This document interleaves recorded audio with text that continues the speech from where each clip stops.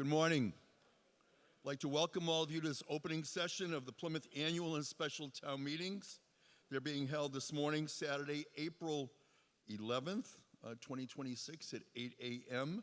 We're here at Plymouth North High School, which is located on Aubrey Street.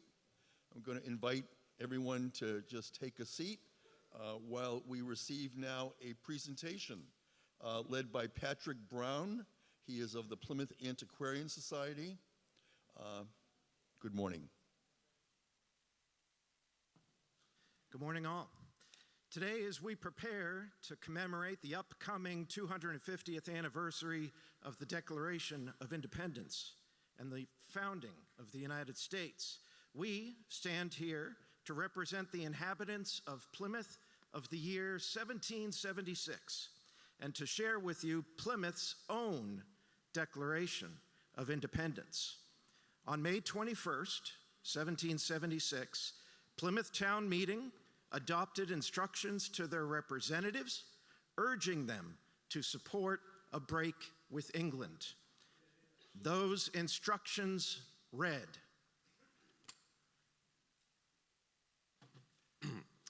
to the Honorable James Warren, Esquire, that is me, and to Isaac Lothrop, Esquire, that is he.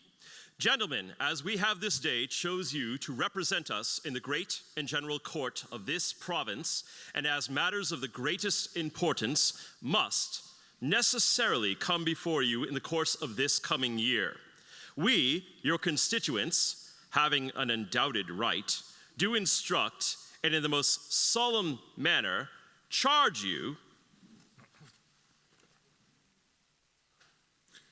that you use all your influence, that you exert every power vested in you in defense of the rights, the liberties, the properties of the American colonies, and of this colony in particular, in opposition to the impious efforts of the proud, the imperious, and worse than savage court of Great Britain, which seems to be lost to every sense of justice and determined to deluge all America in blood and carnage.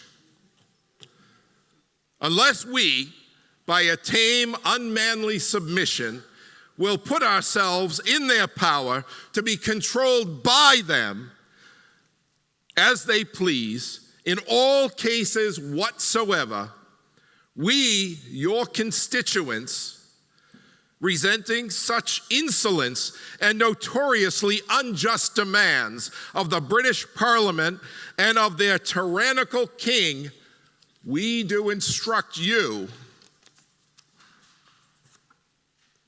First, that you, without hesitation, be ready to declare for independence on Great Britain, in whom no confidence can be placed, provided the Honorable Continental Congress shall think that measure necessary. And we, for our parts, do assure you that we will stand by the determination of the Continental Congress in this important and very necessary measure at the risk of our lives and fortunes. Well done. Secondly, we wish you to use your influence that such a form of government may be adopted as may appear most salutary and which may bid fairest to ensure a permanent harmony to the colonies and the well-being, happiness, and prosperity of America to the latest posterity. In particular, we recommend it to you to use your influence that executive and legislative officers in the government do not meet in one and the same person.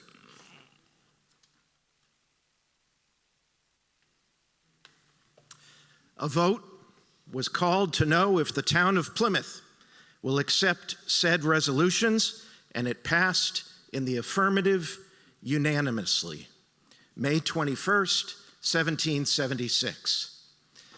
Three huzzahs for independency. Hip, hip. Huzzah! Hip, hip. Huzzah! Hip, hip. Huzzah! Thank you, ladies and gentlemen. At this time, Town Clerk Kelly McElrath has advised that we have a quorum present of at least 108 town meeting members, and then therefore I declare that a quorum being present, this town meeting will come to order at 8:05 a.m.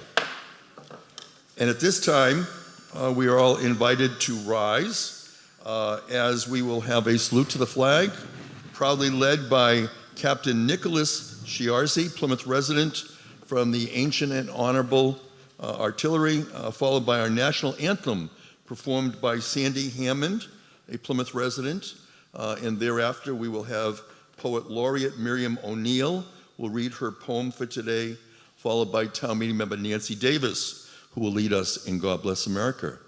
Captain Chiarzi. I pledge allegiance to the flag of the United States of America and to the republic for which it stands, one nation, under God, indivisible, with liberty and justice for all.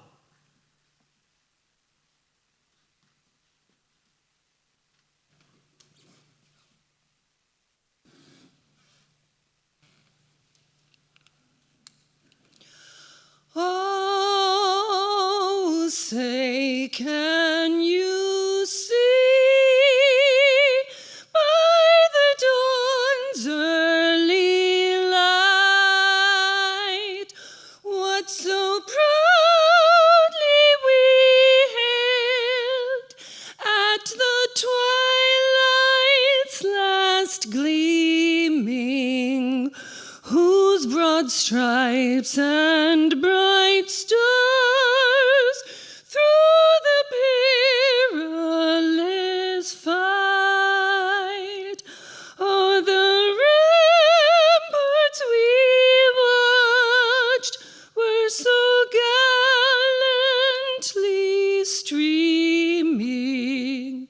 And the rockets' red glare, the bombs bursting in air, gave proof through the night that our flag was still there.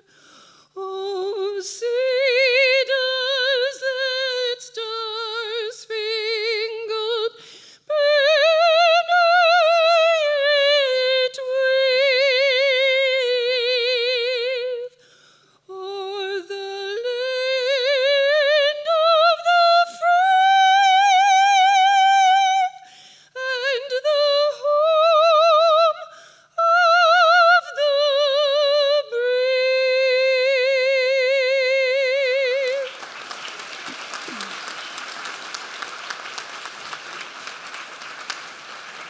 Sandy is the daughter of Town Meeting Member John Hammond.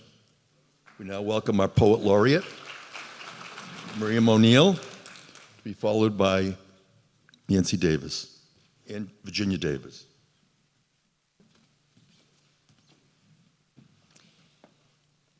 I think you should all sit. Can they sit down now? You can sit down now. No, this is fine. Thank you. Thank you. Hello. You're going to hear a repetition of some of the words you just heard from this wonderful reenactment group here, because I went into the 1775 and 1776 town meeting minutes to find out what was going on. And you'll hear one word that you might not know, a palimpsest. A palimpsest is a manuscript that's been sort of faded and then written over. And I feel like town meeting comes and recovers a lot of the same ground. So, town meeting, a covenant, a place, a palimpsest. Now let us finally agree to clean the clock that these 2 years we have seemed unable to come to terms with. It's time. And let us be agreed a hospital and pest house shall be built on what is Mary Dunham's woodlot, that we might save our families from unwanted grief by providing Reverend Mather's enslaved man's method of inoculation against smallpox, just as General George Washington has protected our volunteers. And after we have voted to pay our schoolmasters and fund our schools, as in past years, let us be sure to buy each Plymouth man going to fight a pair of trousers, boots, and shirts. And let us pay for 22 guns, 15 of which to be placed under the selectman's care in case of need. Let us regulate the taking of alewives in spring, that their population be sustained for future generations as will need them. And in our town meeting on this day, May 21, in 1776 AD, let us vote to say that we resent such insolent and notoriously unjust demands of the British Parliament and of their tyrannic king, that we without hesitation do declare by the for independence of Great Britain, in whom no confidence can be placed, and assure the great and general court of the colony that we will stand by the determination of the Continental Congress in this important and, as we think, very necessary measure, at the risk of our lives and fortunes, that in particular, by the determination of the Continental Congress in this important, very necessary measure of our lives and fortunes, that in particular we recommend that executive and legislative offices in the new government do not come in one and the same person. And for the preservation of peace in Plymouth, let us keep the Society for the Reformation of Manners, a steady presence in the town, that we maintain civility among us, and minding Mistress Warren's admonition that the origin of all power is in the people, and they have the right incontestable to check the creatures of their own creation. Let us, on this day, 11 April 2026 CE, meet, understanding that what powers we will exercise preserve this creature, this covenant, this palimpsest of independence.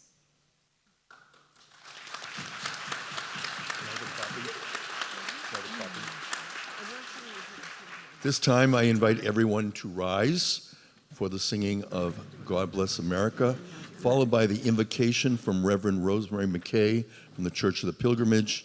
The town clerk will read the in memoriam record, followed by words of remembrance. Good morning. We are going to be singing God Bless America. And this was written by Irving Berlin, who was a Russian Jew immigrant. He was born in 1888 in Russia and came to the United States when he was 5 years old. He had to leave school when he was 13 because his father died. He was from a family of 8 children. And he was never formally educated in music, but he became one of our most beloved patriotic composers. And he first composed this song, which I didn't realize, in 1918 when he was a draftee in Long Island. And we were involved in World War I. And then in 1937, he revised it. And then in 1939, Kate Smith used it. She introduced it, in fact. She said, "This is a new patriotic song She sang it. It became her signature. And I'm old enough to remember I watched the Kate Smith show. It would come on like at 4:30.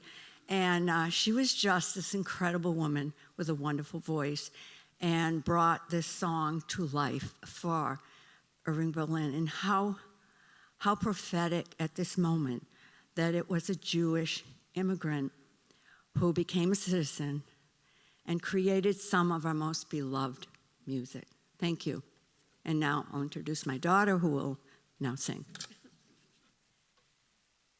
While the storm clouds gather far across the sea, let us swear allegiance to a land that's free. Let us all be grateful for a land so fair as we raise our voices in a solemn prayer. God bless America, land that I love. Stand beside her and guide her through the night with the light from above. From the mountains to the prairies, to the oceans, white with foam. God bless America, my home, sweet home. God bless America, land that I love. Stand beside her and guide her through the night with the light from above. From the mountains to the prairies, to the oceans, white with foam. God bless America, my home, sweet home. God bless America, my home, sweet home.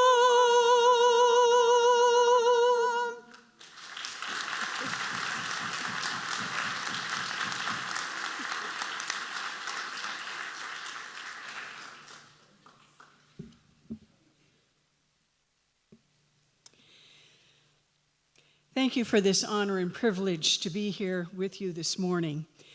Who would have thought when the founders settled in Plymouth in 1620, it would be the foundation of what has become, the United States of America? When we think of the characteristics of our founding mothers and fathers, they were visionaries, brave, idealistic, and filled with hope for something new. And although the vision was not always clear, they worked together. Eventually, the goal became to form a more perfect union. As we know, the process has certainly not always been perfect, and we don't always have unity. However, we share the hope and the ideals of working toward a more perfect union, or at least a better Plymouth for the members of our community. So as we celebrate the 250th anniversary of our nation, and as town meeting begins today, may we keep in mind the ideals and vision of our founding fathers and mothers. Let us pray. Gracious God, we give you thanks for this day and for this body who have the opportunity to serve the people of Plymouth. We give you thanks for our elected officials who give of their time, talent, enthusiasm, and ideas to make Plymouth a town that works for its residents, businesses, and visitors. We ask that you guide our town meeting officials in their interactions with each other so that they listen well, respond respectfully, and remain open to new and even different ideas. May they be the good leaders they were elected to be. We have entrusted our faith in them. May you help guide them in the decisions they make. In your name we pray. Amen.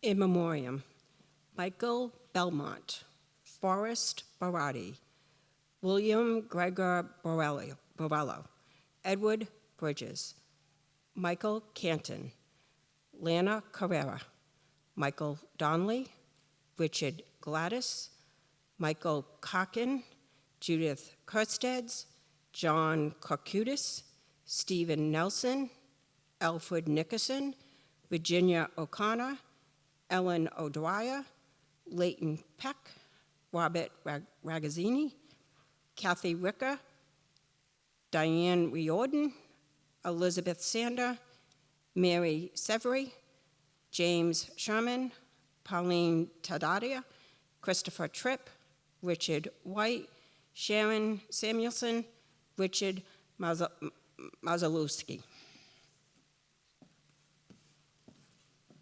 Let us pray. We are reminded by Albert Schweitzer, at times our own light goes out and it is rekindled by a spark from another person. Each of us has cause to think with deep gratitude of those who have lighted the flame within us. We also know about the power of love. Love overcomes all differences, heals all wounds, puts to flight all fears, reconciles all who are separate, and is in us and among us now and always. And so as we remember and honor of those who have served our town and died in this past year, we are grateful for they have indeed lighted the flame within us and surrounded us with love. Think about these people and how they have touched your lives. Think of how they have made a difference for our town. Share stories with each other about them. It's important to share stories, to laugh, to cry, and to support one another. It's important to take what you have learned from them and continue their legacy. Let their love live on through you as you think of them and continue what was most important to them. It is written, "The tide recedes but leaves behind bright seashells on the sand. The sun goes down, but gentle warmth lingers on the land.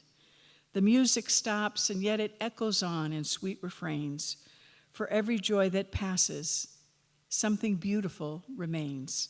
So let us indeed celebrate these lives lost, but not forgotten." Amen.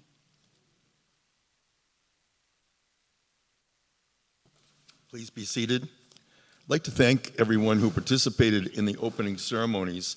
This year, the Massachusetts Moderator Association has encouraged town meetings to observe the 250th anniversary of our American Revolution, and they're calling it the spark of a revolution. And without reviewing everything that everyone was going to be saying this morning in the ceremonies, it all came together beautifully, and I want to thank everyone.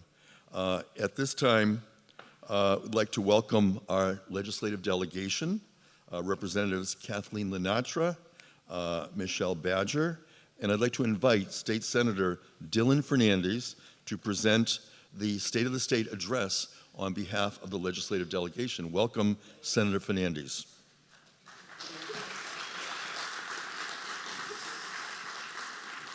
Thank you, Mr. Moderator. Through you to the town committee members, I want to thank the select board, the committees, the town committees, and everyone here for having me here today. It's an honor to represent America's hometown, America's most historic town, and a uniquely beautiful community alongside my colleagues, Kathy Lenatra and Michelle Badger. We are in the second year of session, a second year of the 194th General Court, which is America's longest constitutional democracy, and in fact the world's longest constitutional democracy, but not nearly as old and historic as the town of Plymouth. A few highlights of legislation that we've passed this session. We passed for the first time an omnibus agriculture bill. This is a really important piece, especially for Plymouth County, which has the second highest concentration of farms in the Commonwealth. This is about making sure we have a healthy, locally grown food system. It improves our farm to school movement here, along with expanding agritourism, which is really big for this community. And I was appointed chairman of the Agriculture and Fisheries Committee, and so we had a heavy hand in this legislation. We passed the farthest reaching data protection legislation in the country restricting the amount of sensitive personal data that companies can use and store and track. That legislation is moving forward. We passed a cell phone ban in schools, which Plymouth has really been a leader on this issue, and the state really looked to Plymouth as an example for other towns to follow suit. And we've seen a lot of the successes here in this community. The House actually went further and passed legislation around a young teen and children ban around social media, and that legislation will be reconciled in the next year and move forward. We passed the BRIGHT Act, which is legislation supporting our higher education institutions across the Commonwealth. There are many ways for people in Massachusetts to achieve greater economic opportunity, but higher education remains one of the most powerful. And so we supported our local colleges. We secured a $20 million appropriation for Mass Maritime just down the street from here, which a lot of Plymouth residents attend. And we went further in supporting Cape Cod Community College as well for another $20 million appropriation. They have a big campus at the Plymouth Airport, and actually if you go there, the kids who graduate from that 2-year program make $80,000 to $100,000 as airplane mechanics coming right out of school. A really incredible job creating, middle class elevating program right here in the town of Plymouth. There's a number of different initiatives that are coming up. This is really the busiest time in the legislative session. The Senate will be taking up an environmental bond bill next week. This is legislation that's going to pass this year. This includes a lot of the really big coastal resilience and water quality programs that are really important to the town of Plymouth. The Municipal Vulnerability Preparedness Act is in this to be funded. The town of Plymouth has been a grant recipient on a number of occasions from that fund, and it gets at water quality support as well. We're going to be taking up an economic bond bill to cut red tape and regulations, spur job growth. Housing legislation is going to be something on the docket this session as well, understanding that this remains one of the biggest challenges, if not the biggest challenge, facing competitiveness and facing affordability in the Commonwealth. The House has already moved forward with energy affordability legislation to lower the cost of energy bills. The Senate will be taking that up in the next couple of months, but that's legislation we're going to get over the finish line this year to lower the cost of energy bills, which I think we can all agree are too high. We, as a delegation, have worked really hard together to collaborate to bring funds back to the town of Plymouth. In total, we passed 31 earmarks, legislative earmarks that are specific to this community, totaling $1,395,000 in additional funding for different organizations. I will not list all the earmarks today because I know you have a long town meeting ahead of you, but just 2-3 highlights. We did $110,000 for tourism to spur economic development downtown, recognizing the tourism industry, really probably the biggest job creator here in town. $250,000 for different educational opportunities in the town of Plymouth, and then $65,000 for the veterans, the new Veterans Center, including a veterans van to transport veterans to the services and care that they need. When the state was looking to shut down the Pappas Children's Hospital, the only children's hospital run by the state in our region, we really rallied against that, made sure that children's hospital stay open. The Healy administration reversed their decision on that, and then we secured a $30 million earmark to make sure that children on the South Shore still have those rehab services that they deserve and that they need. The budget is a reflection of our priorities, and in this fiscal year budget, we funded a number of things. One is fully funding the Student Opportunity Act. Massachusetts, I think we can all be proud of the fact that we're #1 in the country in every category, actually, in all grades. Reading, writing, math, science, we're #1 We're going to continue to support education. We also expanded and supported universal free meals for students so that no kid is going to school on an empty stomach. And we supported community college, free community college for the first time for people as well, so that they can elevate into the middle class. $30 million came to the town of Plymouth for Chapter 70 aid, just a little over.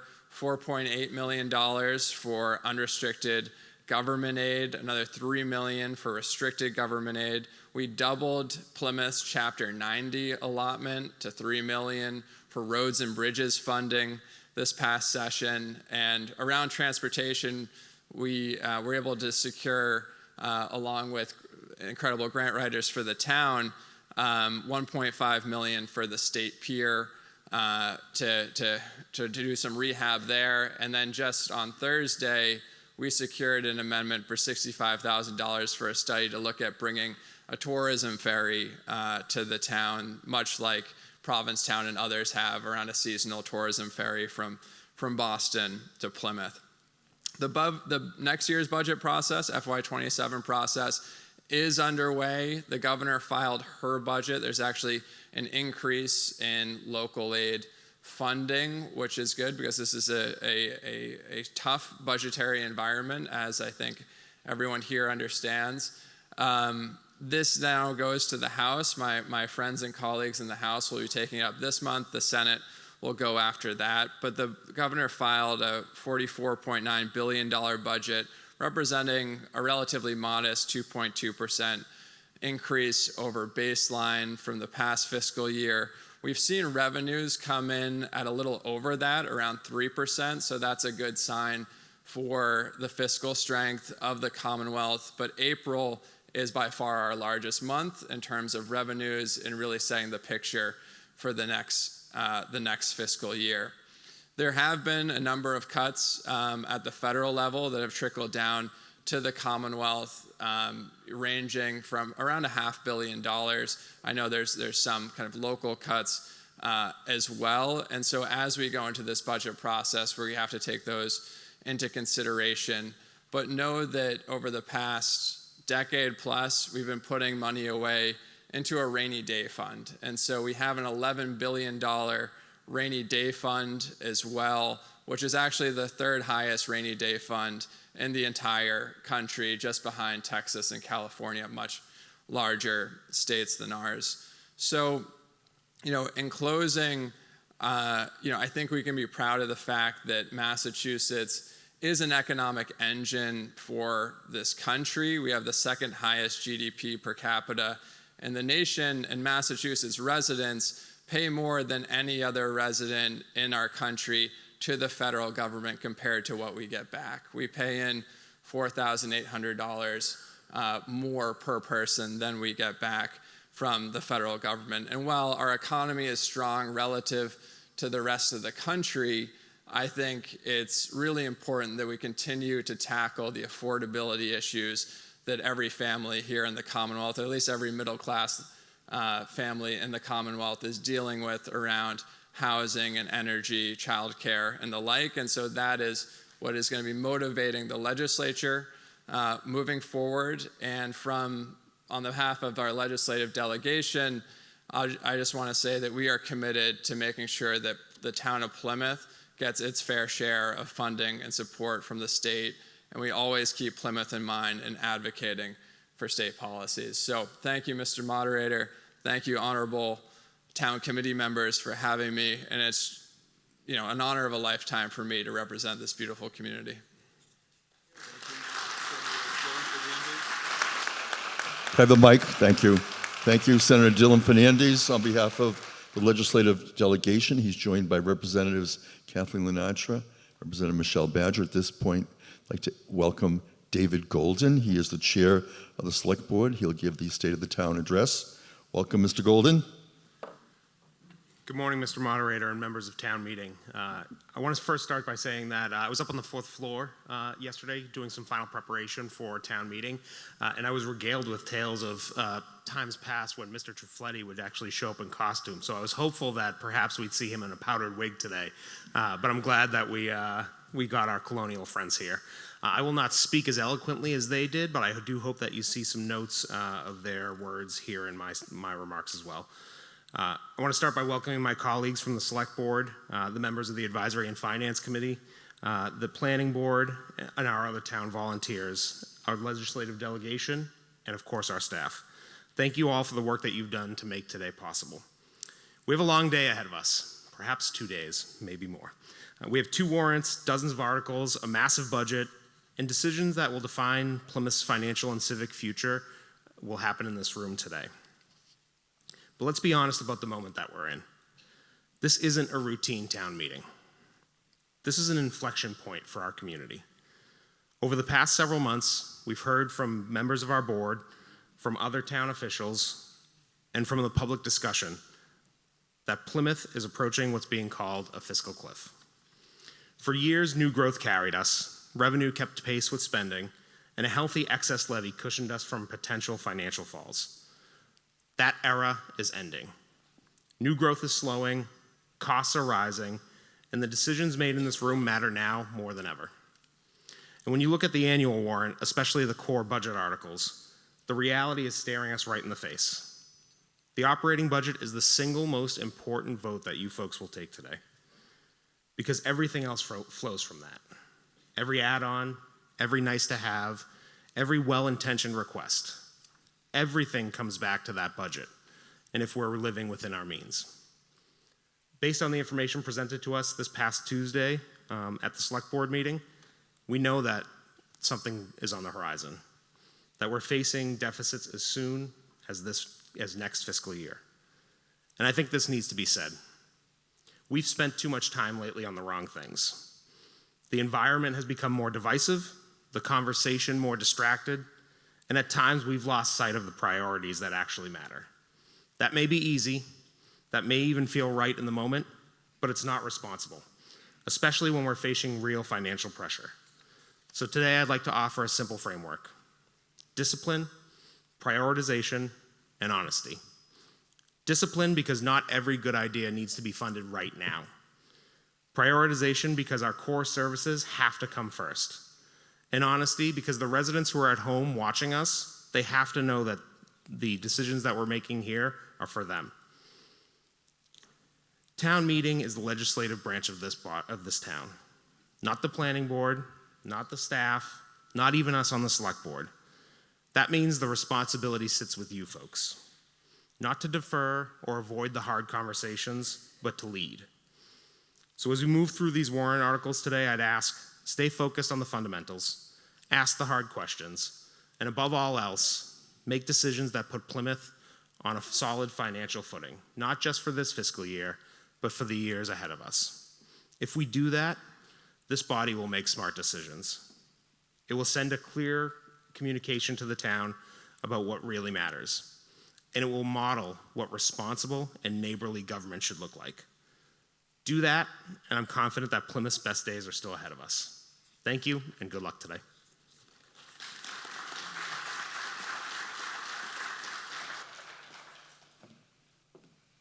At this time, we would like to call up Luis Pisano, Chair of the Plymouth Public Schools, to give an update on the schools in the community.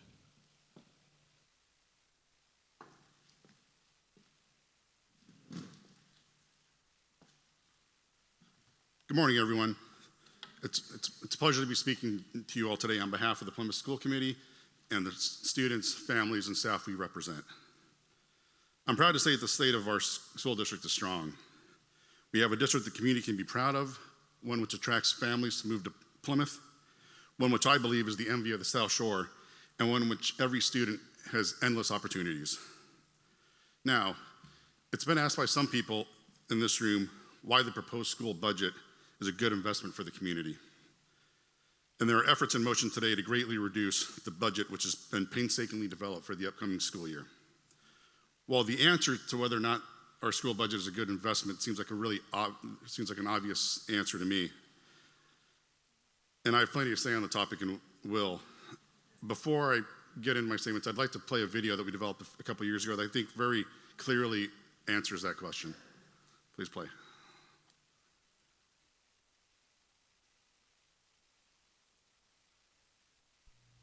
A simple but powerful reminder of the positive domino effect a good education can have on many aspects of a person's life and outlook. I'd like to welcome you to the Plymouth Public Schools. Our incredible school district is home to some of the highest performing students, teachers, and staff in Massachusetts, while boasting state-of-the-art facilities, cutting-edge curriculum and course offerings, and extracurricular programs that are second to none. But why stop there? Let's dive into what makes PPS a hub of inspiration and possibilities each and every day. We'll start at the foundation of our district, our school buildings. Located all over Plymouth, our buildings provide safe, comfortable learning spaces where every student can thrive. Meticulously maintained by our facilities department, each building is well equipped to meet the demands of modern education, and with improvements like new windows, flooring upgrades, and revamped gymnasiums, we're working hard to make them better than ever year after year. A school building is only as good as its course offerings, and the Plymouth Public Schools have some of the best. Whether you're just starting your learning journey in full-day kindergarten, or you're fast-tracking your future in one of our 13 comprehensive career and technical education programs, students of all ages are given the proper platform to learn, grow, and succeed throughout their educational experience. From allied health to engineering, culinary to graphic design and visual communications, our students receive hands-on experience while earning certifications and national honors that create opportunities for their present and future education. Our biomedical program sparks students' curiosity for the world within, while our robust middle school foreign exchange offerings open doors to the world at large. And we have so many advanced placement program offerings that some of our students receive full-year college credit before they even graduate high school. And we're not just hitting the books, we're hitting our notes too, even the high ones, through our multi-level music education classes. A well-rounded education goes beyond the walls of the classroom, as our amazing student athletes and art enthusiasts can attest. Our athletics programs have racked up trophy after trophy, and our athletes have ranked in countless commendations and awards. Student artists have showcased their work throughout the state, while our performers are getting noticed on the biggest of stages. Recognizing brilliance is our forte. DECA, Skills USA, National Merit Scholars, you name it, we're winning it. And the success of our Special Olympic athletes and unified sports programs has brought us state and national acclaim. The Plymouth Public Schools recognizes the importance of educational experiences outside the confines of the Plymouth community. It's why we're continuously creating learning opportunities for our students around the world. From the UK, France, and Italy to China, Japan, even the Galapagos Islands, our students have explored foreign cities and cultures through countless service learning engagements, with many more on the horizon. Back home, our Plymouth community is like our extended family, and we've teamed up with numerous local organizations like Mass Audubon, YMCA, and the Rotary Club, just to name a few.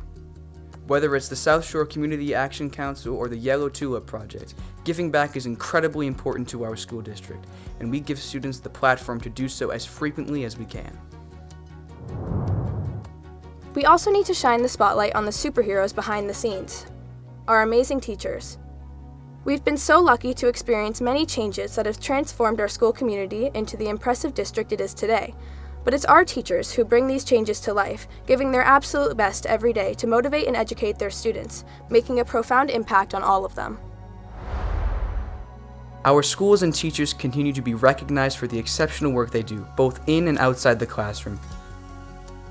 Menomet Elementary School proudly earned the title of a National Blue Ribbon School. Both Cold Spring and West Elementary School received National Distinguished School Awards for the last 2 consecutive years. There you have it, a glimpse into the incredible district that is Plymouth Public Schools. And we're only just getting started. Because it's not just about learning, it's about growing, exploring, and achieving. Together. Here's to a future filled with even more successes and possibilities, and a community that's always there for its students.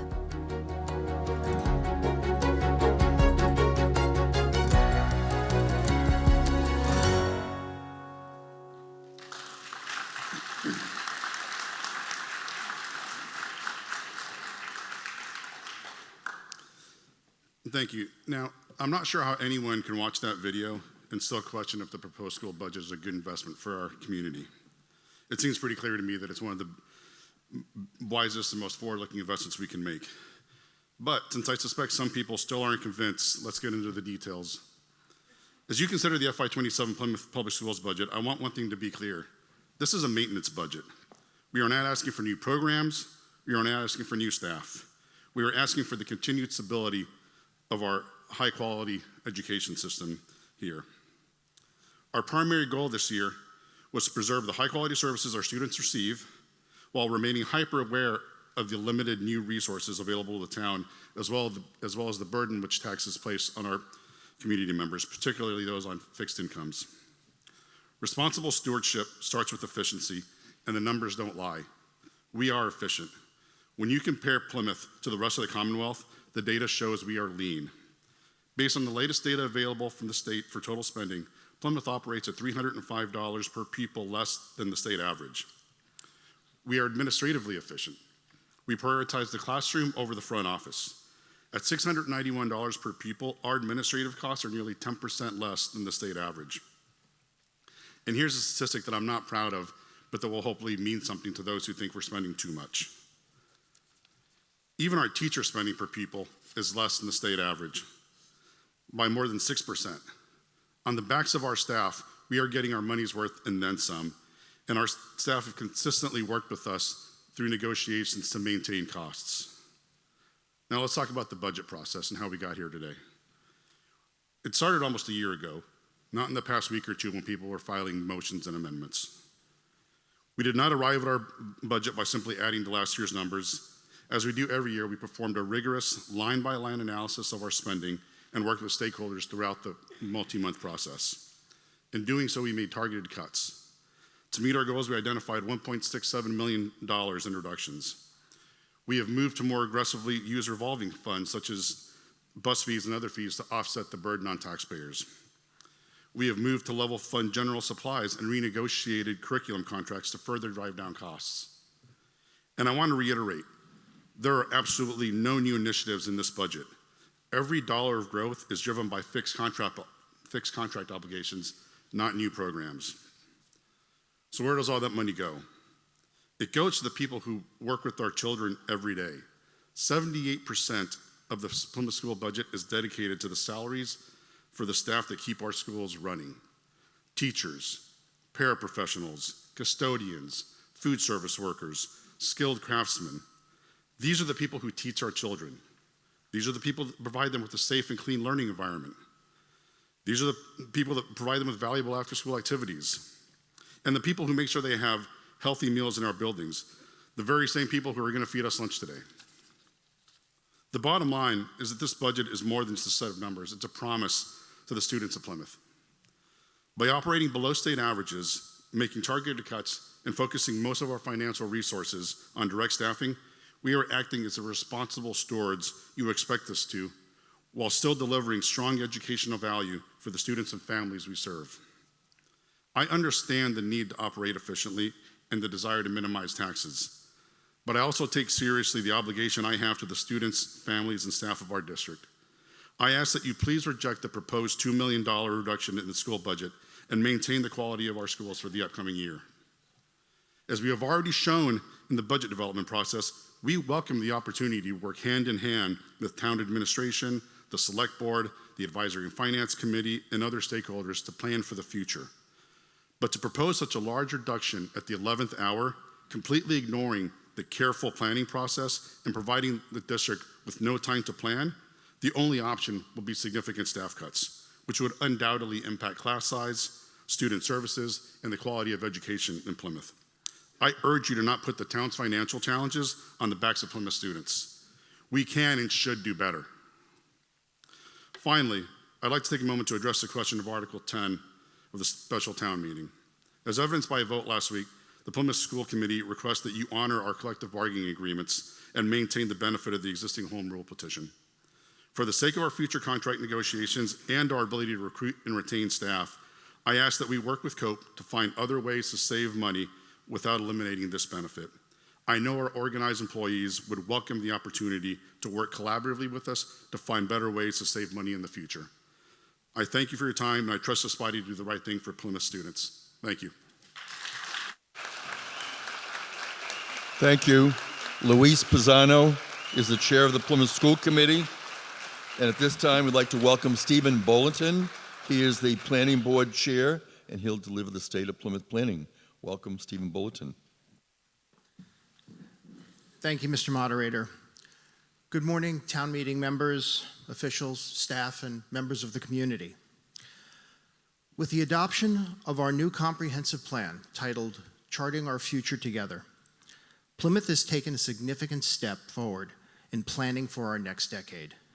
I encourage everyone to read this document. It's available on the town website. Hard copies will be available through the planning department, and I think it will serve as a great guide for all of us in terms of the decisions that we'll be making over the next future.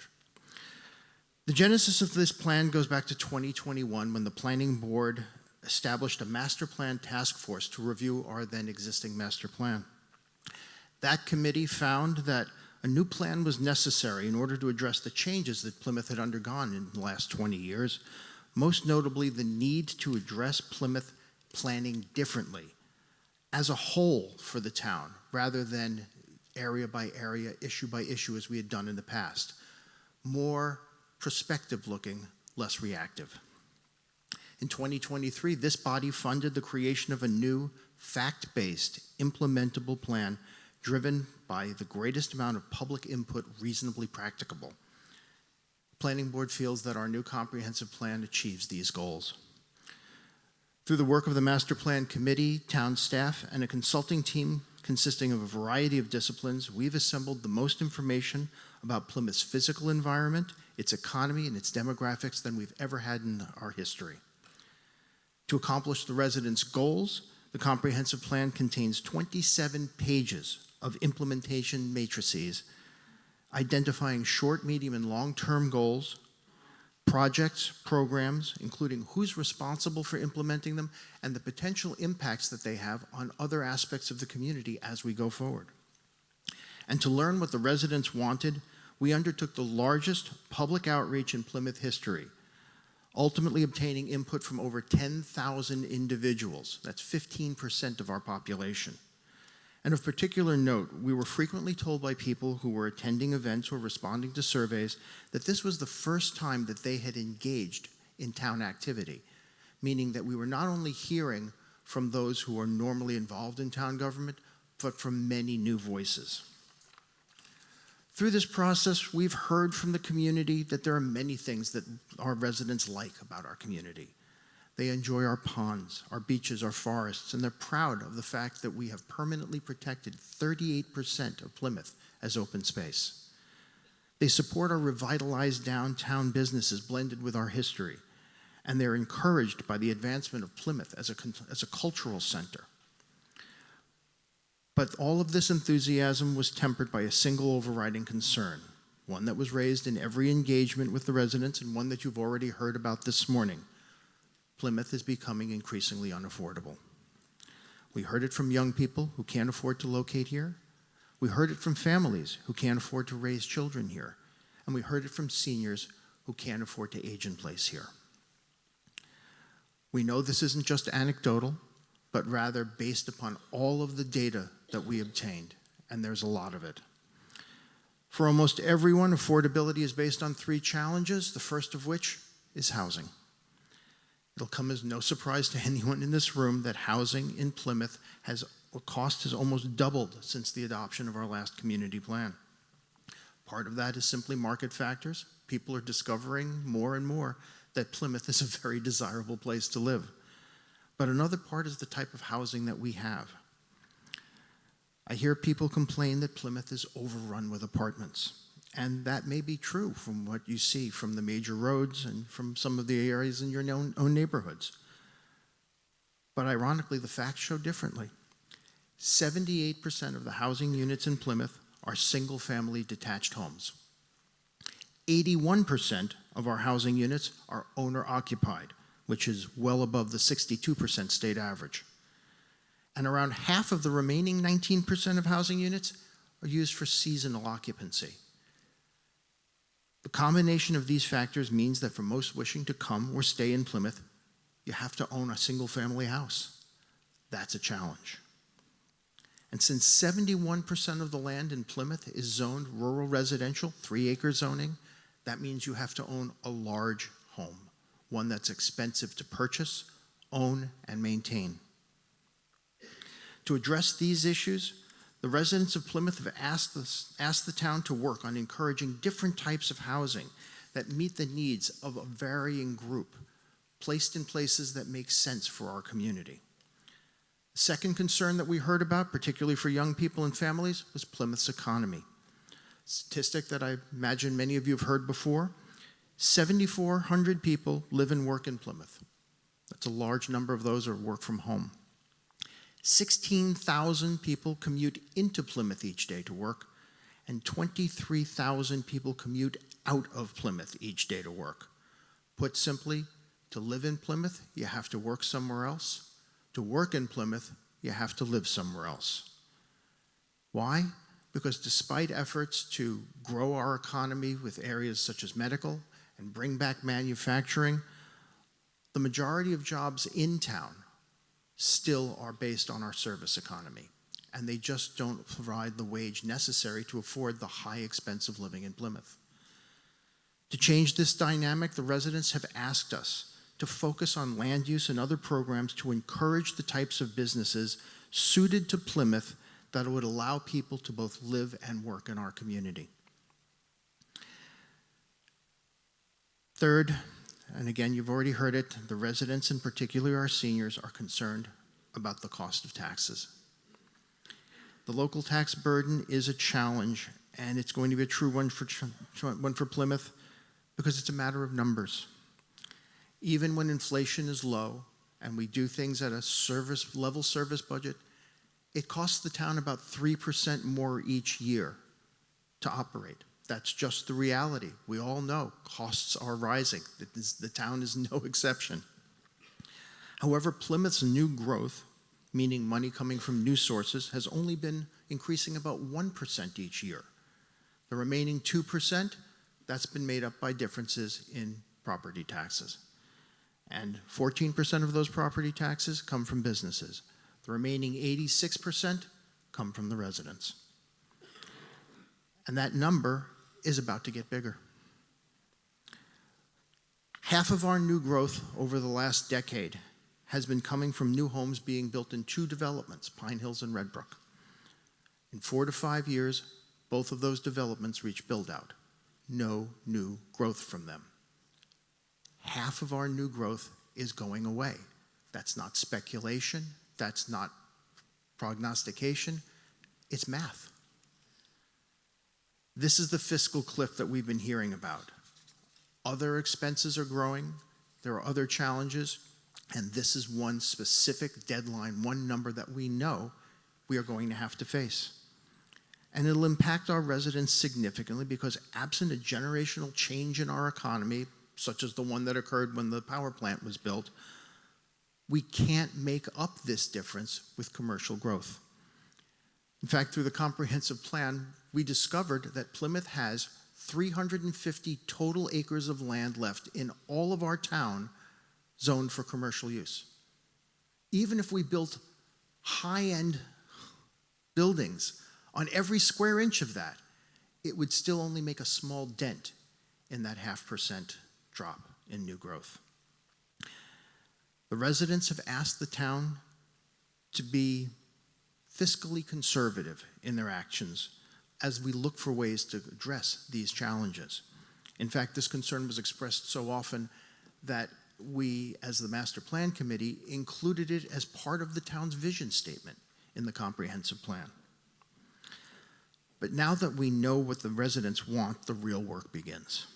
And the Planning Board and Planning Department have already started working on these things. To address the wishes expressed by the residents regarding housing, the Planning Director has already obtained a grant for assistance in looking for options to create smaller homes on smaller lots and create density in places where it makes sense in our community, while at the same time working to preserve our rural lands and our aquifer.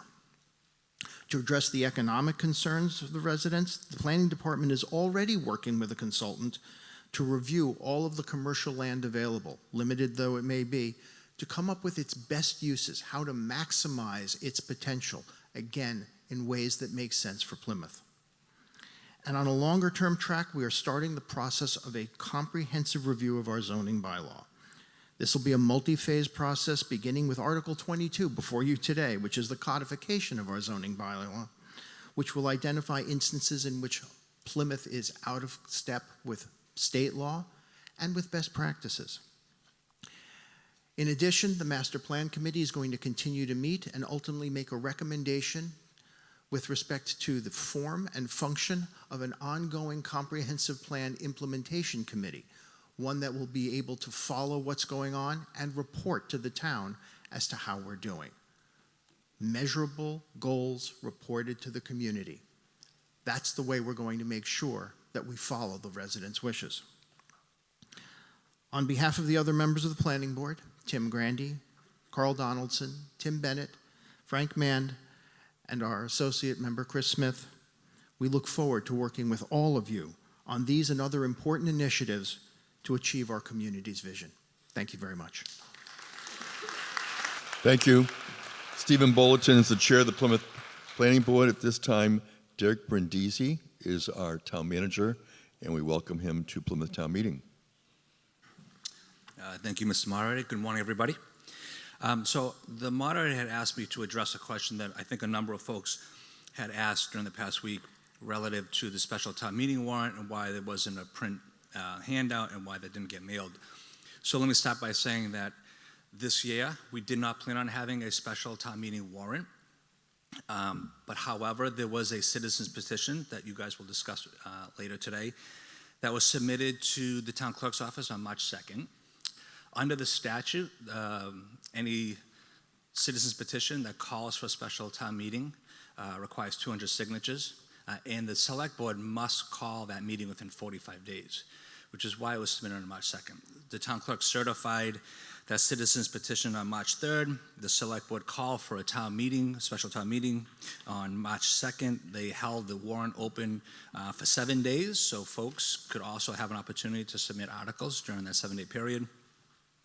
And then once the warrant closed on March 17th, both the Finance Committee and the Select Board, they went to work to review those articles for the next 2 weeks. So that didn't give us a lot of time to prepare the warrant as you typically would have received it. We treated it like we would normally treat like a supplemental backup material. So Ms. Jeanette White, she had sent to you all an electronic version of the special town meeting warrant and offered to print those if you thought it was helpful. So we apologize for the quick turnaround on it, but again, we didn't plan on a special town meeting warrant this year. Thank you. Thank you, Derek Brindisi. He is the Plymouth Town Manager at this time. Once again, Nicole Manfredi will be serving as Assistant Town Moderator, and she will now deliver her opening remarks. Welcome, Nicole Manfredi. Good morning. Today we welcome both in-person and remote town meeting participation. The remote participation option was again offered to voting members who knew in advance that they would be unable to participate in person. 20 town meeting members requested to participate via the Zoom webinar feature. Those members will be voting using the vVoter platform. In-person members will also use the vVoter platform and will vote using handheld electronic voting devices. Today's proceedings are being held in a hybrid format in an effort to eliminate participation barriers and provide maximum access to the voting members. As a reminder, we are not mandated to offer remote participation. It is available to town meeting members who know in advance that they will be unable to participate in person. However, it is not meant to be an alternative option simply for convenience. It's meant to accommodate members who are truly unable to attend in person. Please be mindful, in-person participation is best and expected. To be eligible for remote participation, you must have proper technology to include reliable Wi-Fi, computer, iPhones and iPads are not supported, and a basic understanding of computer browsers and related system technology. The deadline for remote participation enrollment was last Friday. Due to technology and staff limitations, once a member has registered for remote, they are locked into that format and will no longer be eligible to participate in person. This includes any adjourned sessions. Therefore, if this town meeting adjourns to Monday and you are a remote participant, you will remain a remote participant and will not be eligible to attend in person on Monday evening. If you are present in this meeting space, you will not be eligible to participate remotely in any adjourned sessions. For remote participants today, your login credentials are registered to you. Do not share links or login information with other members. Please remember to follow today's proceedings on Zoom using the link sent to your email. Do not watch a broadcast version. There's a significant delay and your votes will not be counted. All parliamentary action will happen in vVoter, including voting, request to speak, point of order, etc. If you would like to speak on an article, indicate this in the vVoter platform. You will be acknowledged by the moderator and shifted to a panelist, at which time I will prompt you to turn on your microphone to speak. I am tracking the speaker's queue on a dedicated monitor. If you make a request, I will see it. However, the moderator makes every effort to ensure that those who have not yet spoken are given the chance to do so first, so the order in the queue can be fluid. Remote members should message me using the Zoom chat feature with any voting concerns. Do not use the hand raise feature. You will not be recognized. Absolutely no substantive discussion of articles or amendments are allowed in the chat. If you notice your vote did not register, you must notify me in the chat immediately. Due to fidelity concerns, votes will not be adjusted after the moderator has moved on to the next article. If at any time remote members need advanced technical assistance, today's help desk number is 508-830-6999, extension 124. I have put this number in the Zoom chat for your reference. For in-person members today, please be sure your device is powered on. If at any time you need assistance with your device, please raise your hand to be recognized immediately.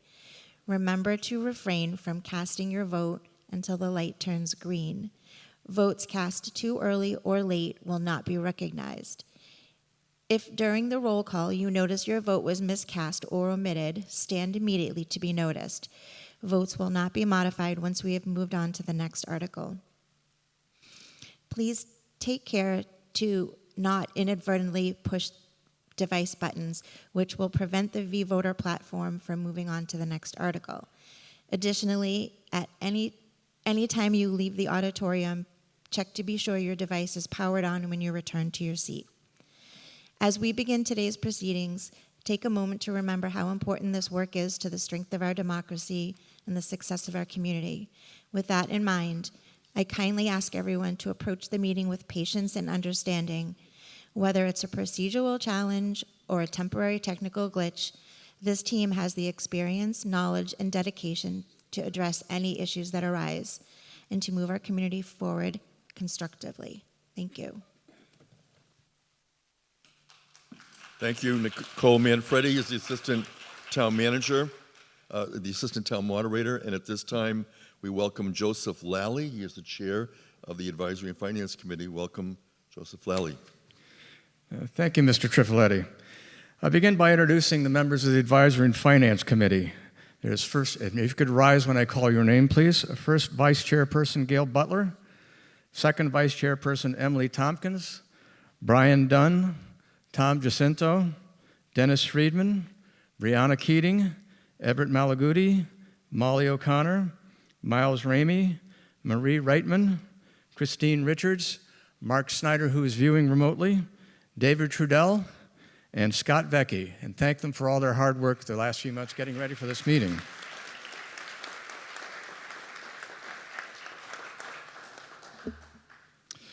So over the course of today, and with any luck only today, I will share the recommendations of the Administration and Finance Committee for special town meeting and spring town meeting.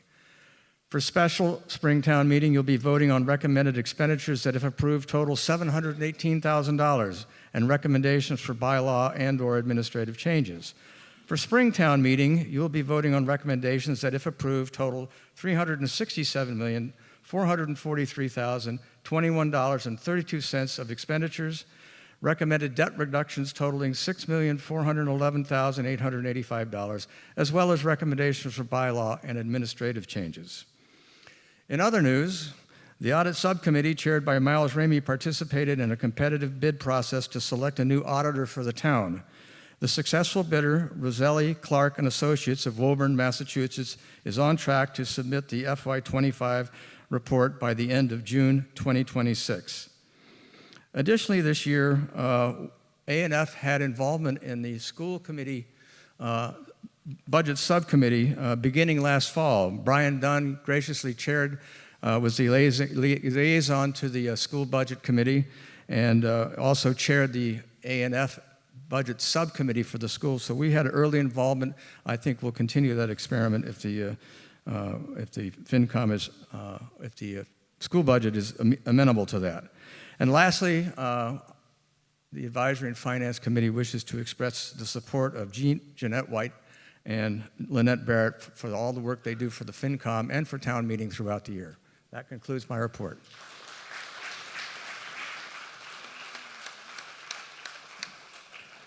Thank you, Joseph Lally, Chair of the Advisory and Finance Committee. We'd like to welcome Kathleen McKay. She is Town Council. She'll be serving throughout today's sessions at Town Meeting. Welcome. I'd also like to recognize the staff of the local scene, led by Dave Antoine. The local scene is providing the video and audio support for today's hybrid meeting. Also like to welcome OTI, Mark Feit, Michael Sheeran, Brendan Tanner, Curtis Akira. They'll be providing technical support for electronic voting and for the V-Voter platform. We also welcome Robin Fitzgerald. She is the police officer on duty for this session at Town Meeting. Now, according to the Town Charter, Chapter 2, Section 5, Subsection 2, it is the town clerk who keeps the record of attendance, and pursuant to the next subsection, a representative town meeting member who cannot attend a session shall provide written notice to the town clerk, and therefore anyone wishing to inquire as to reasons given for town meeting absence should check with the town clerk. There have been a number of materials provided to town meeting members, and they include the report and recommendations of the annual town meeting, which is a blue book. In addition to that, you also have received the Plymouth Public Schools budget book, which is available, and also the Community Preservation Articles book. This morning, we also received a motions book. The deadline was on Thursday 11 for printing in the motions book, so there was an additional sheet because I did receive and allow additional motions following the printing of the book, so you should have that. In addition to that, we have the fiscal 2027 general government proposed operating budget. And finally, town meeting members were not provided with a copy of the report and recommendations of the spring town meeting unless you went to town hall to pick one up, but it is available on the website, the town site, so you can look at it.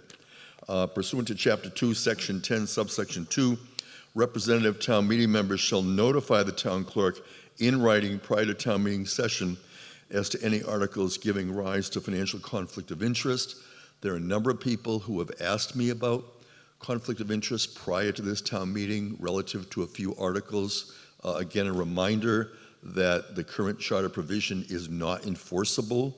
I will not be enforcing it, and further, town meeting members are exempt at the state level from the state statute of conflict of interest. You are reminded, however, that the handset keypad does include an option to abstain if you wish to abstain. Any Plymouth resident and taxpayer may speak on any matter. Any non-resident may participate with the consent of town meeting. There's at least one non-resident in the room who is here to answer questions on one of the articles. Town meeting members are reminded that we have a live cable audience. If you wish to speak, please raise your hand. And once you've been recognized, please come to one of the microphones that have been provided. Identify yourself by name, precinct, or title. If you're participating remotely, use the V-Voter to notify us that you wish to speak.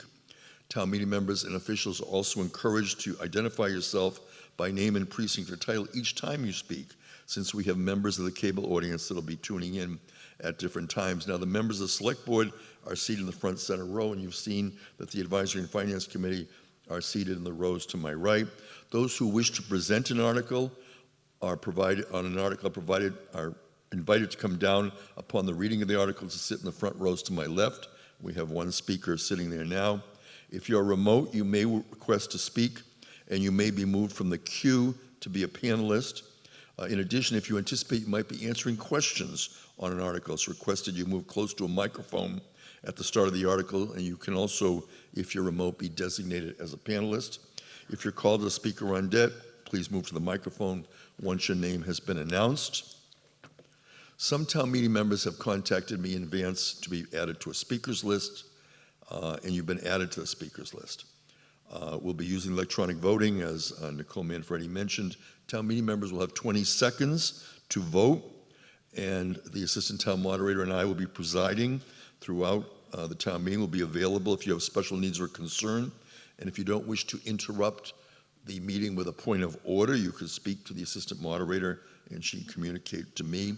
We do ask that cell phone sounds be turned off, and we ask that you consider keeping texting to a minimum to avoid distraction to others. And if you're remote, please turn off your TV and other audible devices. Now, town meeting debate is directed through the moderator. We request that all main motions, amendments to main motions, are to be in writing whenever possible, and all procedural motions, whenever practicable, are to be submitted in writing in advance. I received multiple motions to amend as well as procedural motions prior to town meeting. Some motions, such as a motion to divide or separate, is approved administratively and may not be acted upon by town meeting. By the time we go through the vote, it would be just as easy to separate and do it. So we've done that in a number of them. If you do wish to accomplish something procedurally and you're not sure, just get up and inquire, and we'll try to help you frame an appropriate motion that's consistent with past practice or a parliamentary handbook. And our parliamentary handbook is Town Meeting Time. This is the 4th edition of Town Meeting Time. Copies are available at the town. The book suggests even if the rest of the meeting knows the answer, it does no harm to review and restate a principle from time to time, which is what we do at the start of town meeting, since we follow the handbook. The 4th edition, which came out this past year, has a number of significant changes, such as consent agendas and hybrid meetings, both of which we're following today. Also, the most significant change relates to procedural rulings of the moderator. It's consistent.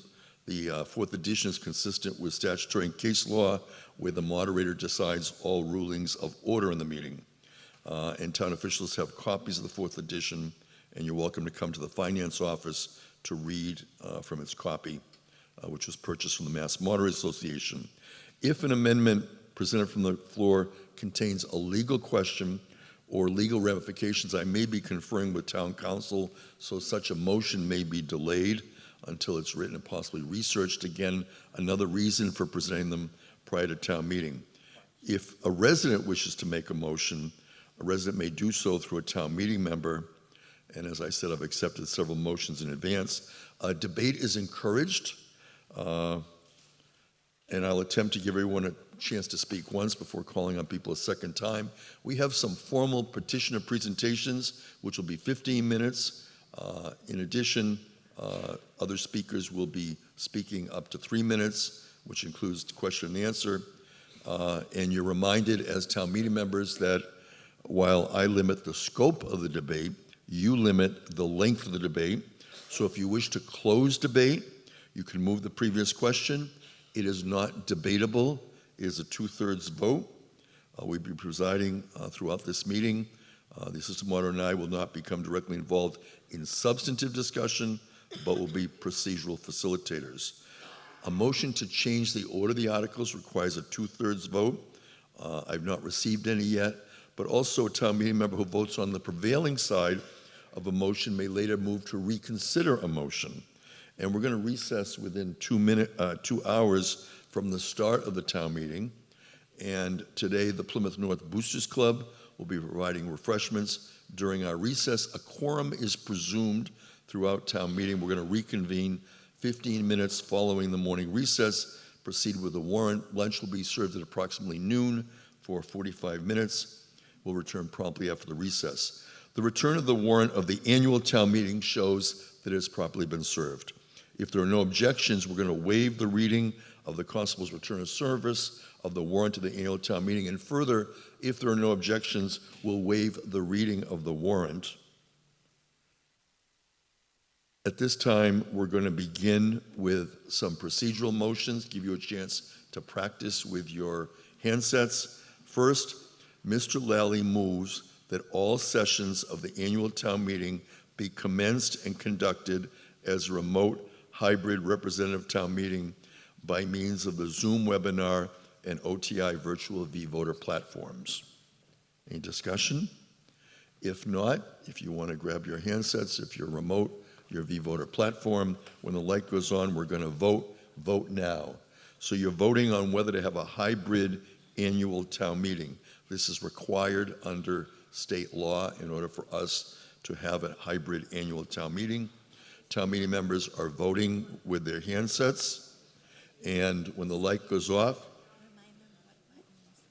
and 1 is yes, and 2 is no, and 3 is abstentions.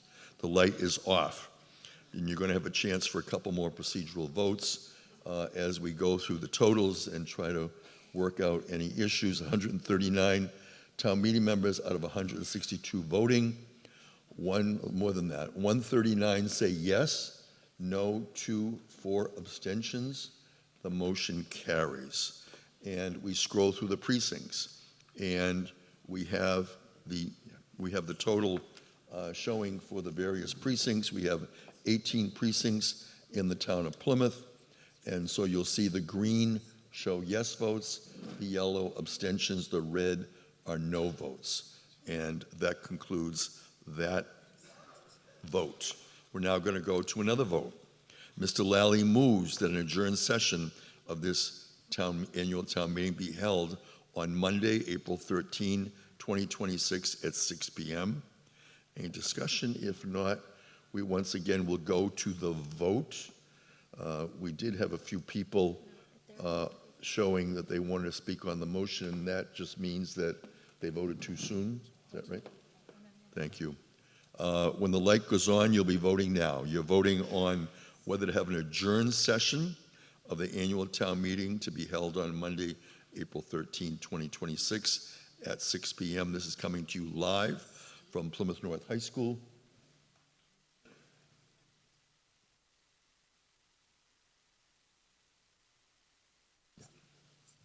And the light is over. We'll now have the vote.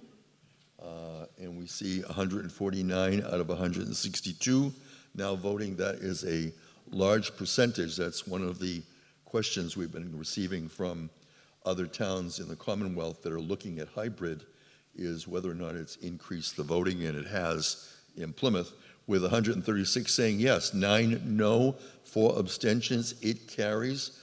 And we're scrolling through the precincts so that town meeting members can also see whether or not your vote was captured on these procedural motions. And at this time, we're going to take the total vote.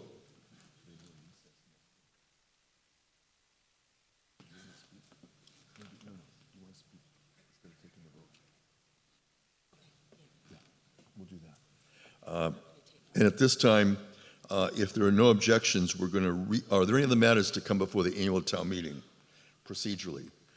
If not, there are no objections. We'll now recess the Plymouth annual town meeting until the Plymouth special town meeting is adjourned, dissolved, and we'll be going momentarily to the spring special town meeting. So the Plymouth annual town meeting is recessed at 9:24 a.m. And at this time, in order to provide the local scene with an opportunity to do a few technical improvements, we're going to hear from the town clerk, Kelly McElreath, who's going to speak to town meeting. Good morning, everyone. I just wanted to take this opportunity. Local Scene needs to do a reboot because some of the live streaming and the cable is not working. They're having some glitches, so they're rebooting it right now. But I wanted to take this opportunity to thank the town meeting members for the approval of the codification of the general bylaws.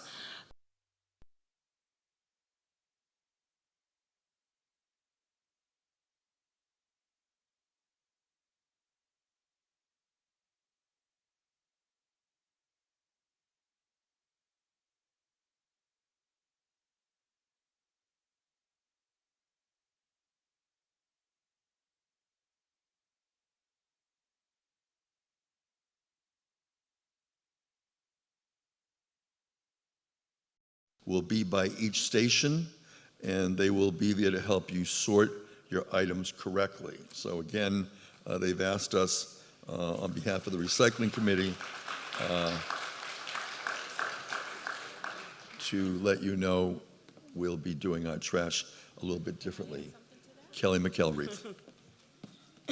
That just reminded me that the Cans Committee, or the Recycling Committee with Michael Cahill, if you pile up your town meeting books, I know many of you probably keep them for the record, but we will have the ability to recycle those properly. So if you want to drop them off at the end of the day, or if we go to the next day, we have a box available for you to recycle the town meeting books. I would like to take this opportunity to thank the people who participated in the opening ceremony. I want to thank Captain Nicholas Shiarzi, Plymouth resident from the Ancient and Honorable Artillery. Also to town meeting members, Virginia Davis, Nancy Davis, for performing and leading us in the singing of God Bless America. Our appreciation to town meeting member John Hammond's daughter, Sandy Hammond, who performed the national anthem. Also to Reverend Rosemary McKay, who participated in the opening ceremonies, offering the invocation and words of remembrance. We again are recognizing the Local Scene, who are right now rebooting to have us live on Channel 9 and Verizon 47 and on the streaming channel. They're also on YouTube.com at Plymouth Meetings LS. And I've been told we're all set. And so now we're going to go back to the special town meeting, and we're going to open that. And the return of the warrant to the special town meeting shows it's properly been served. If there are no objections, we'll waive the reading of the constable's return of service of the warrant of the special town meeting, and further, if there are no objections, we'll waive the reading of the warrant. And Mr. Lally moves that all sessions of the special town meeting be commenced and conducted as a remote hybrid representative town meeting by means of the Zoom webinar and OTI virtual voter platforms. And if there's no discussion, we're going to go to the vote. And once the light goes on, you begin voting. I will tell you there's a lot of interest in the Commonwealth for the Plymouth hybrid experience. And in fact, this morning I received an email from one of the towns asking for, again, more information. I'll be sharing information following our town meeting today. Town meeting members are voting. You have 20 seconds in which to vote, and the light is off. And now we will see the results. According to the monitor, we have 127 of 162 who are voting. 131 say yes, however, 1 no, 2 abstentions. We will scroll through the precincts, and as we do, I will read into the record Article 1 of the special town meeting. It is entitled Design of Wastewater Treatment Plant HVAC Systems, and Mr. Lally moves the town appropriate $318,000 to pay costs of design and wastewater treatment plant HVAC systems, and for the payment of all costs incidental or related thereto, and that to meet this appropriation, transfer $318,000 from sewer retained earnings. Mr. Lally. Microphone, please. Good morning. Great. The Advisory and Finance Committee, by unanimous vote, recommends town meeting approve Article 1. Vote, and we'll be voting electronically. Are there anyone who cares to be heard? If not, we're going to go. Yes, please come forward to be heard on the special town meeting warrant Article 1, motion from the Advisory and Finance Committee. Welcome, Patricia Edelman. Good morning. Thank you. Patricia Adelman, Precinct 12. I support this article, but I have a question about the longevity of the wastewater treatment plant. From what I understand, it was designed for a much larger capacity than what it is working at now. And I wonder if we'll still have more problems because of the low volume. Could we have somebody to answer that, please? Douglas Pinard is our sewer superintendent. We have a question from a town meeting member regarding Article 1 and the design of the wastewater treatment plant HVAC systems. Welcome, Douglas Pinard. Moderator, good morning, everyone. To answer the question, I believe, about the treatment plant and its longevity, it's a 25-year-old treatment plant, and we do have maintenance to perform on the building regularly. The HVAC system is just as old. It's original to the treatment plant, and it's just beyond repair at this point, and this is why we've decided to try to get this updated and more energy efficient. Thank you. Any further discussion on Article 1, special town meeting? If not, we're going to go to the vote. When the light goes on, it's your first substantive vote. The light is on. You can begin voting. Plymouth Town Meeting has now begun with the special town meeting warrant.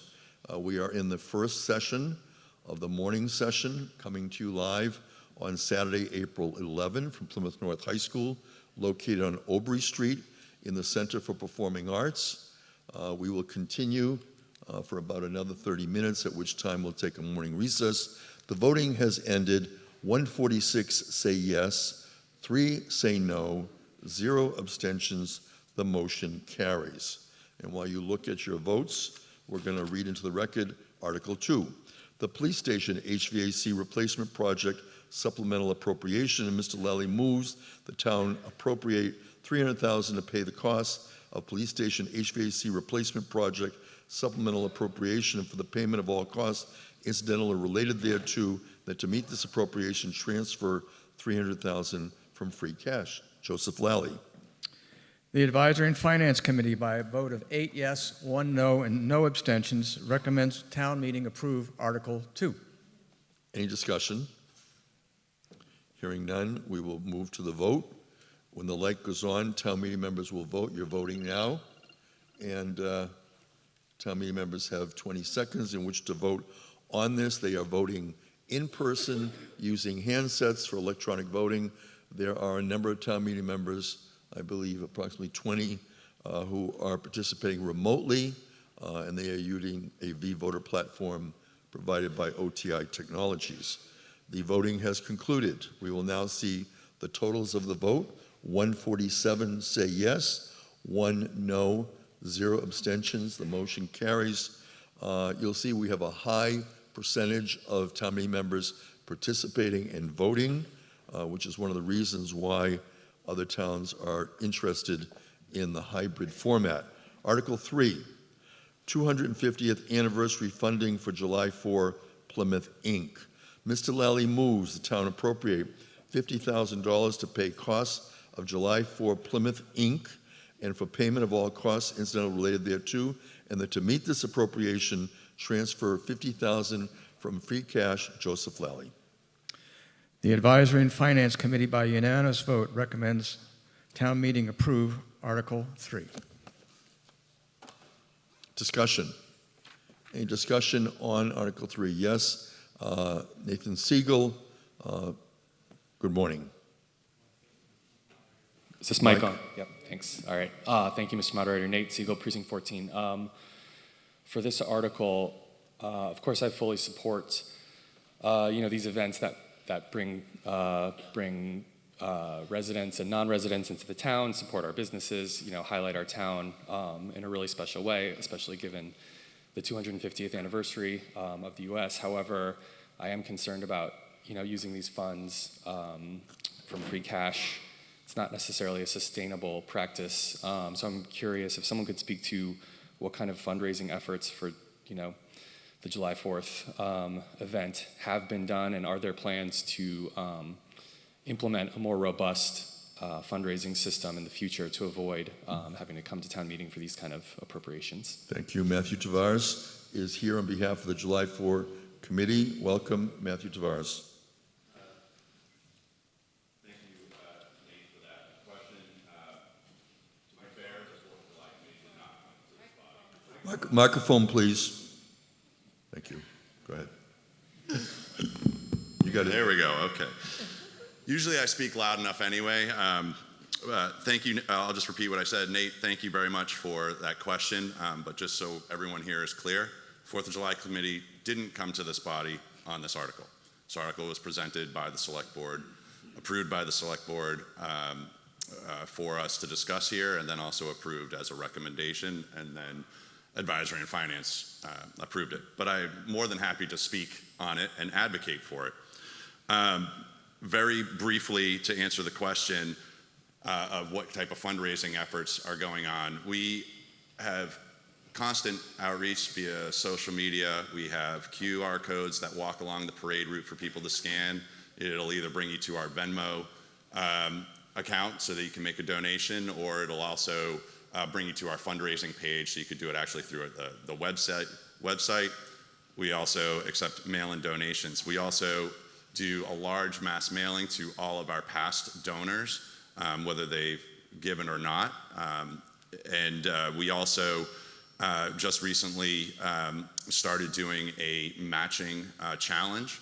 We started with our first business, basically their challenge, and any business could come up, and we've reached out to businesses to see if they wanted to participate.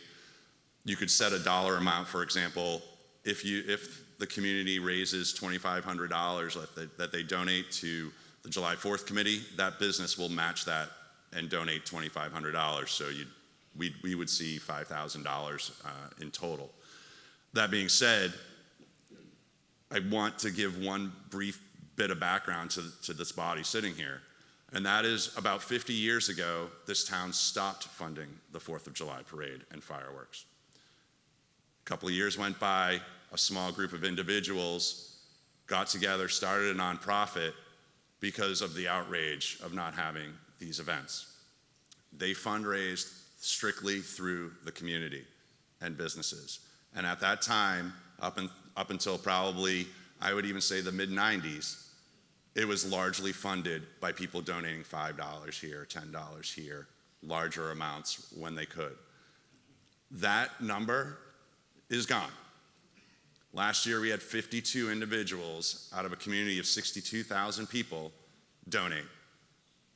And when we coupled that with our businesses, the total donations that the July 4th committee brought in was $18,000. And it's not for a lack of effort of the 5 individuals that volunteer their time in this endeavor. We smartly, a number of years ago, started to see the decline of the citizen or resident contribution. So we made smart investments into CDs that we could use in case we had a bad year.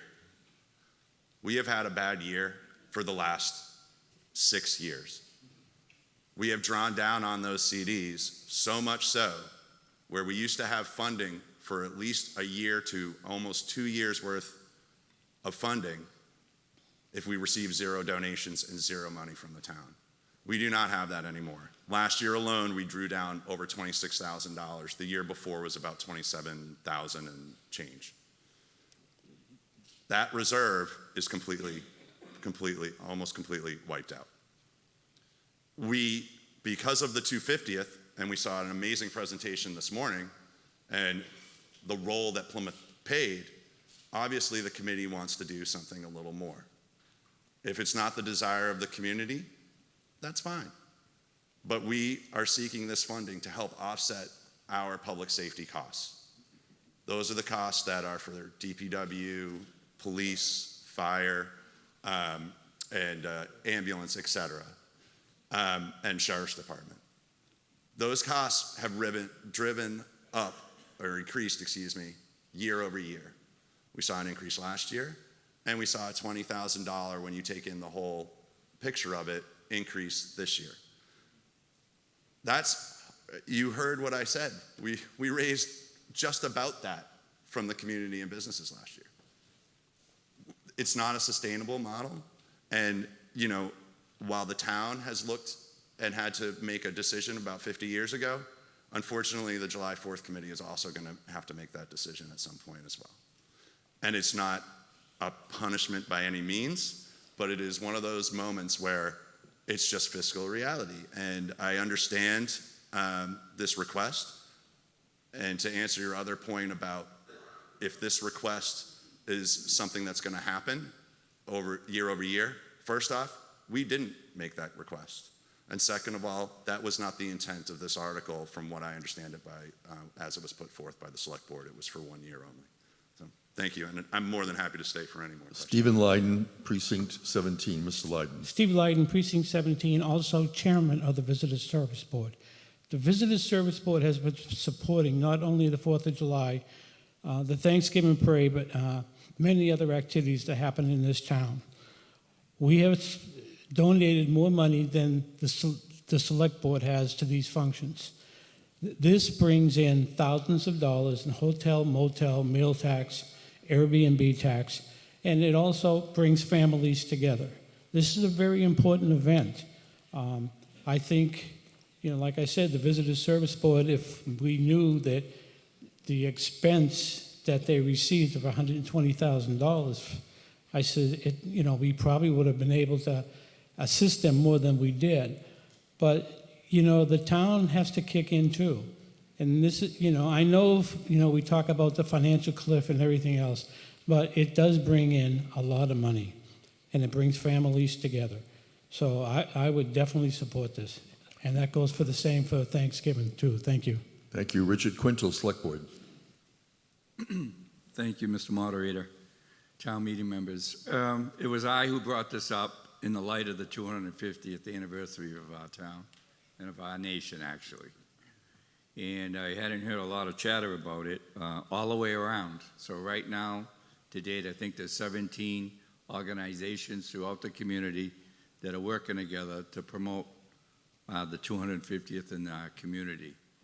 I support it as, I did go to Ms. Barrett, not to throw her under the bus, but I wouldn't propose something without first checking with her. And I did. I went and sat with her and I asked her if there was enough in free cash, and she had some concerns. I'm not going to go over it. It had nothing to do with what we're talking about today, but there was extra money there. I know budgets are tight, but either we're in the game or we're not in the game. And this is an important thing. There was no collaboration whatsoever with the 4th of July or the Thanksgiving celebration. I just brought it up. I figured I'd ask, and I'd leave it up to yous. But going forward, regardless of how this goes today for this organization, July 4th or the Thanksgiving celebration, I also sit on the VSB with Mr. Lyden, Mr. Malaguti, and some others. Forgive me for not naming them all. We have to really look at these two events, because they're not just events for the economy, which is a large boost, by the way. All the businesses benefit, but for the families in our town, they have something to look forward to. I don't know if anybody remembers, but I do. The year we didn't have a parade and we didn't have the 4th of July, and people weren't happy. The way they looked at it is they pay high taxes and everything else in the community, you hear. But how about giving something back to the people that actually live here? Do something for our neighbors and our families. That's what I'm asking, and I'll leave it in your hands, and that goes for Thanksgiving also. It's a different celebration. It's on national television, I think on 33 different stations across the country, growing every year. They didn't ask, but they're well behind it. We get Channel 5 as the local station that covers it for weeks before. The Saturday before Thanksgiving. Thanksgiving Day, which is when I watch, because in my industry, we're very busy at that time when that parade's going on, but it's a big boost, and it's nice 30 for everybody. seconds. So thank you, and I just wanted to be clear, it was I that brought this forward and not Matt. And I will look on the VSB to a different funding, additional funding, as you heard, $120,090 is his budget. I say yours, I'm sorry. It's 109 for just public safety. Dale Weber, Precinct 3. Thank you, Mr. Moderator. Dale Weber, Precinct 3. I had no idea, Mr. Tavares, that the committee was in such dire straits, and you've given me pause to think, and I am a member of an organization of employees that I am going to take this back to them. I am going to energize them. I'm going to suggest that anyone else that's in this room that is part of organizations that promote civic activity and citizens' involvement to do the same. And whether it be financial or whether it be in-kind donations, and I'm thinking when you mentioned Department of Public Works, I know that we assist with public safety, police, and fire, and I think I've got some ideas. So I thank you for that, and please, everyone that's listening, please step up. These are good things. If nothing, just for families, and what Mr. Lydon said, I couldn't agree more, but thank you. Laurie Downs, Precinct 17. Hi, this is a question for Mr. Tavares, please. Go ahead. Will this appropriation save the parade? It sounds like you're struggling to get the money that you need. Is this going to make a difference? Through you, Mr. Moderator, this would be the difference of if passed, and also if the town manager's line item that I know that there's a motion on that. If we pass both of these, and with the enthusiasm that we're starting to see here, that would give us, we would have to raise about $25,900, approximately. If it's not passed, and I think that that's achievable, especially if we build on this momentum, as Mr. Weber said, and some of these other organizations can find either in-kind donations or financial donations. If not passed, we're looking at somewhere in the neighborhood of $85,000 that we need to raise. I'm not overly confident, and I know some of you have seen the Plymouth Independent article. I stated that just as much. I'm not overly confident that will happen. And also, as you saw in the article, and for those that didn't read it, you know, this committee will be making a decision come about mid-June as to if both things are on or one or the other. And it's really unfortunate, and it's not something we look forward to. So. Further discussion? If not, we're going to move to a vote. It's going to be a majority vote. We're going to be voting electronically. And when the light goes on, you can vote. And voting now. People are voting on Article 3, which is 250th anniversary funding for July 4 Plymouth Inc. It is a motion to appropriate $50,000 to pay costs of the July 4 Plymouth Inc. And town meeting members are voting. We are currently in the special town meeting warrant, and the voting has concluded. 134 say yes, no 15, 0 abstentions. The greens are yes, the reds are no. And you'll see how town meeting members voted. And as we look at how they voted, I will read into the record Article 4. Article 4 is the 250th anniversary funding for America's hometown Thanksgiving celebration.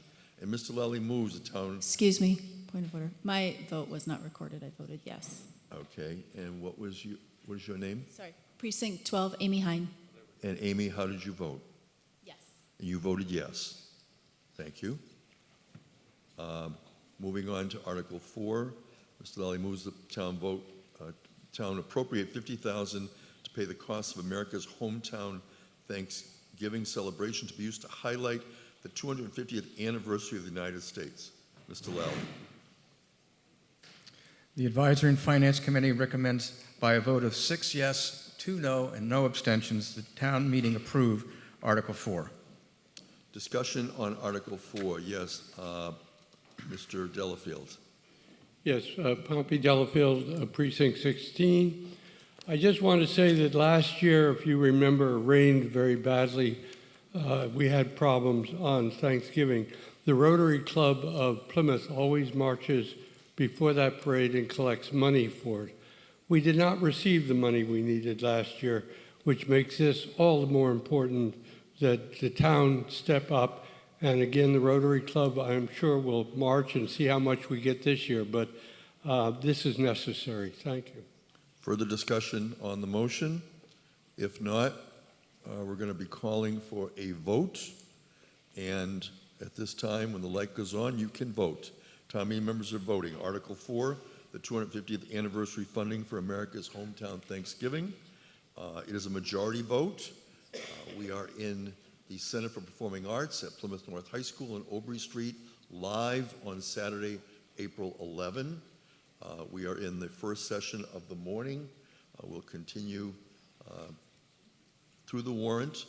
Following this vote, the vote has concluded. 135 say yes, 17 say no, 1 abstention. It carries, and we will be moving on through the warrant. As we do, you'll see the voting for Article 4. Now, Article 5, we have the Advisory and Finance Committee voted unanimously to consolidate Articles 5 through 8. And if there are no objections, we're going to consolidate Articles 5, 6, 7, and 8 into one vote, as the articles are interrelated and dependent on all passing. And in addition to the consolidation, we have first on Article 5 regarding the annual local election to be held later in the year. Article 6, the spring annual town meeting date. Article 7, general bylaws regarding the spring annual town meeting and town election dates. And Article 8, the general bylaws amendment regarding the spring annual town meeting warrant closing date. Mr. Lally, on these articles and your motion. By a vote of 8 yes, 1 no, and 0 abstentions, the Advisory and Finance Committee recommends town meeting approve Articles 5, 6, 7, and 8 for all the reasons that Mr. Canty is about to share with you. Kevin Canty, before we begin, how long is your presentation? Longer than the time between now and when we would break. Then this town meeting will stand in recess at 9:53 a.m. Thank you.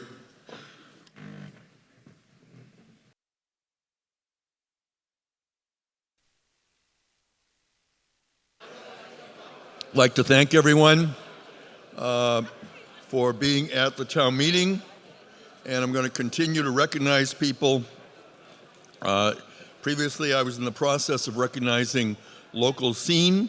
David Antoine, Dustin Fleming, Keith Hughes, Aaron Matinzi, Ben Cassini, David Grossman, Alan McLean, all working together. Also, this facility has been provided by the Plymouth School District for our use today. I'd like to thank Dr. Christopher Campbell for his support in the organization of this event, and special thanks to Benjamin Cassini, who is providing the audio-visual equipment for this session of town meeting. Alan McLean is the Technology Director and Performing Arts Center Manager David Grossman. I'd also like to thank Judy Kendall, Jill Davin for the behind-the-scene organization of the event. We thank the custodial team, the entire custodial staff of Plymouth North High School for the setup and cleaning. That includes head custodian Sean Murray, Jesse Reardon, Steve Dutch, Marcus Williams, Jay Johnson. Thank you to Tracy Dickerson, Melissa Noguera, Hope Lyons, Marie Eden, food service providers at Plymouth North High School for providing the lunch for this annual town meeting. Also want to thank the Plymouth North Boosters Club for providing refreshments this morning, and I'd also like to remind everyone assembled here and watching on cable that as moderator, I do appoint the Advisory and Finance Committee. There are vacancies that occur during the year, and certainly at the end of each fiscal year, there are 5 open seats, either for reappointment or new appointment. And if you're interested in serving on the Advisory and Finance Committee, please contact me. Thank you to the duty officer on duty today. And now we're going to continue with the special town meeting warrant. And we are continuing where we left off, which is with Articles 5, 6, 7, and 8. And we're waiting for Mr. Canty, who is walking into the room. And as we do that, again, a reminder to town meeting members that we will recess again around midday for lunch that will be served, compliments of the Plymouth School District. Mr. Canty, continue. Thank you. It's good to be here as we trickle back in from the morning recess. I have a presentation, if we could pop that up on the projector. There we go. All right. So this is a combined presentation for Articles 5, 6, 7, and 8.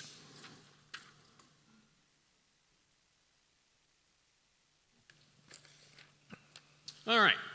So what are we proposing to do? Currently, spring annual town meeting, as we can all see, occurs in April. However, as the town's budget continues to tighten in the years ahead, we will be increasingly dependent on state aid as a source of new revenue. Currently, and for the last 20 years or so, new growth has been the significant driving force for new revenue sources in this community. However, in the last 5 to 6 years, we have documentary proof that over 40%, sometimes as close to 50%, of new growth in the community is coming from the ongoing developments just in Pine Hills and Red Brook, both of which will be at build-out in the next 3 years or so. So that means with new growth slowing down as we approach build-out in Pine Hills and Red Brook, but also in the broader community, we will be increasingly dependent on state aid as a source of new revenue. State aid varies every year. However, in the current process that we have, we're often operating on the state aid number that's in the governor's budget. The governor's budget is released as part of the state budget process in the January timeframe. Then it goes to the legislature for the state House of Representatives and the state Senate to debate. It goes through a series of committees within those bodies, and then it goes into the general sessions later on in that process. State aid is much clearer in May than it is in January when the governor's budget is produced, and certainly much clearer than it is right now in April. Because in May, the budget comes out of Ways and Means on both the state House of Representatives side and the state Senate side. It is not the final number. The state budget has to be passed by June 30th, and sometimes it isn't passed by both full chambers until sometime in mid to late June. However, the numbers that come out of Ways and Means are much closer to the final number, much more accurate to that final number than what comes out in the governor's budget back in January.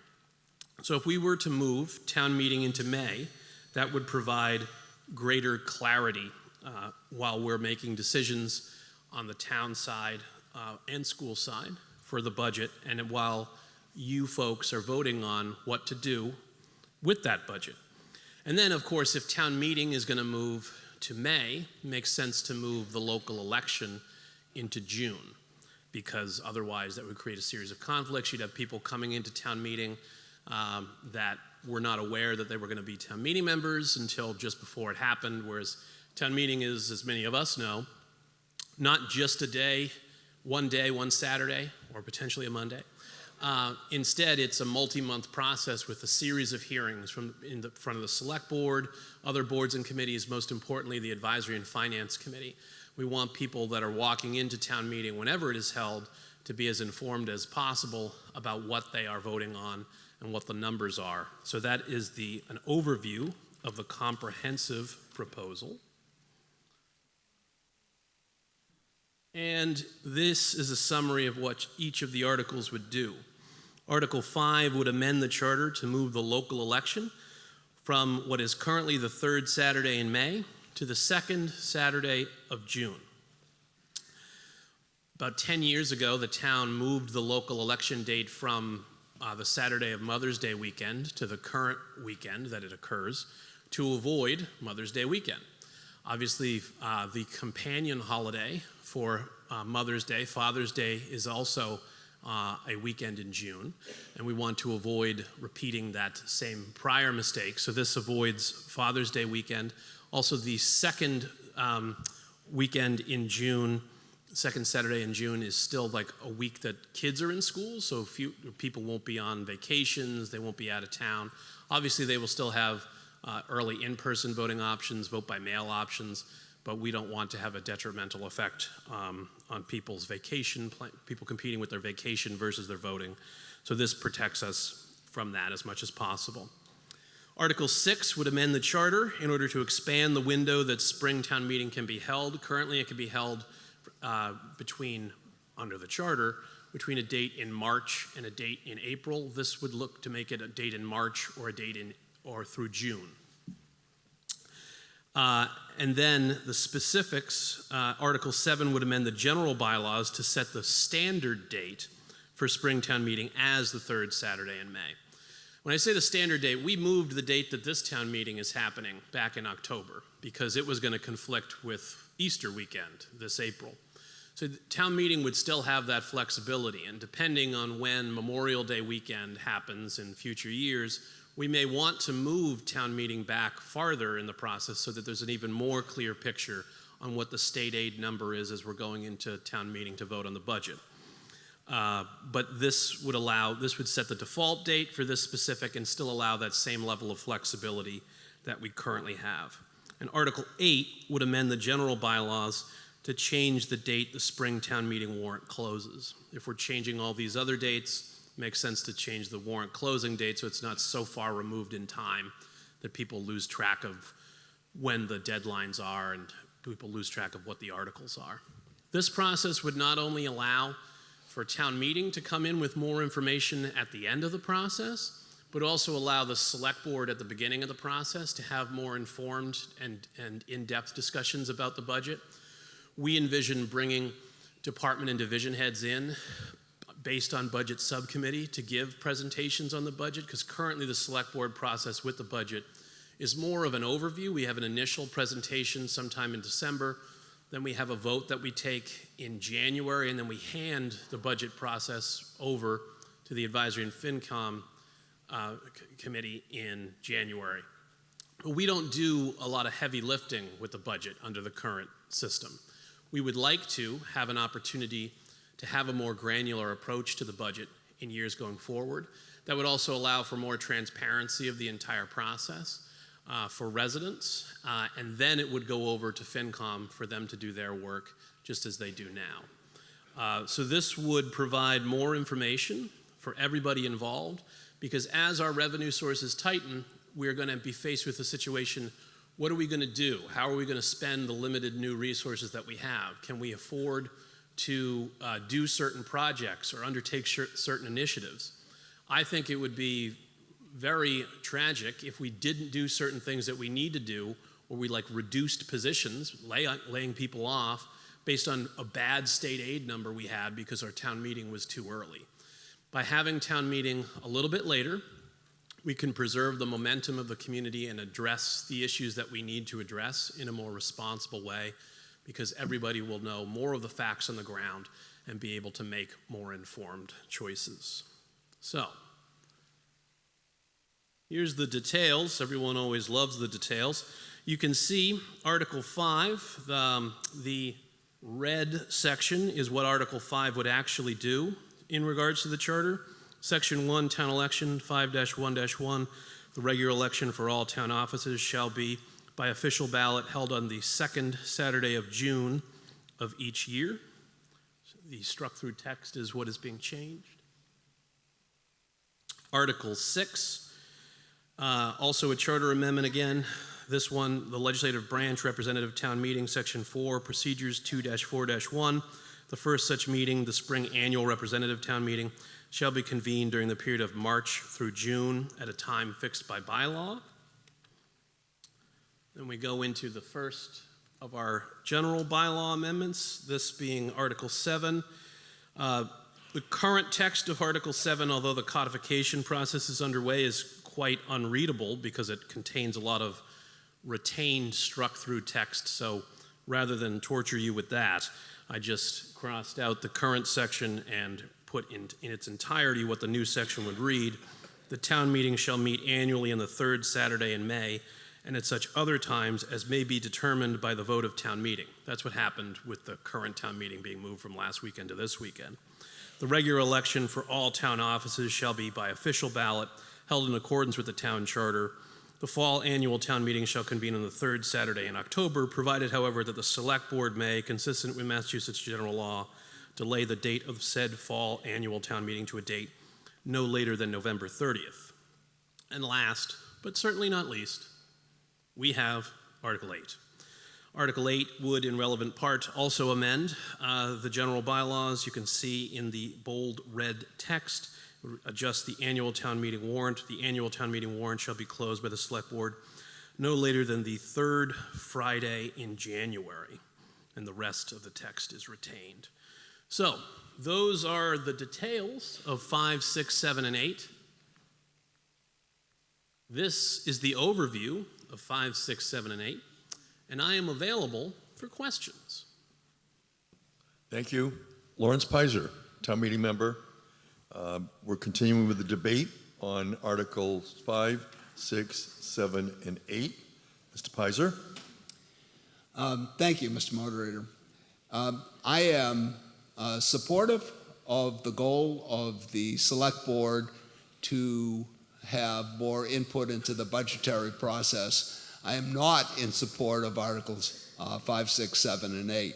The first reason is, as long as I was town clerk, and still, people complain about the low turnout in our town elections. I'm convinced that moving the town election into June, past high school graduation, is going to lower an already unacceptable number and percentage for the town election.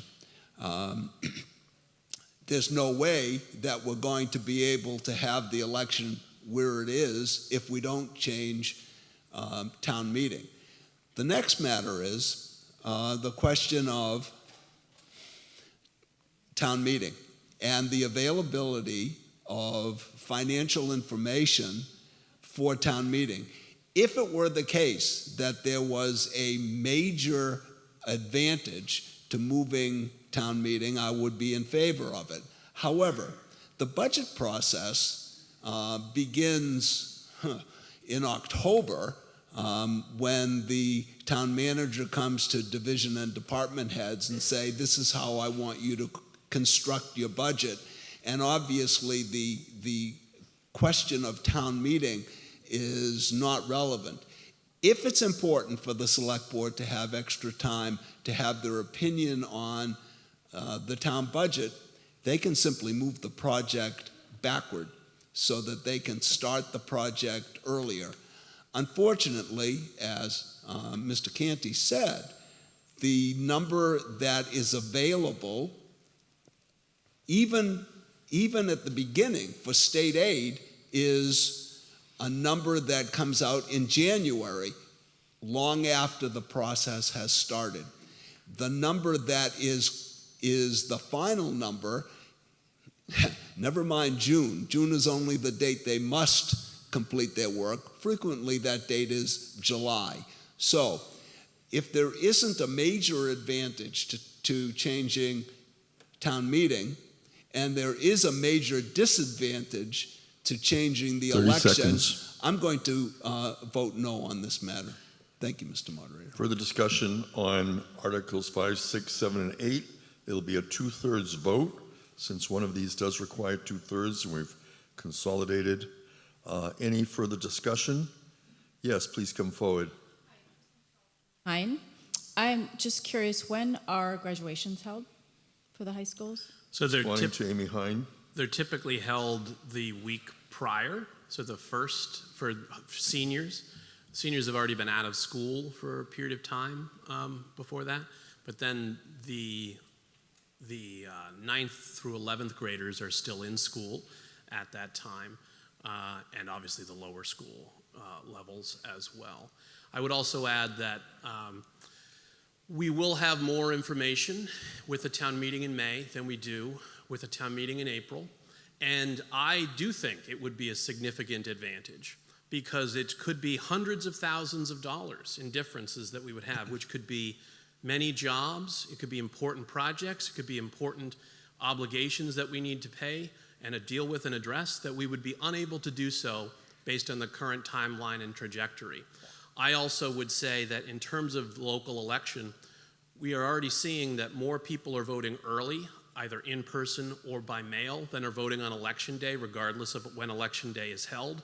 That holds true for local elections as well as state and federal elections also. And that really it's not up to the town clerk's office or the town to get people to vote in local elections.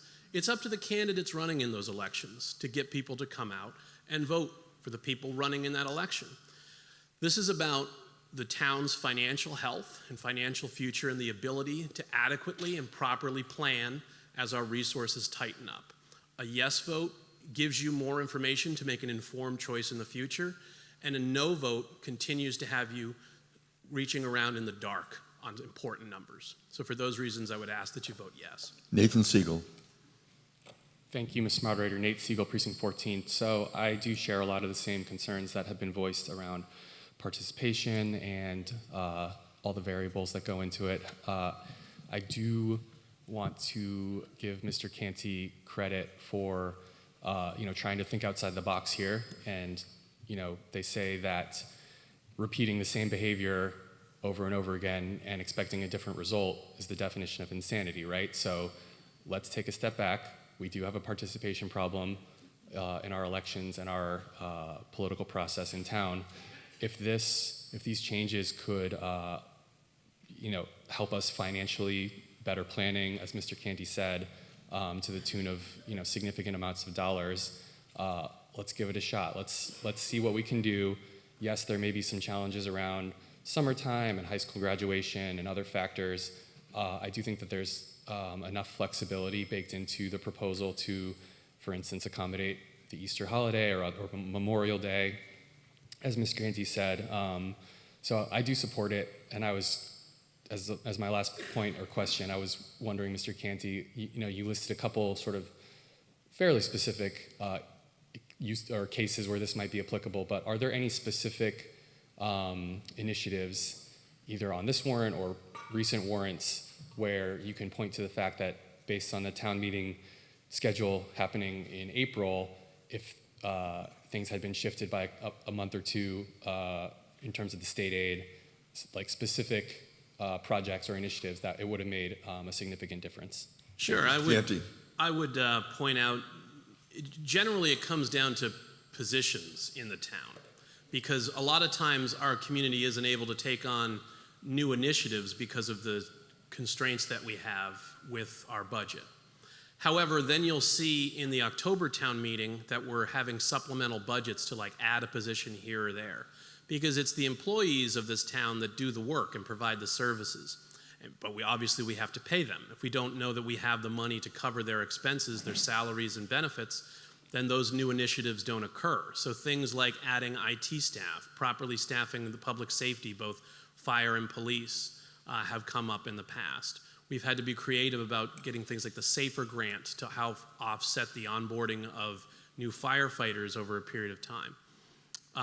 30 seconds. So those are the types of things. It often comes down to positions. A couple $100,000 could mean 3 to 5 extra people to do the work, and to do work that's not new work, but work that is needed and necessary, pre-existing in the community that's going unaddressed. And this way we'd be able to address them, or at least to retain the current workforce as finances tighten and as we're facing the prospect of potential cuts in the future. So for both of those reasons, having more information would be helpful. Thank you. Any further discussion? Derek Brindisi, town manager? Oh, no. In that case, we're going to move to the vote on Articles 5, 6, 7, and 8. You have the text that's been provided. It's going to be a 2/3 vote. When the light goes on, you can begin to vote now. You're voting now, special town meeting, Articles 5, 6, 7, and 8. This is part of the special town meeting warrant that town meeting members are now debating and deliberating. And we have 153 out of 162, a very high number, one of the highest that we've had, I think, as the town clerk is shaking her head. Congratulations to town meeting for such a high percentage of people. 117 vote in favor, 37 no, 0 abstentions. It carries by more than 2/3. And we will now proceed with Thank you. Article 9. Article 9 is the solar credit energy contracts. And as you see the vote on Articles 5, 6, 7, and 8, we have in our warrant, Mr. Lally moves the town vote to authorize select board to negotiate, enter into one or more energy contracts for the purchase of solar credits. Mr. Lally. The Advisory and Finance Committee recommends by unanimous vote that town meeting approve Article 9. Discussion on Article 9 in the special town meeting warrant. Seeing none, we're going to move to the vote. When the light goes on, you can begin to vote on Article 9. Voting now. Town meeting members are voting. This is coming to you live from Plymouth North High School Center for Performing Arts on Aubrey Street on April 11. We are in the second session of our morning session. We are in the special town meeting warrant. We will continue after this vote with Article 10, and thereafter we will move to dissolve unless someone moves to reconsider. The voting is concluded. 144 yes, 6 no, 1 abstentions. The motion carries. And while you see how people voted, we're going to move to Article 10. Article 10 is a citizen's petition. It's a proposed amendment to the Acts of 2003, Chapter 27, to see if the town will vote to authorize select board to petition the Massachusetts General Court for special legislation in the form attached here too, provided, however, that the Massachusetts General Court may make clerical or editorial changes of form only to the bill, unless the select board approves amendments to the bill before enactment by the Massachusetts General Court, and provided further that the select board are hereby authorized to approve amendments which shall be within the scope of the general public objectives of this petition. You have the text of the proposed language before you, and we'll hear first from Joseph Lally, Chair of the Advisory and Finance Committee, followed by a petitioner presentation. Mr. Lally. The Administration and Finance Committee, by a unanimous vote of 0 yes, 13 no, and 0 abstentions, recommends town meeting not approve Article 10. Many on the committee felt this article is an attack on town employees and feels very heavy-handed. They are against putting the financial burden on the backs of employees. There is concern that it will make it harder to retain and recruit employees. The committee notes that any results from enactment of this article would take over a generation before realizing 1 penny of savings. The committee recommends that the town task the Insurance Advisory Committee, a management and employee team established since at least 2003, that has been very successful in working collaboratively to address employer and employee health care costs, to address this concern and recommend changes at a future town meeting. Richard Cirque, Precinct 2, is the maker of the main motion under Article 2, and you'll see the text. I won't read it all. It's comparable to the warrant article, but Richard Cirque, Precinct 2, does move the town vote to authorize the select board to petition the Massachusetts General Court. Mr. Cirque.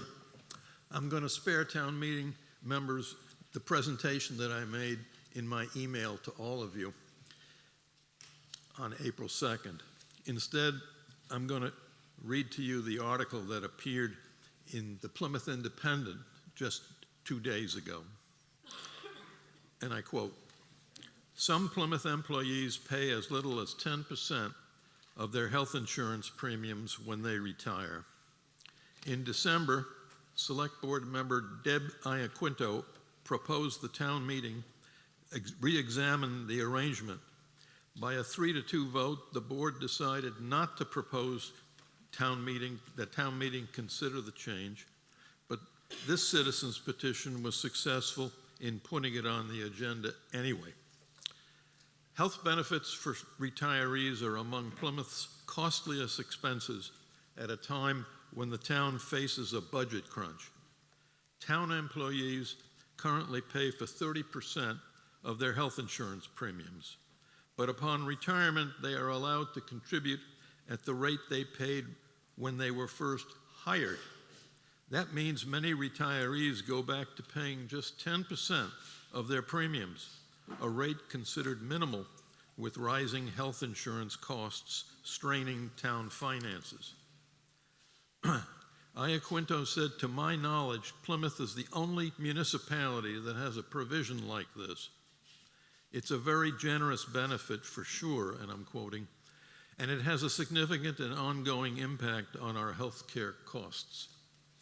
Iaquinto proposed an article for the Springtown meeting to discontinue this benefit for new employees. And as I told you, and as you know, that vote failed at the Select Board member level.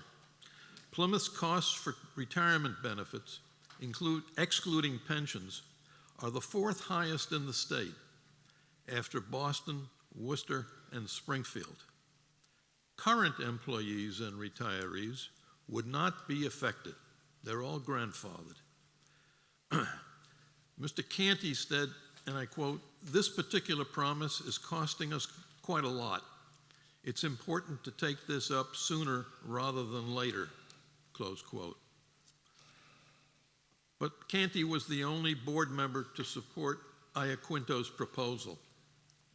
And Select Board Chair David Golden and Vice Chair Dick Quintal said the proposal would antagonize union leaders by circumventing the collective bargaining process.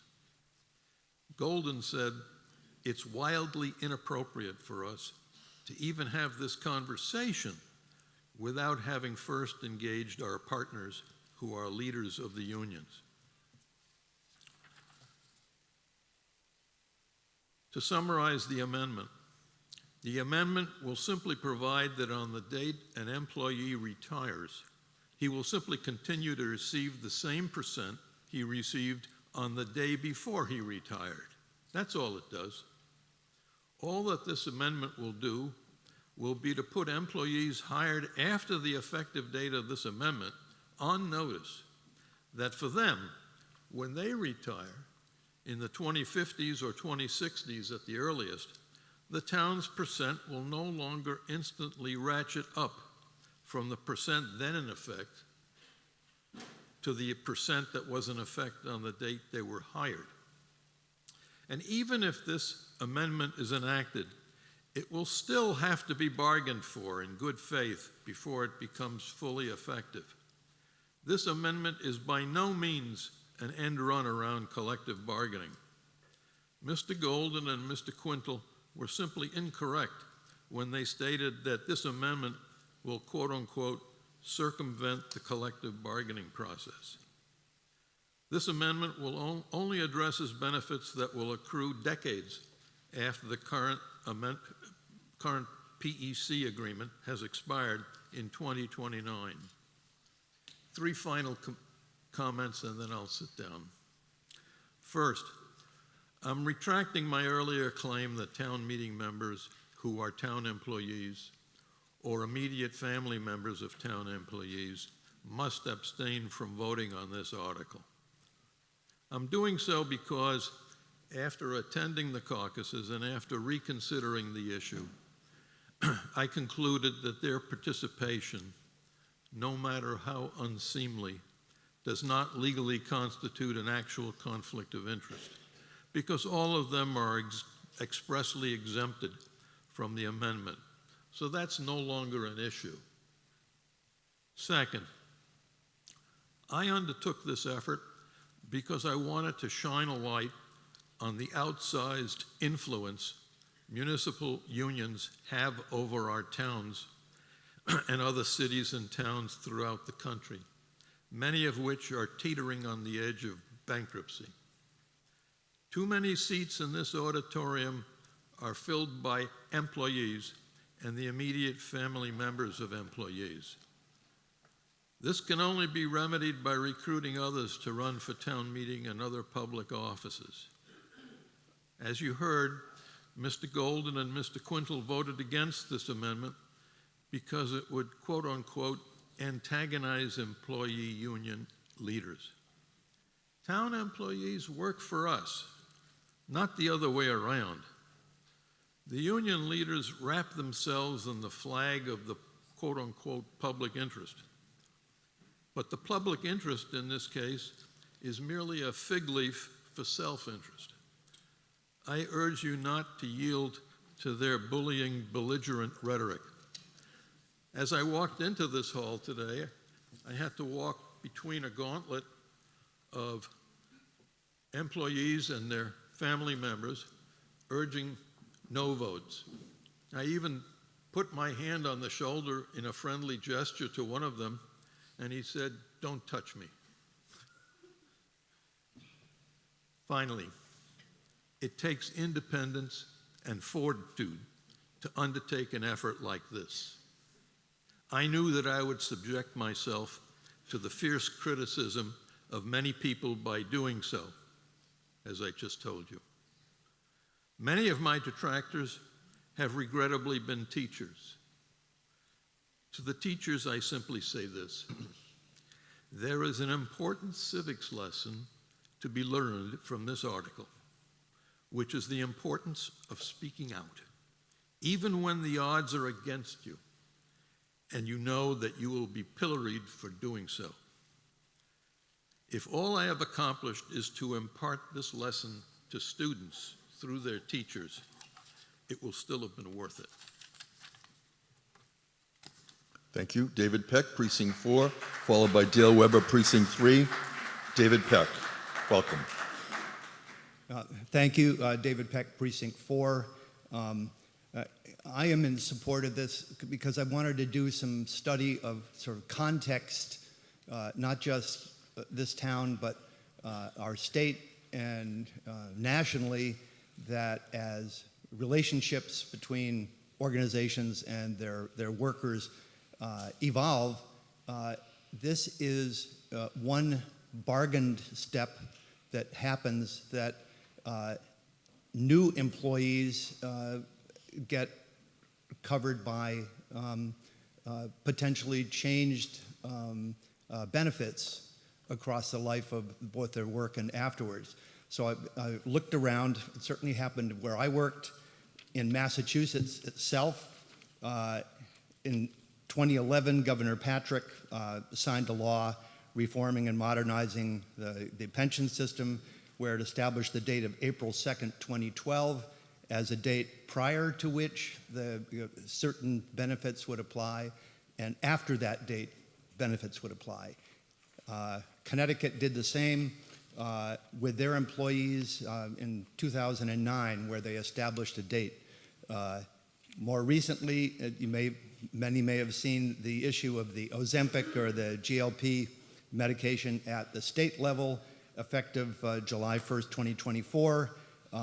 The state would stop covering it in 2026, either June 30th or whatever. So there is precedent for organizations and towns to establish a hiring date before which and after which benefits, which need to be bargained. I mean, the key thing here is nothing in this amendment, if you look at the words, talks about what the benefits are or will be They are to be bargained. It's just creating a class of employees, new employees, for which the bargaining units will bargain, but it is something that's happening around us and is a long-term potential investment in managing cost.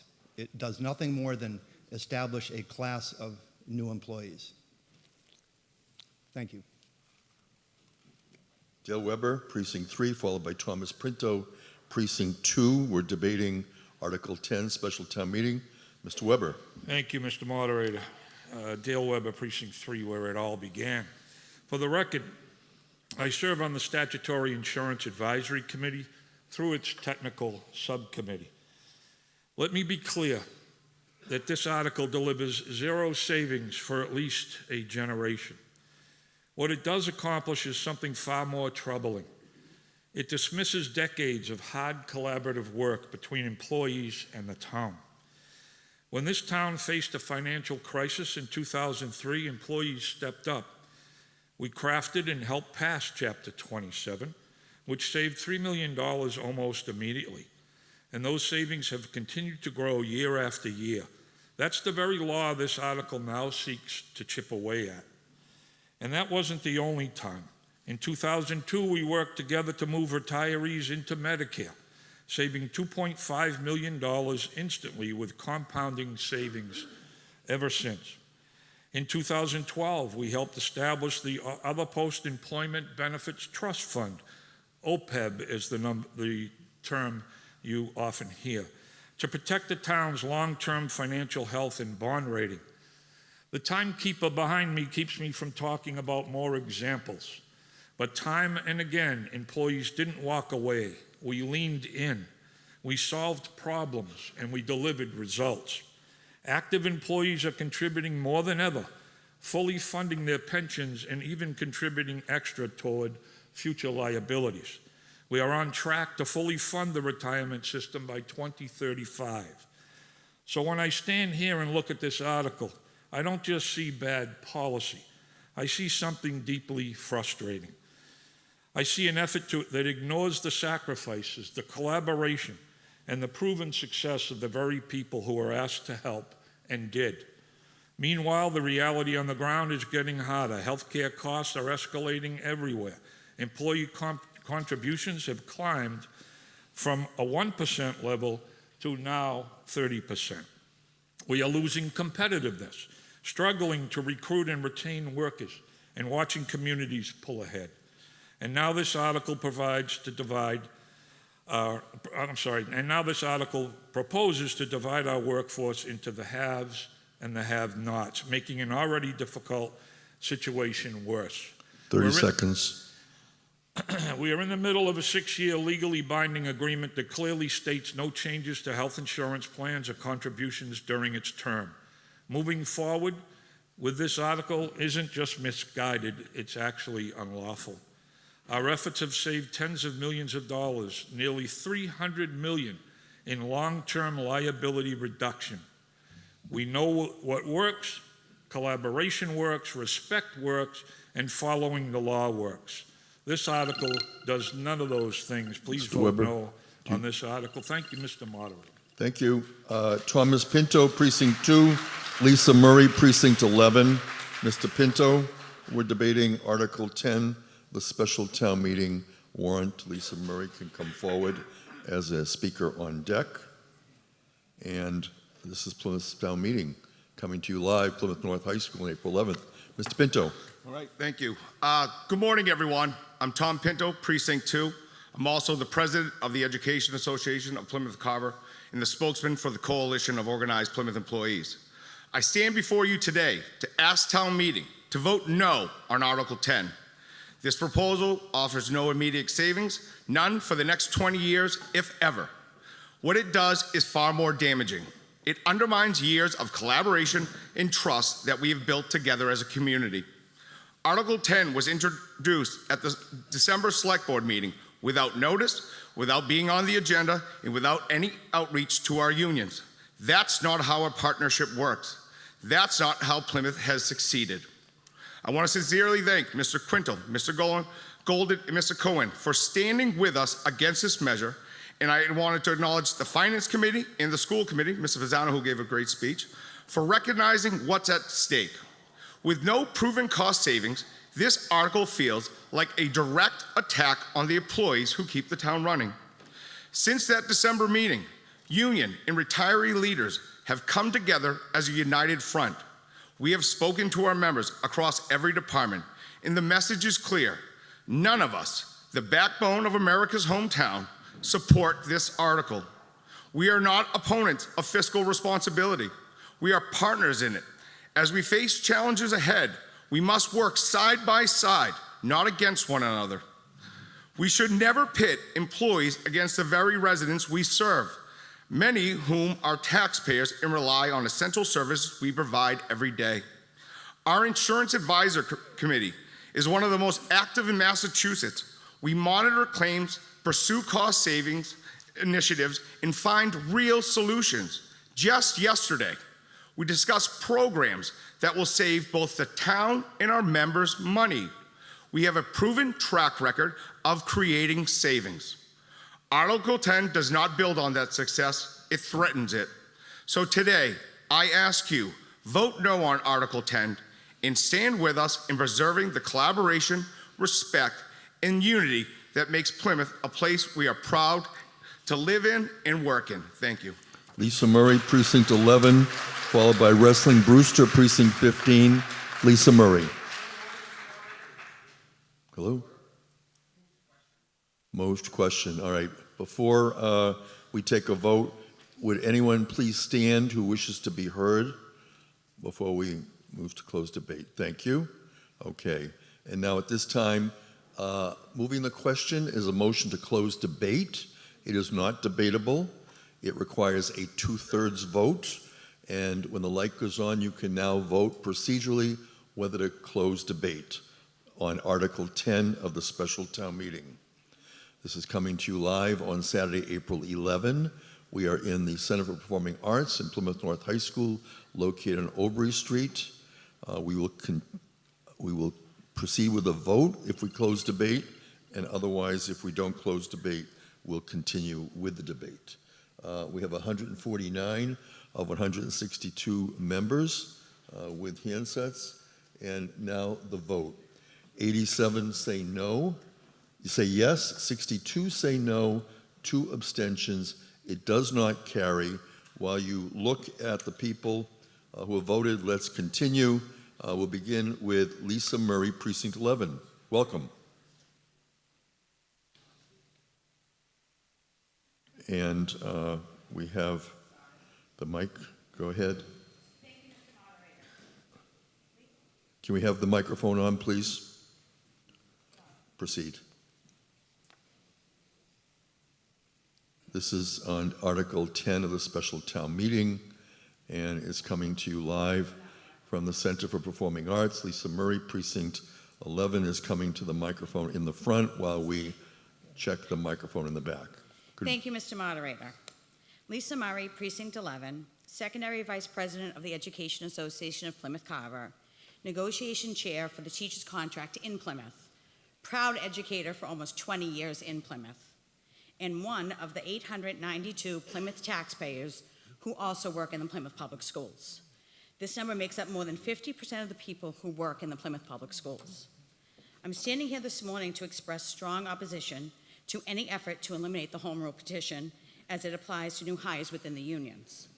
Since fiscal year 2016, union members have consistently accepted extremely modest annual wage increases ranging from 2 to 3% per year, with most of these years being at 2%. During these same years, the contribution split for insurance has increased by 7.5%, and premiums have also increased each year.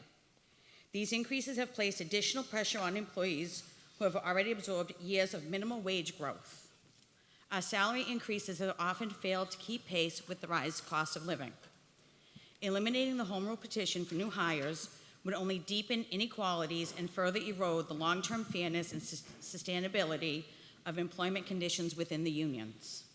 Additionally, while public sector employees are often scrutinized for their benefits, It's worth noting that many private sector workers who do not have access to similar structured protections typically receive annual bonuses and salary increases that exceed the cost of living.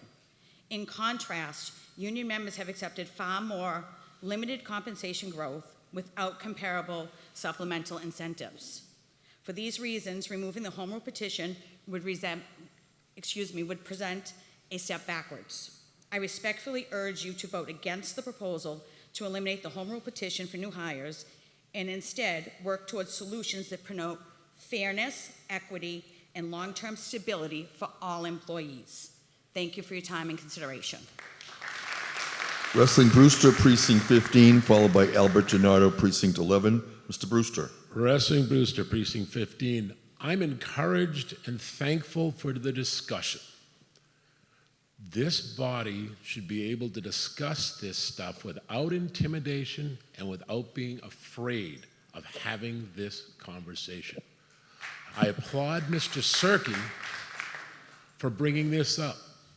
I agree that bringing this up as a petition brings difficulty and stress to the process, but it opens it up. We're tasked with making these decisions. We should be part of the discussion. So I applaud the effort here. We need to have this discussion. We need to have an open discussion about all of these negotiations. Way back when, the unions and the town made a great, compromise. They said, we're going to give you high benefits with low pay. That was then. Now we need to relook at it. All I'm asking for is that we have these discussions. Please, as town meeting, do not be afraid or intimidated to have these discussions. Thank you. Albert Gennaro, Precinct 11, John Hammond, Precinct 8. Yes, Mr. Carter. Move the motion. Mr. Carter again moves to close debate. Would anyone care to stand to be recognized? I have one person remotely that also wants to be recognized. And now we'll vote on whether to close debate. It requires a 2/3 vote. When the light goes on, we will vote whether to close debate. The light is on. This is a 2/3 vote. Town meeting members have been debating Article 10 of the special town meeting warrant. We have 145 of 162 town meeting members, now 150 logged in. It's a very high percentage, and to be congratulated for your high level of participation. We're well into the 90th percentile of town meeting members participating. 97 say yes, 53 say no, 2 abstentions. It does not carry, and we will continue now with Mr. DiNardo. If we can bring him in, he wishes to be heard. Mr. DiNardo, welcome. Mr. Moderator, thank you. Al DiNardo, Precinct 17. I want to be clear. I signed this petition. I supported the idea of the process of this. I believe in this form of government that ideas come from beneath. Matter of fact, today we're using technology that came from companies that were startups out of a garage. So I believe in those ideas. However, I believe that town meeting is not the place to discuss this. I would recommend that this be referred to the executive branch for review into the proper channels with collective bargaining, and that the executive branch and the administration report back to town meeting on its findings at the next special or annual town meeting, whichever comes first. This respects the petitioner, this respects the idea, and this also respects the process and tears down this divide we've been hearing. So I hope you would accept my motion, and I hope somebody would second it and support that, and we can get a professional finding at our next town meeting. Thank you, Mr. Moderator. Thank you, Mr. DiNardo. John Hammond, Precinct 18, to be followed by Betty Cavaco, Precinct 6. We are debating Article 10 of the special town meeting warrant. It is going to be a majority vote. When we come to the vote, for those of you watching, we are at Plymouth North High School in the Center for Performing Arts. And Mr. Hammond, Dr. Hammond, good morning. Good morning. I think at this point I would agree with the previous speaker that this really should go back for consideration through the select board and back with us later. It seems there's such a sense of unfairness about it. And I have to tell you, after reading it through 3 or 4 times, I am not clear about how many employees are actually affected by the change. So that's a question. Is it all of them, or the people who were hired by a certain date? And how many of those, if so, are, how many are they? Thank you. What proportion of, thank you. Mr. Hammond has a question, and Mr. Cirque is the petitioner, so he will give you the petitioner's view on the answer to that question. Mr. Hammond, this will not affect any active or retired employees. The only people that it will affect will be people who are hired for the first time after the effective date of this amendment. So let's suppose the amendment is approved and becomes effective on January 1, 2028. It will only affect people who are hired after that date. So it'll have impact only in the 2050s and the 2060s when they retire. Betty Cavaco, Precinct 6, Kevin Lynch, Precinct 5. Welcome. Good morning, everyone, and thank you for allowing me to have a conversation about this. You know, I find it troubling, and I will tell you right from the get-go that I will vote no on this. But I find it troubling that for some reason there seems to be a mindset that our relationship with the unions has to be adverse. I just confirmed the figures that I'm going to tell you right now. The last PEC agreement, I had the pleasure of negotiating that along with Mr. Quintal and Mr. Mahoney and Mr. Bletzer and Harry Helm. The fruits of that negotiation has now saved us over $20 million. This doesn't have to be adverse. We don't have to attack our employees. All we have to do is talk to them and have a certain amount of trust with them. And I know that I trust the people that I negotiated with. I trusted the board that I was with, and we moved forward and saved our residents over the 4 years $20 million. This is not going to do anything. We are going to never see the benefits of attacking our employees. We have to get away from that. We can talk to each other, we can trust each other, and we can do what's best for everybody. And those conversations are already in place, that the unions are coming to us and saying, we want to help. We want to do this for our residents, and that's what we should do. Enough of attacking our employees, and let's be adults and work something out that's going to benefit the taxpayer. Kevin Lynch, Precinct 5. Yes. I'm not surprised. Jeffrey DeLapp, Precinct 13. I move the question. Motion to close debate is not debatable. Anyone who cares to be still heard, please stand. Thank you. Okay, and at this time, we're going to move on whether to close debate. It is a 2/3 vote. And please, order in the room. Thank you. We're Mr. not debating Moderator, this. point of order. Yes. You acknowledged Mr. Lynch before the motion was made to close. However, I have consistently taken procedural motions, even if I've announced a speaker, because you, as town meeting, are going to decide when to close debate, not me. Thank you. Thank you. We'll now take the vote. It's a 2/3 vote.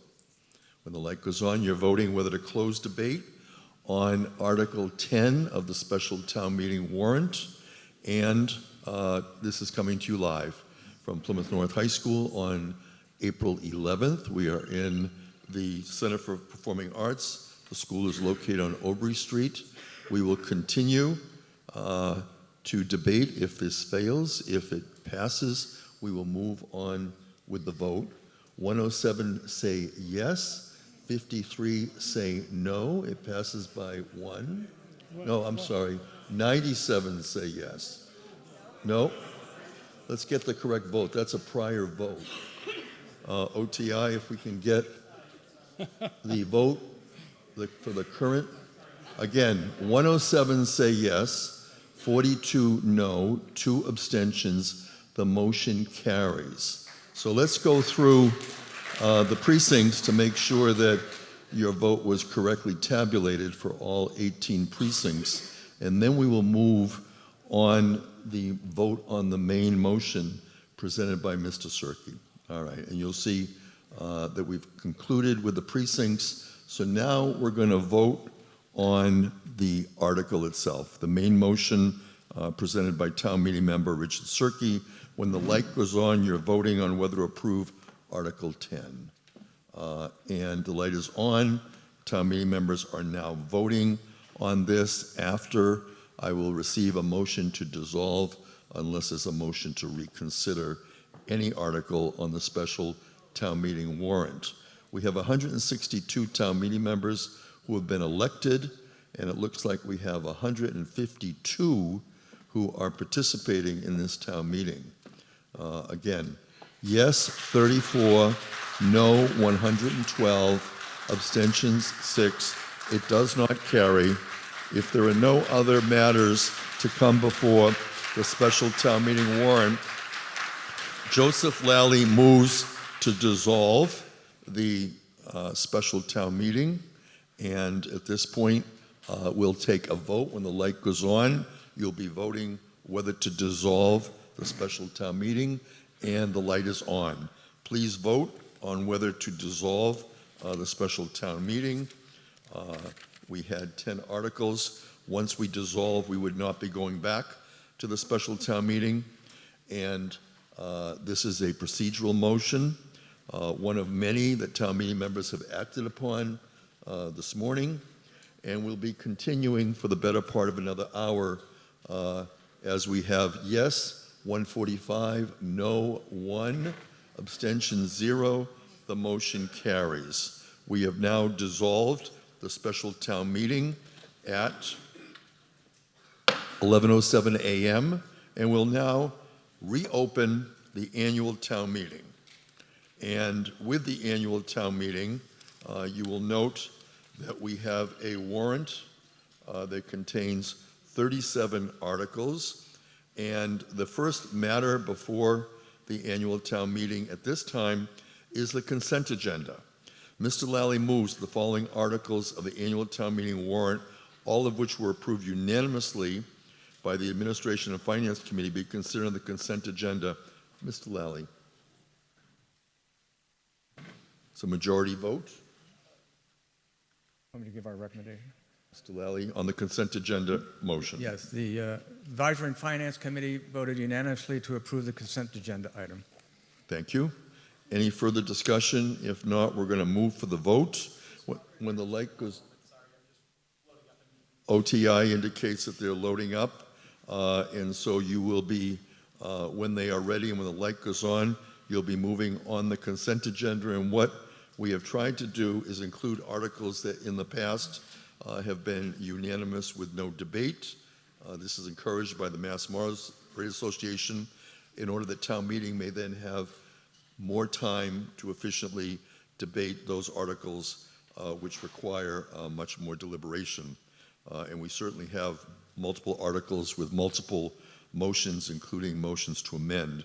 So as soon as OTI is ready, we will be voting on the consent agenda. In the meantime, I will announce that we have already announced about the fact that the trash will be handled differently at lunch today, but also we have a cleanup day. And we're ready to vote, so I'm going to defer that for the moment. You're now voting on the consent agenda. Please vote. It's a majority vote for Articles 1, 2, 3, 4, 16, 17, and 20. Town meeting members are moving through the annual town meeting warrant at this time. There are 37 warrant articles. Some of them have multiple parts, multiple main motions, as well as multiple motions to amend. I've accepted in advance multiple motions to divide or separate. 146 yes, 1 no, 0 abstentions. The consent agenda passes and those articles pass. So we will move past Article 1, 2, 3, and 4, and we will now move to Article 5. It's a motion for unpaid bills of a prior year. Mr. Lally moves that effective fiscal 2026, the town vote to transfer the sum of $2,975 from the fiscal 2026 Human Resources. Mr. Lally. The Advisory and Finance Committee, by unanimous vote, recommends town meeting approve Article 5. This is a 4/5 vote. Any discussion? Hearing none. When the light goes on, you'll be voting on Article 5. You can vote now. You're voting on Article 5, which is a 4/5 vote. It is for unpaid bills of a prior year, the sum being $2,975. Following this, we will continue chronologically in the warrant. I do not have any motions to change the order. We will be breaking midday for the lunch recess. 152 yes, 1 no, 0 abstentions. It carries by more than 4/5. And while you look at the votes, Article 6, Mr. Lally moves that effective in fiscal 2026, the town vote to amend the votes taken under the 2025 Spring Annual Town Meeting Article 7 Sewer Enterprise Fund budget by increasing line items number 70, other expenditures, by $512,000. Mr. Lally. The Advisory and Finance Committee, by unanimous vote, recommends that town meeting approve Article 6. Any discussion under Article 6? It is a budget amendment. Hearing none. When the light goes on, we will call for the vote. You're now voting on Article 6, which is budget amendments, and thereafter we'll move to Article 7. We do, at the start of Article 7, have a presentation from Mr. Lally from the Advisory and Finance Committee, and further, we have multiple motions to amend his main motions, all of which are in the motion book. 144 yes, no, 2, 0 abstentions. It carries. And as you look at the votes, I'm going to introduce Article 7. Article 7, you'll see from the warrant, is the general fund operating budget. And the warrant says to see what action the town will take to provide a reserve fund and determine what sums the town will raise and appropriate. And for the motions, we have multiple motions under multiple subcommittees. And I'm going to begin by calling on Joseph Lally, Chair of the Advisory and Finance Committee, for his budget presentation. Mr. Lally. Good morning, and I'm waiting for a presentation to queue up. All right, here we go. So I thought you might find it of interest to take a slightly different look at Article 7, which in total is the largest article from budget operating expenses that you'll be considering today. And in doing so, I decided to organize the A&F recommendations according to budget area, which I think in many ways aligns as best as one can to the town functions.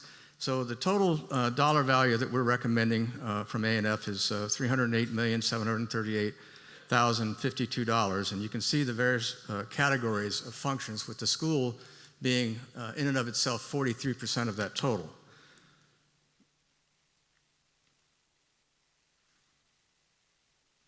And these are the pie chart just showing the various chunks of that. So if you take away the school, which Mr. Pisano spoke to earlier, you take away community debt and school, because we don't have a lot of option to not pay those.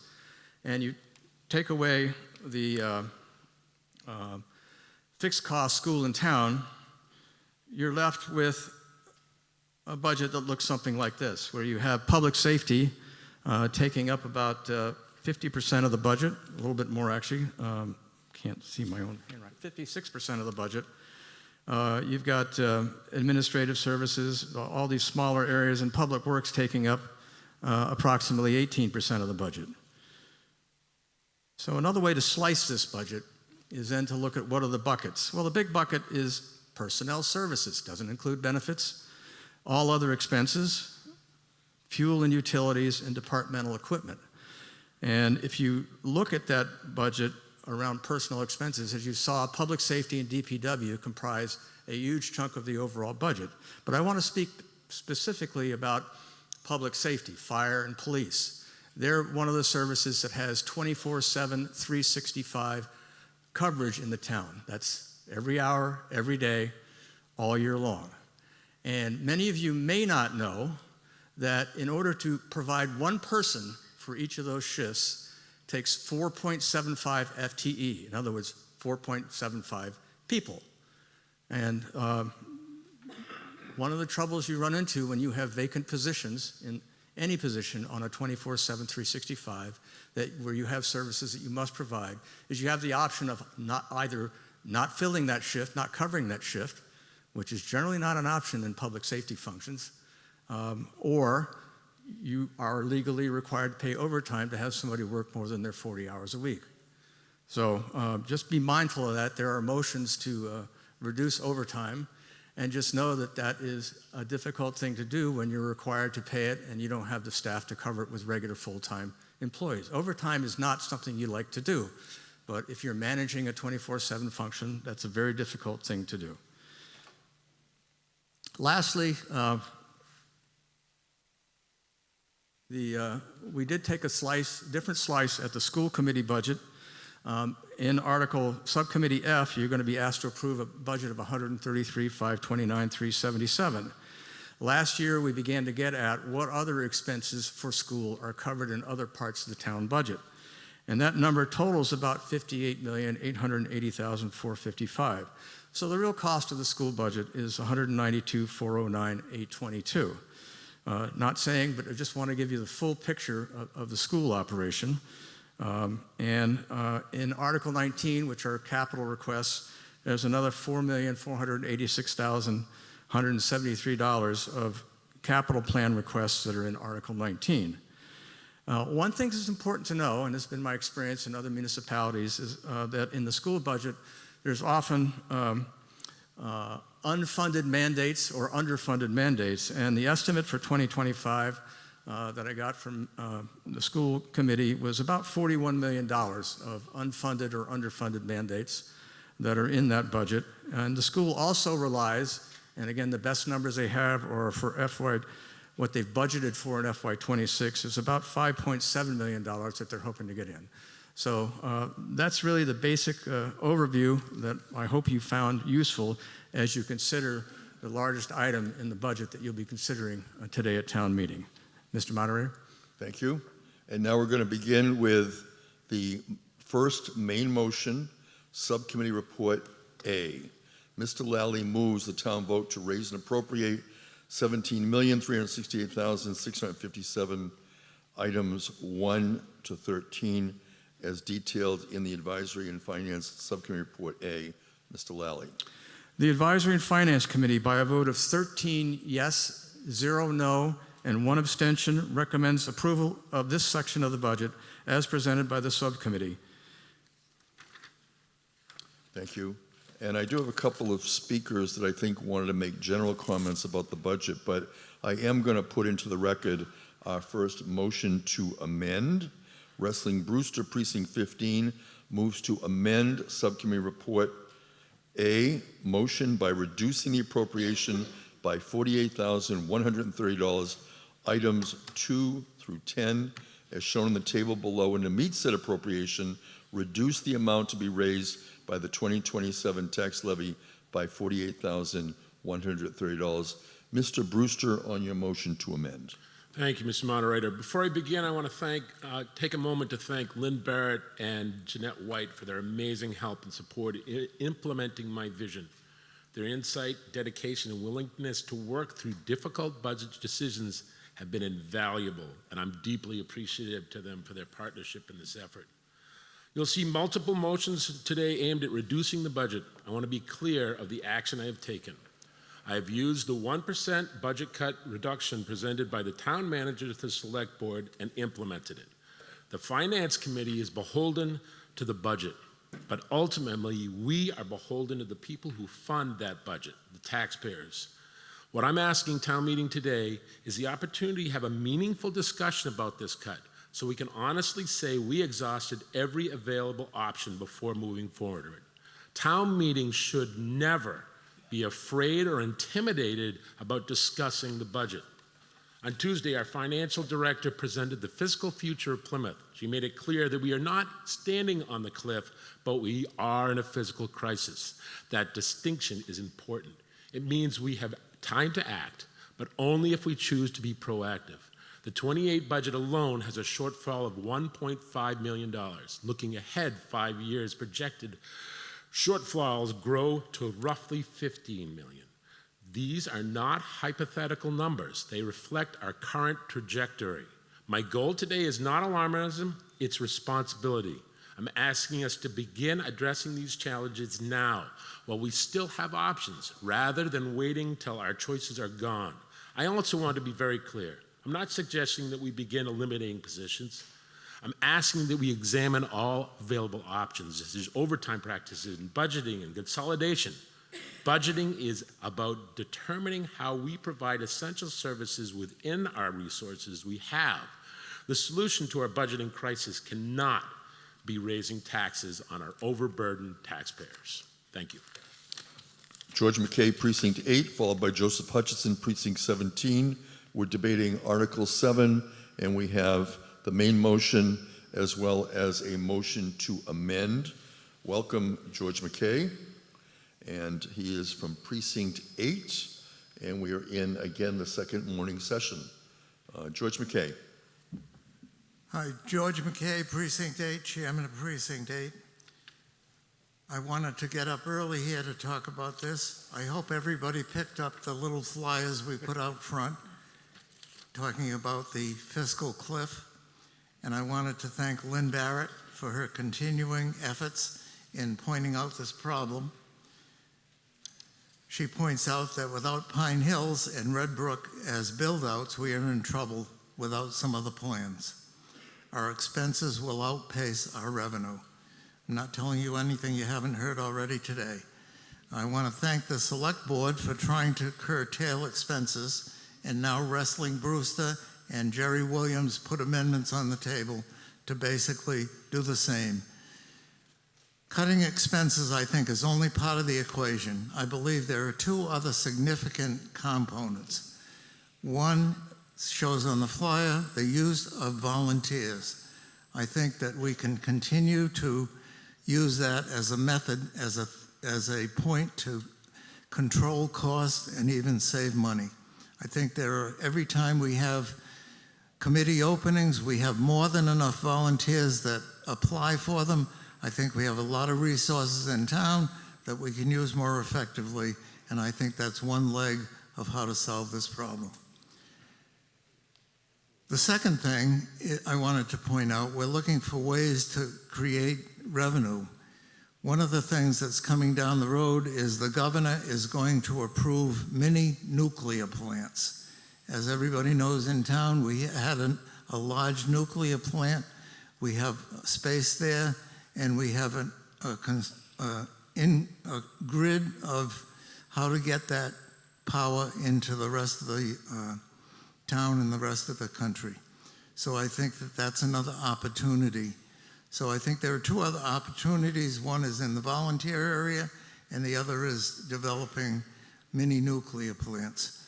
So anyway, I'll run through this quickly. I will be voting in favor of discussing cost-cutting amendments put on the table primarily by Wrestling Brewster.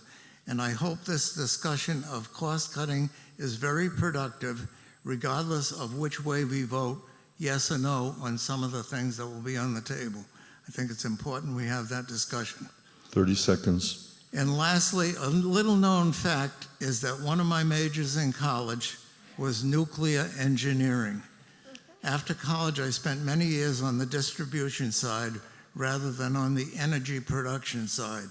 But if anyone has questions related to what's coming down the road that the state is endorsing on mini nuclear plants, I feel free to bore you with a discussion about nuclear energy. Thank you very much. Thank you, George McKay. Joseph Hutchinson, Precinct 17, followed by Kevin Lynch, Precinct 5. Mr. Hutchinson. Thank you, Mr. Moderator. I suggest that the challenges that we face in this fiscal cliff are structural and that they extend beyond the 2027 budget that we're discussing today. And that Proposition 2.5 and the effects that it has on deferred maintenance are major parts of what needs to get fixed. We have a system that needs repair.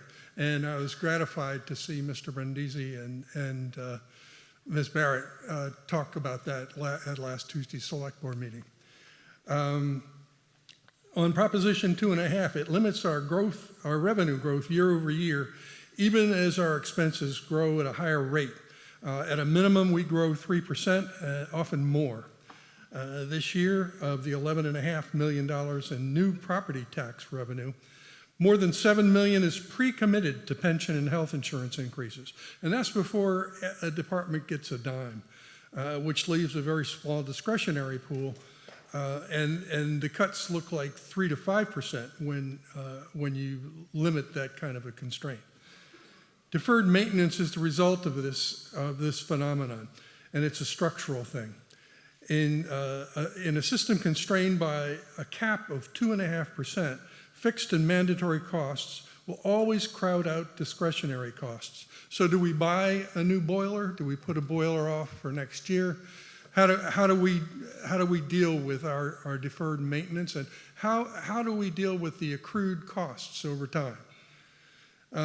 Cuts are not when we're accruing debt year over year, cuts are not the answer. Fixing the system is the answer. Memorial Hall is the best example. In 2016, town meeting appropriated $86,000 for masonry repairs, and those appropriations sat for some number of years. And now I'm hearing that repair and replacement estimates for Memorial Hall that began at $86,000 now range from $34 million to $90 million, depending on who you talk to. And Memorial Hall is just the best example of the phenomenon. We can talk about HVAC systems, roofs, failing boilers, others. 30 seconds. For decades, we didn't feel these constraints because they were masked by pilot payments from Pilgrim and by the new growth from Red Brook and Pine Hills. But those masks are gone, and the structural deficits remain. And cuts are not the answer to the system. Only fixing that system will help. I urge you to vote no when you get a chance. And I think most of these proposals are comprise a pretty good budget. Fix the system. Thank you. Thank you. And when we do close debate, you'll be voting first on the motion to amend.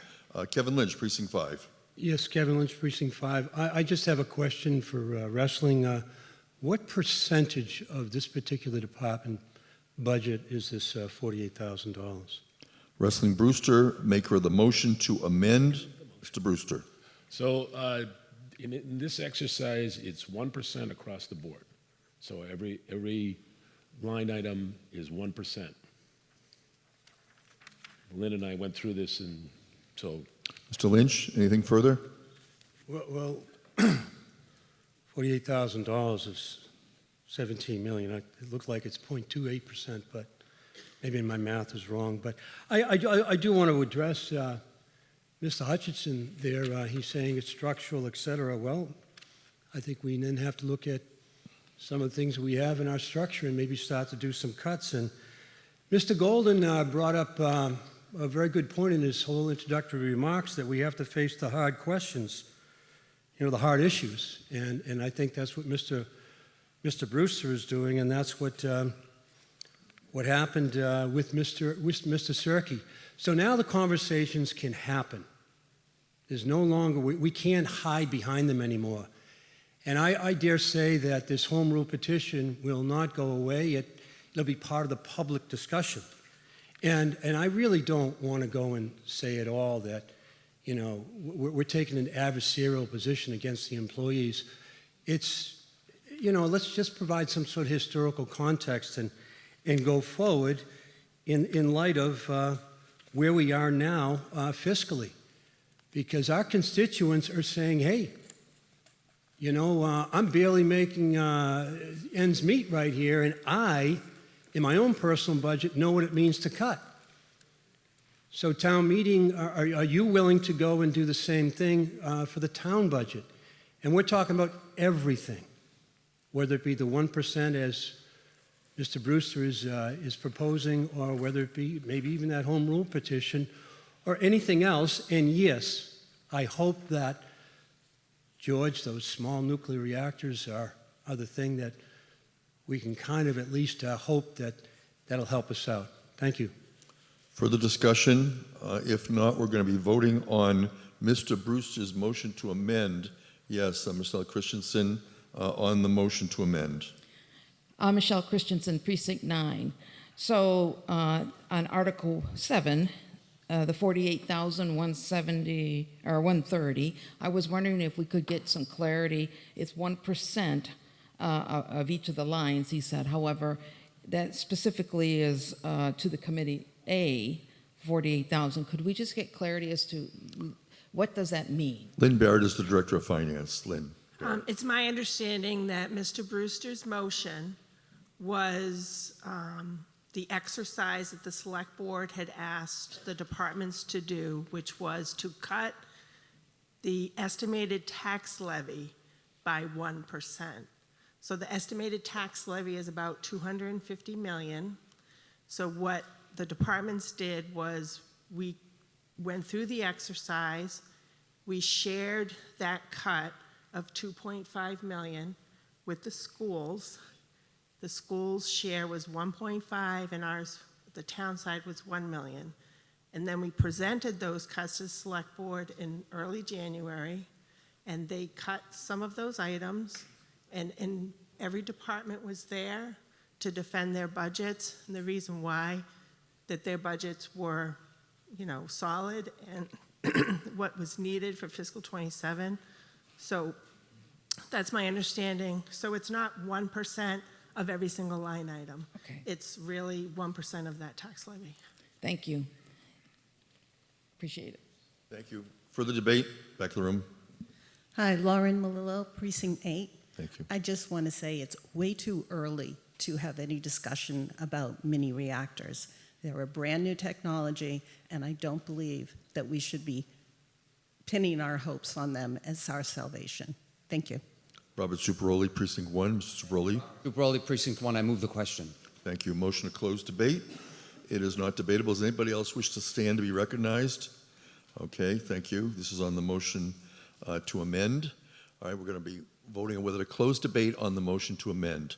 When the light goes on, you'll be voting. It's procedural, and it requires 2/3 vote. 2/3 on whether or not to close debate on Mr. Brewster's motion to amend. We have been in the second morning session. We'll continue for about another half hour, and then we'll be taking a midday lunch recess. Town meeting members are now taking a procedural vote on whether to close debate. The light is off. 124 say yes, no 25, 1 abstention. The motion carries by more than 2/3. Therefore, we have now closed debate on Article 7, Subcommittee Report A, motion to amend by Wrestling Brewster, which was a motion to reduce the main motion by 48,130. Point of order. My vote did not count, register, and I voted yes. You voted yes. Thank you. Okay. And now, at this time, we're going to When the light goes on, you're going to be voting on Mr. Brewster's motion to amend. You're voting now. It is a majority vote on the motion to amend, and following that, we will continue discussion and debate on the main motion, either amended or not. This is on Article 7, Motion Subcommittee Report A. We have a motion to amend. It is a majority vote as to whether the motion to amend will pass. The voting has ended. 71 say yes, no 81, 3 abstentions. It does not pass. We now have the main motion. Are there any more town meeting members who wish to be heard on the main motion under Subcommittee A? If not, we're going to be voting on the main motion on Subcommittee A. When the light goes on, you will be voting on whether to approve. The light is on. We are now voting on the main motion on Subcommittee Report A. And this is, again, a majority vote, and it is the first of several motions under Article 7. Town meeting is now moving through Article 7, which relates to the fiscal 2027 budget. Town meeting members have been voting. 137 say yes, 12 no, 3 abstentions. The motion carries. We now move to a motion on Subcommittee Report B. Mr. Lally moves the town vote to raise and appropriate $94,986,029, items 14 to 28. Mr. Lally.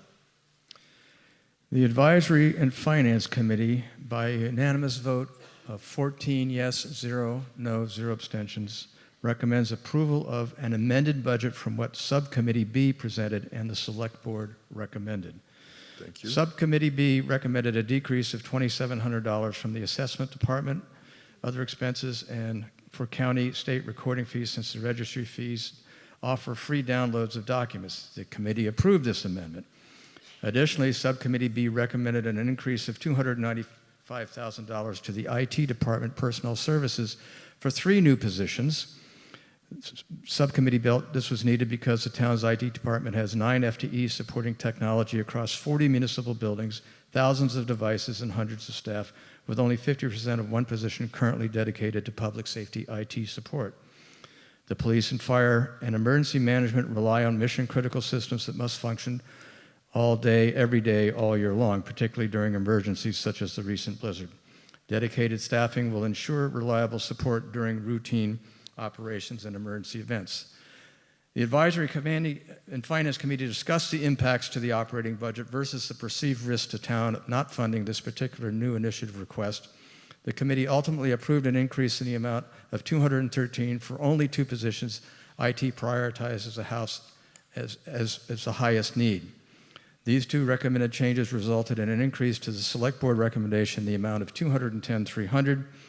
The Advisory and Finance Committee recommends town meeting approve an appropriation of $94,986,029 as detailed in the Subcommittee Report B and as amended at the budget hearing. Thank you, Mr. Lally. We have multiple motions to amend. We're going to take them separately. So for now, we're only going to be debating the first motion to amend. Laurie Downs, Precinct 17, moves to amend Subcommittee Report B, motion by reducing the information technology line item 16, personal services, by $213,000. Laurie Downs, on your motion to amend, do you care to be heard? This is a majority vote on the motion to amend. Wherever you wish to speak. My motion is to reduce line item 16, information technology personnel services, by $213,000. The Advisory and Finance Committee, as you just heard, approved an increase of $213,000 for the purpose of adding 2 IT positions, citing safety concerns. Per Selectman Canty's comments at the Advisory and Finance Committee meeting, the town is under a hiring freeze. Other departments may also like additional staff, but I repeat, we are under a hiring freeze. If we increase the personnel budget for one department, we may need to do it for others. Further, it is my personal opinion that the IT department should be the people that determine their own staffing needs, not the Advisory and Finance Committee. Joseph Hutchison, Precinct 17, followed by Christopher Merrill, Precinct 11. Mr. Hutchison. Thank you, Mr. Moderator. $213,000 is actually 2 slots, 2 people. The IT department requested initially eight people, and in working with the Advisory and Finance Committee, they got down to 2 people, and so we're now going to cut those 2 slots, is what it sounds like to me. The IT manager just gave me a list of the sorts of tasks that he has, and we're not really cutting excess in this exercise.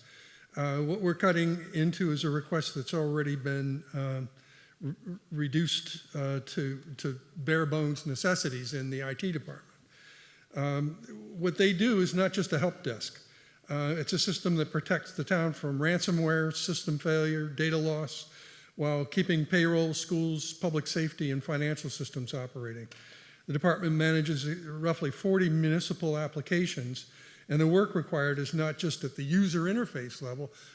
When you have 40 application interfaces that the entire town hall uses, you need somebody actually talking to users, and that becomes a requirement for actually more than the one person who's currently doing that. So they need help in this department, and I think the requests are legitimate.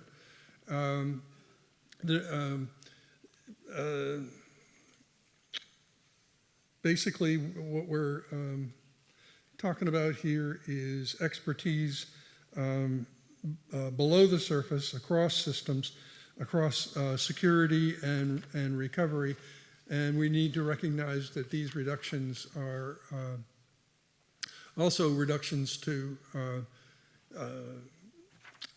well, okay, sorry, I got the page wrong here. I'll just summarize by saying that these are 2 slots that I think the IT department needs, and I also would suggest that Mr. Lally include the information technology in the public safety slot that he shows in his pie chart, because they are protecting us and protecting our system, our data, our information, and our ability to communicate with the town and all the administrative functions. I urge you to vote no on this. Christopher Merrill, Precinct 11. Thank you, Mr. Moderator. I just have a general question for the Finance Director with this related with the Finance Department. In regards to unclaimed property with fine mass money, in general, I noticed that there's multiple pages on that website. I know it may be immaterial, it may be material, but it could impact the operating budget if we have large sums of money that we could claim. Lynn Barrett is the Director of Finance, and there's a question from Town Meeting Member Christopher Merrill regarding unclaimed funds. So are you saying that the town of Plymouth is listed as on the state? Yeah, Yes, so through the state. Our treasurer collector's office is continually inquiring on those items to see if, what can be turned back to the town from the state. Okay, do we have a general idea what those sum of funds are, or is it material?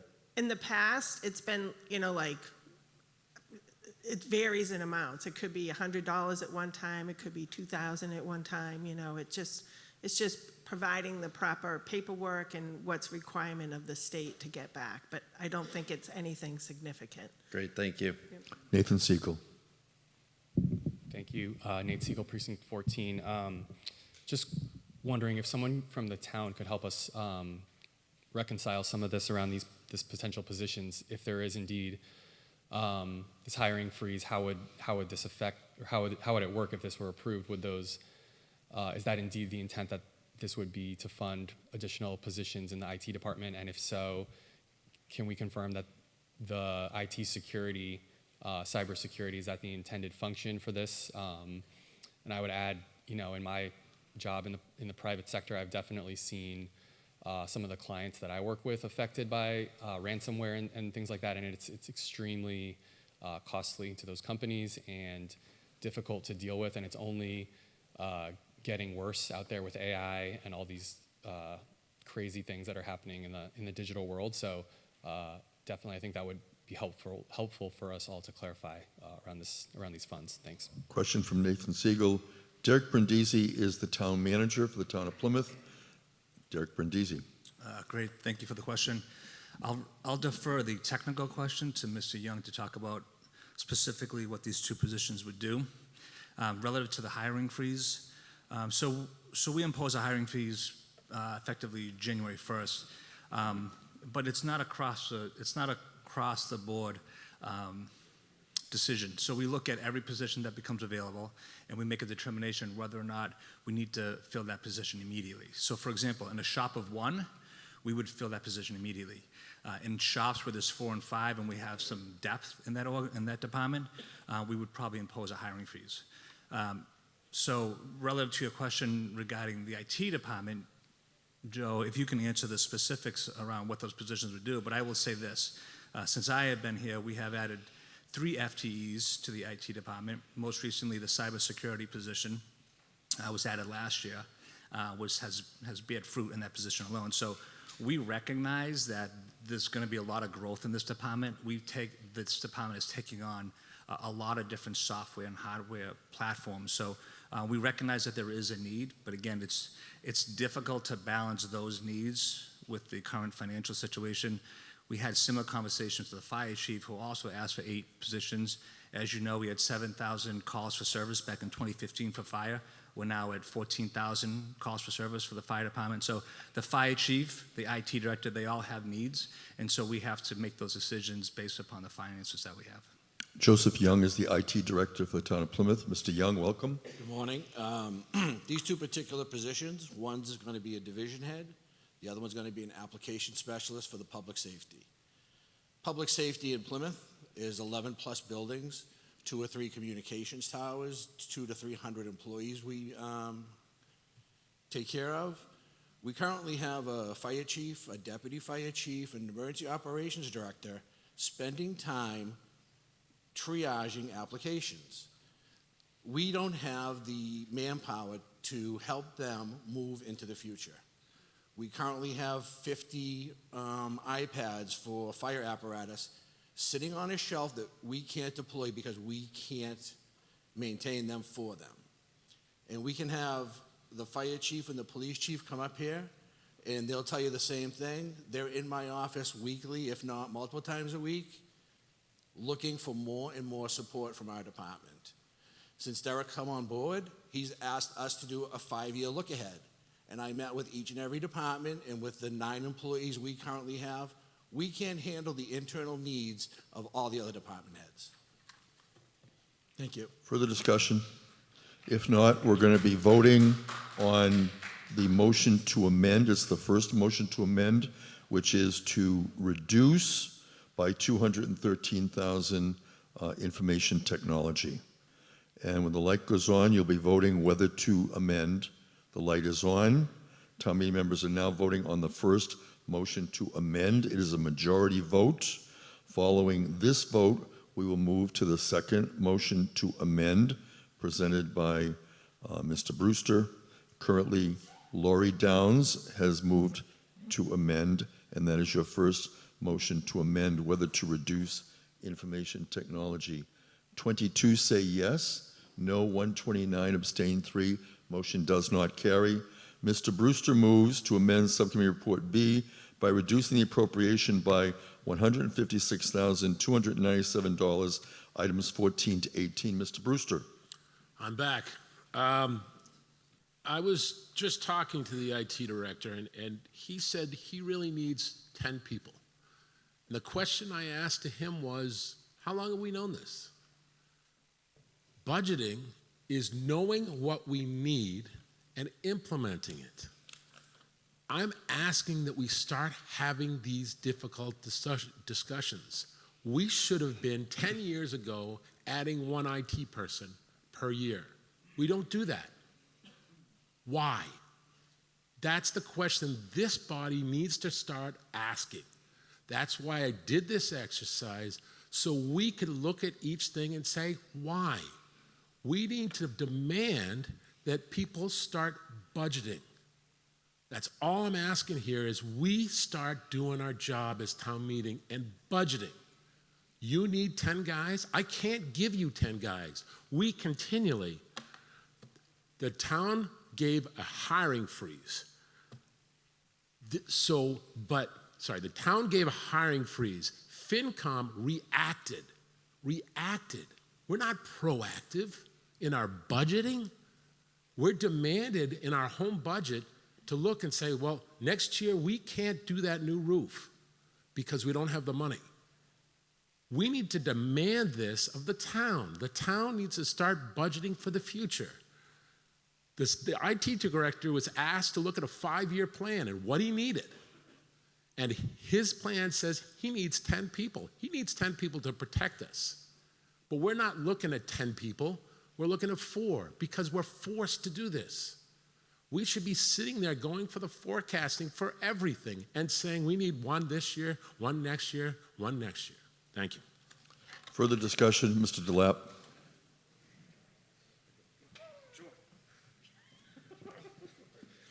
Jeffrey Delap, Precinct 13. I move the question. Oh, sorry.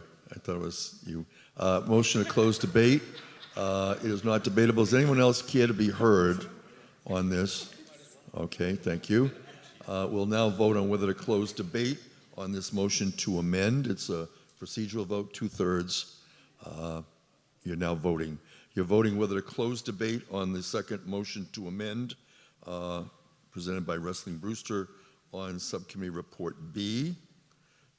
Town meeting has been now debating Article 7, which is the budget article. And on closing debate, town meeting requires a 2/3 vote, 117 yes, no 34, 0 abstentions. The motion carries. We will now move to vote on the motion to amend by Mr. Brewster under Subcommittee Report B. And when the light goes on, you'll be voting on whether to amend Subcommittee B by reducing $156,297. Town meeting members, following this vote, will then vote on the main motion, whether it's amended or not. But currently, you're voting on the second motion to amend.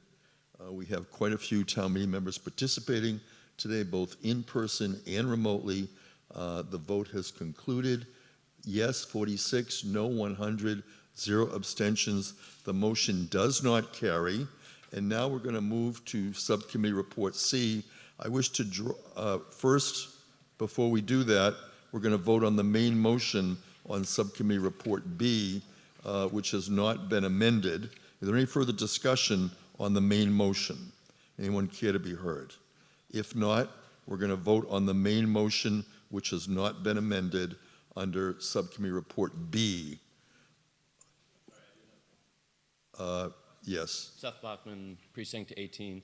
I just wanted to clarify from the town manager. I thought I heard that there was a 1% cut asked for, and then does the recommendation from the Finance Committee take into account, like, are we voting for a 1% cut when we vote for the main motions, or is that's what I'm trying to clarify, because rather than do the piecemeal, or what was the what I can say is that Mr. Brewster's series of motions on each of the multiple subcommittees total a 1% cut.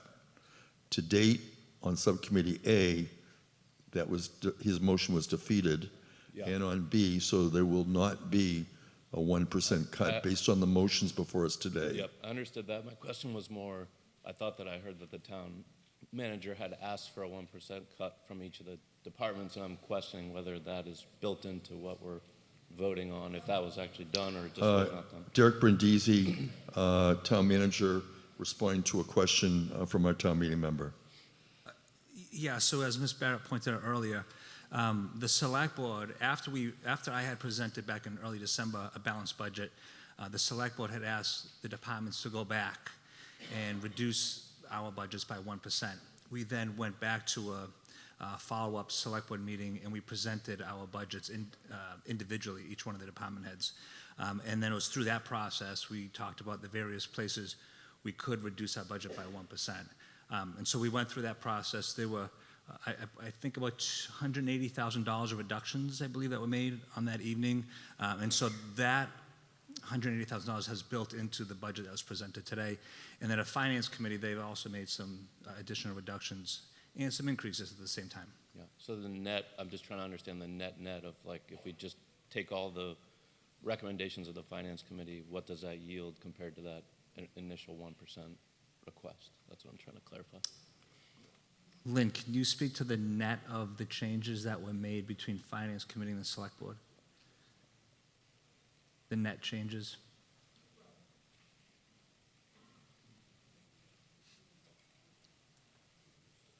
So as the town manager said, the select board made approximately I think it was about $150,000 worth of cuts.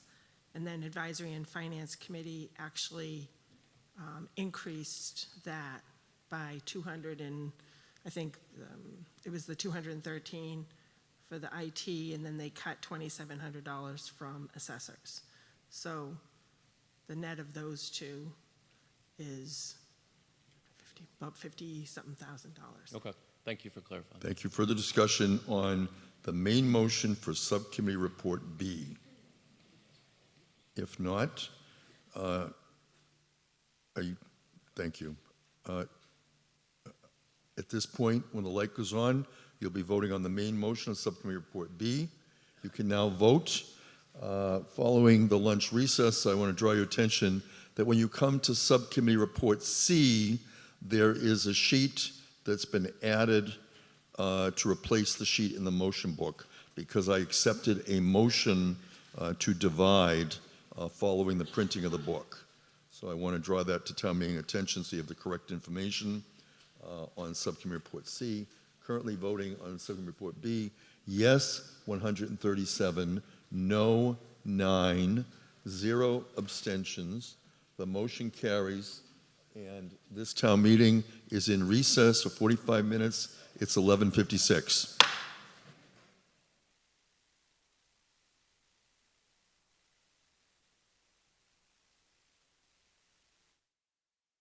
Afternoon. I'd like to welcome everyone back from the lunch recess. And before we get back into Article 7, you heard earlier from the town clerk about the codification, and we've talked and voted this morning about town elections, and I've asked the town clerk if she could just briefly speak about this election that's coming up. Kelly McElreath, town clerk. Good afternoon. So as you're aware, we're having a town election on Saturday, May 16th. So if you want to vote by mail, you need to apply every year. So there's a link on the town clerk's website. If you haven't already applied yet, I think we have almost 1,400 people that have already applied for vote by mail. So there's a link that you can either print out a document and fill it out, or you can apply online, so I highly encourage. We anticipate getting the ballots in about the next 7 to 10 days, and then we will start mailing them out to any requests that we currently have. So, and then we'll be doing in-person early voting beginning on the Thursday, I believe it's May 6th, and it's going until the following Wednesday. And we will be open that Saturday and Sunday as well for early voting. Thank you, Town Clerk Kelly McElreath. I was also advised during the lunch recess that our parliamentary handbook, Town Meeting Time, is now also available at the town library. So for those of you that would like to review a copy in terms of parliamentary procedure for town meeting, that is available. And as we broke before the lunch recess, we finished Article 7 Subcommittee Report B. We are now on Subcommittee Report C. And again, if you could pull out the insert that you received in the book today, because I've accepted an additional motion. And so first, we have the main motion that Mr. Lally moves to vote to raise and appropriate $42,084,008, items 29 to 44. Joseph Lally is the chair of the Advisory and Finance Committee. Mr. Lally. By a vote of 13 yes, 1 no, and 0 abstentions, the Advisory and Finance Committee recommends approval of this section of the budget as presented by Subcommittee C and in accordance with the Select Board recommendation, and recommends town meeting approve an appropriation of $42,084,008 as detailed in Subcommittee Report C. Thank you. And as we had in the previous subcommittee report, we have 2 motions to amend. And so we're going to begin with the first motion and separate them out. So Geraldine Williams, Precinct 8, moves to amend Subcommittee Report C, motion by reducing the police overtime, line item 29, personal services, by $200,000. Good afternoon. Jerry Williams, Precinct 8. I have proposed to reduce the police overtime budget by $200,000, which is less than 10% of the line item.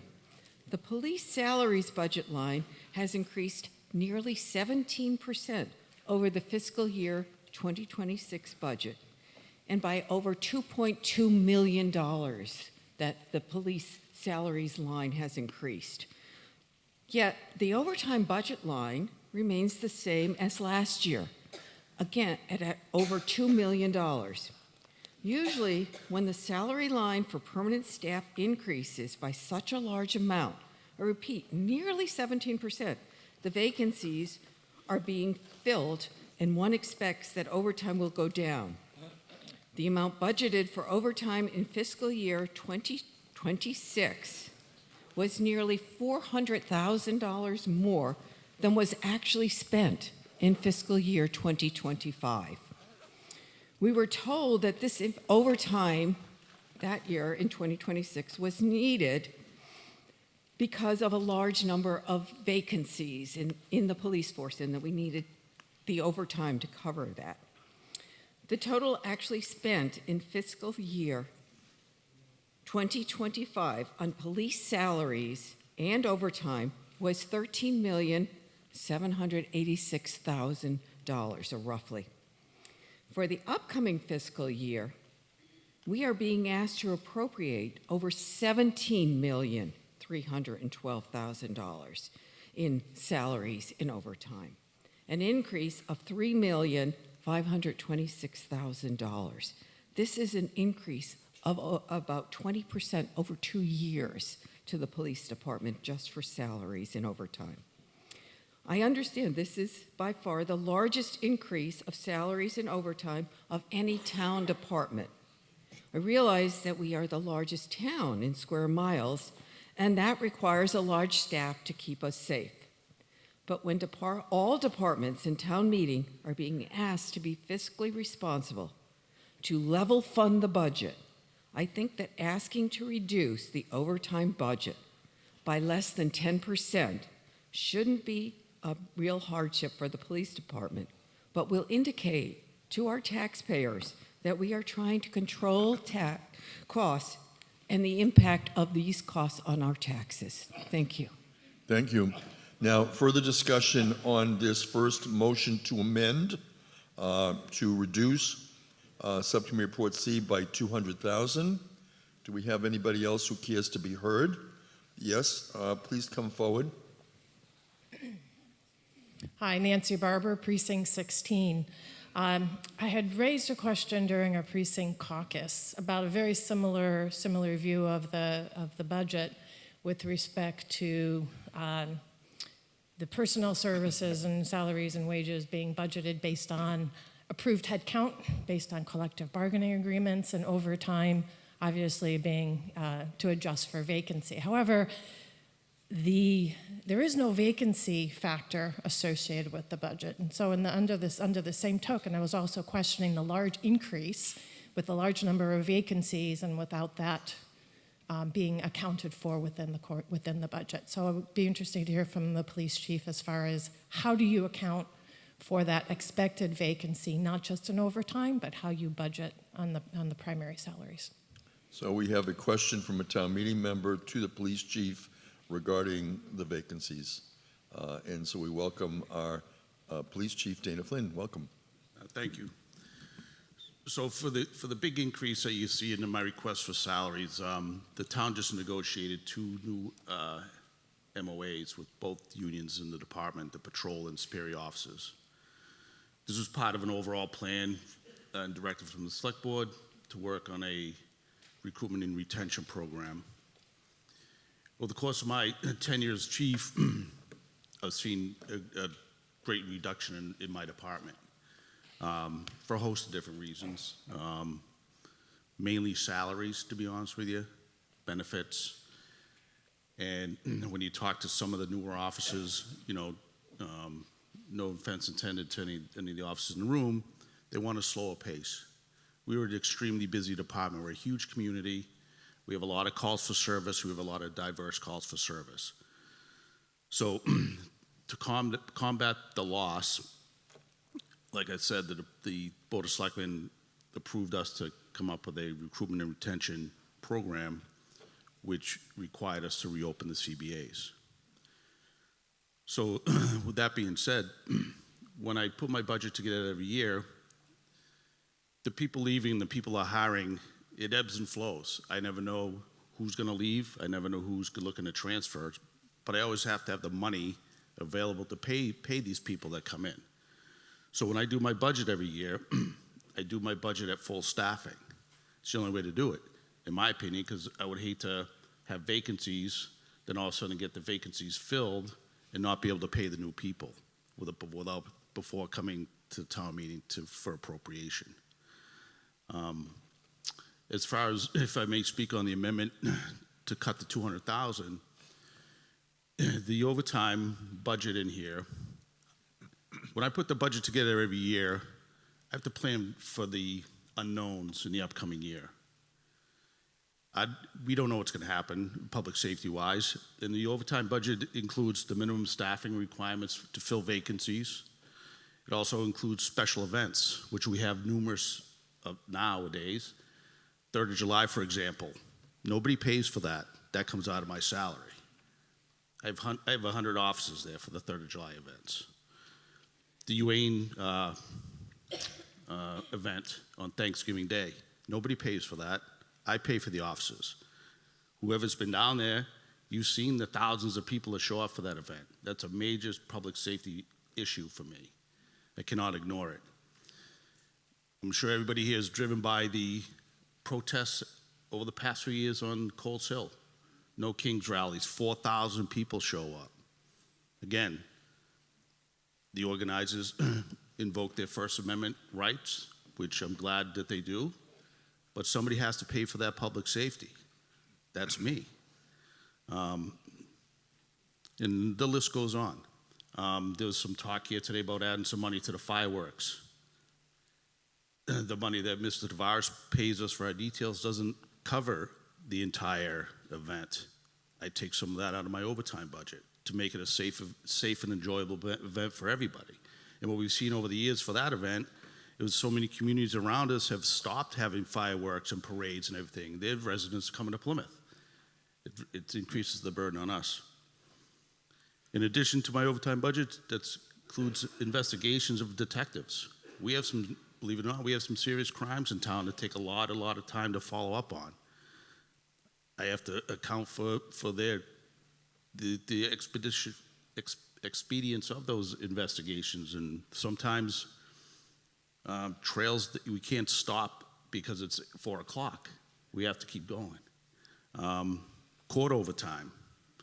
Nowadays, with everything it is, the courts are asking for more and more witness officers to attend in cases. The DA's office is asking for more and more.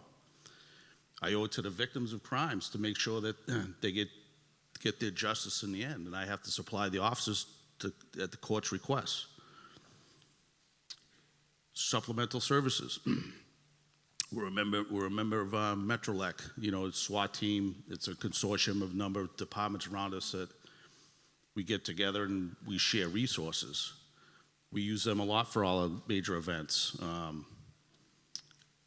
But as part of the team, we have to be beholden to them if they have special events, so I have to pay for officers to go on there. So I guess in the short, in the long run, sorry for taking anybody down that road, I budget for full staffing. We did sign 2 new MOAs, and cutting any money from my overtime budget would be detrimental to the services that the townspeople deserve and demand. Stephen Lydon, Precinct 17. Thank you, Chief. You answered a lot of questions that I had. Also, we are also paying officers in the academy. So these are officers that are not on the street and not working. So the officers that have to cover their shifts would probably be on overtime. And hopefully with the new officers coming on, that the overtime budget will go down. Thank you. Thank you. Further discussion? Michael Babini, welcome. No problem. Good afternoon, Mr. Moderator. I just want to state that, on my list of important things in the town of Plymouth, public safety, police, fire, and IT for the protection of our networks is at the top of the list. I don't think all of us, we're living in dangerous times. There's no question about it. We all need protection. We want to know that we're safe at our homes. We want to know that we're safe on the street. And to try to just pull out the police department as one of the departments we're going to attack, I don't think that's the right way to approach it. Yes, I was disappointed this year that the Finance Committee and the Selectmen didn't come back with a bigger cut in the budget. I know they worked hard, but there's ways to cut a budget. There's things out there they won't need, but we pay for. Those are the things we should be looking at. Please vote against this amendment. And again, I think public safety should be first in our minds. Thank you. There was a cell phone found outside. If you missed your telephone, we have it. Further discussion on this motion to amend? If not, we're going to take a vote. When the light goes on, you'll be voting whether to reduce $200,000 on Subcommittee Report C. Town meeting is now voting. They are voting in person with their hand clickers. They are voting remotely by the vVoter platform made available by OTI Technologies. We've had a high percentage of town meeting members participating today, as many as 152 out of 162. And that completes the voting on this motion to amend. 22 say yes. What? If we could also show on the screen, but I'm seeing that the tally on the vote is 22 yes, 120 no, 1 abstention, and we're going to put it up on the screen for town meeting to be able to see it when it becomes available. And right now, both OTI Technology and the local scene are looking at that. And because it's not close, I am going to go on, but we will make it available to you to see when they can do that. But I am going to move on because of the great disparity in the yes versus the no. So we're going to move on to motion to amend number 2. Rustling Brewster, Precinct 15, moves to amend Subcommittee Report C, motion by reducing the appropriation by $568,066, items 29 to 43. Mr. Brewster, on your motion to amend. Thank you, Mr. Moderator. I'm back again. I've been accused of creating confusion on the budget, and an already confusing budget. I appreciate Finance Committee with the charts and things that they gave at the beginning. I ask you all a question. If you don't understand the budget, how can you vote on a $9 million article? How can you leave here and talk to your constituents and say to your constituents, I did my best to keep your taxes down? If you're voting on something you don't understand, you don't have enough information, this caused me to delve very deeply into the budget. I understand it a lot more. Thank God Lynn Barrett does what she does. But I ask you these questions because we need to be where the purse strings. We're the people who approve this budget. If you don't have enough information, don't do it. Say, I do not have enough information. And we need to start looking at outsourcing, combination of infrastructure, trying to, we need to start looking at a lot of different things. That's why I created all these articles, so that we could have the discussion that we need to have. You need to ask, I don't have enough information. Thank you.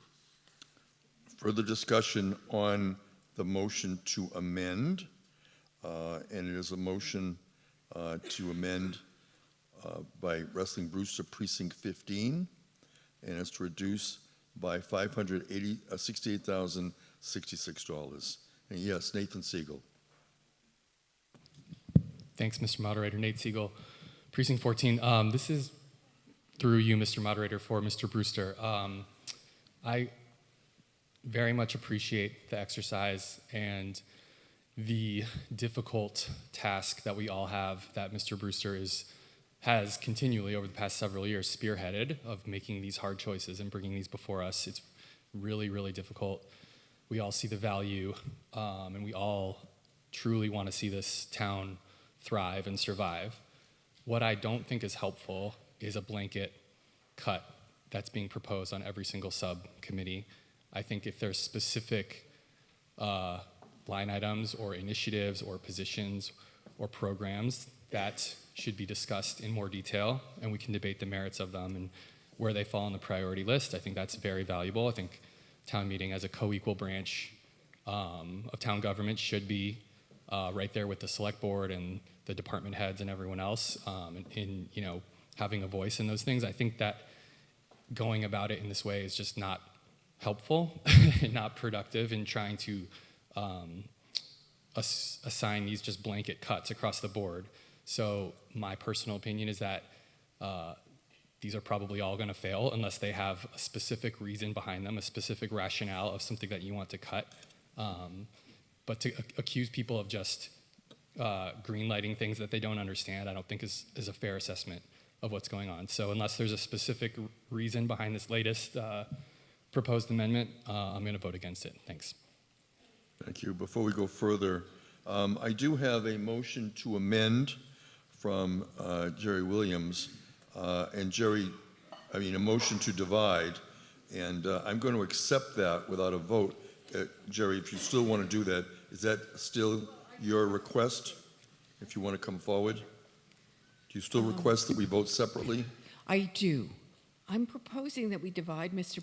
Brewster's amendment to Subcommittee C into two amendments to be considered separately. Part A, the police and fire, and Part B, the harbor master, emergency management, and energy and environment. I feel these last three departments have already produced level-funded budgets and reduced their costs as much as they can. Their budgets are so much smaller than police and fire that the cuts Mr. Brewster is asking of these three departments are so much more significant to their operations. And they're insignificant. They're only about $22,000. They're insignificant to the whole budget. So I think we should consider them separately, since they will impact the two different budgets so differently, the 1%. So unless there's an objection to dividing, I'm going to just administratively do that. Do you have an objection, Mr. Brewster? No, I just No wanted to objection. react to before. All right. So just so it's clear, when it comes time, we're going to have on amendment number 2 an A portion, which you have before you, which is the police and fire, and then a B portion, which is going to be the remaining items, harbor master, emergency, and energy. Mr. Williams.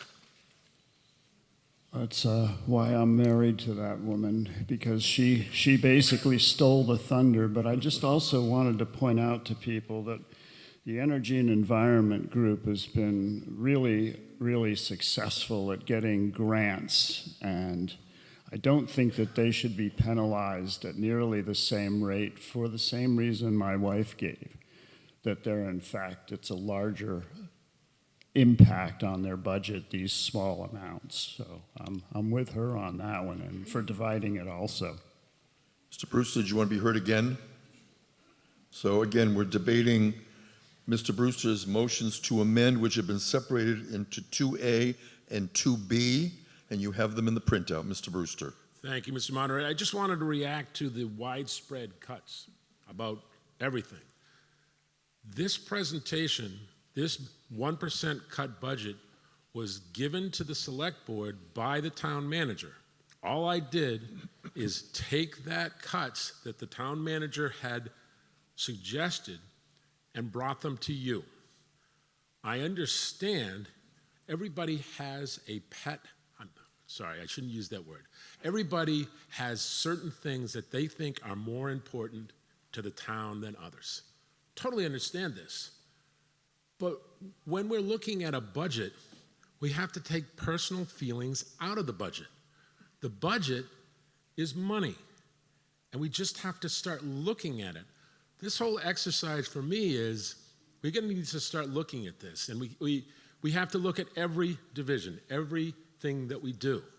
That's why I did the 1% that the town manager had suggested. Thank you. Further discussion? Yes, Geraldine Williams, please come forward. We're debating your motion. Jerry Williams, Precinct 8. I did look at the line items, each by themselves, and I saw that some of these departments did hold their line. They didn't ask for any more than in the past. So they were already trying to go along with they weren't asking for the 3% increase that normally would be given. That's all I wanted to say. Mr. Zuccaroli. Move the question. Motion to close debate.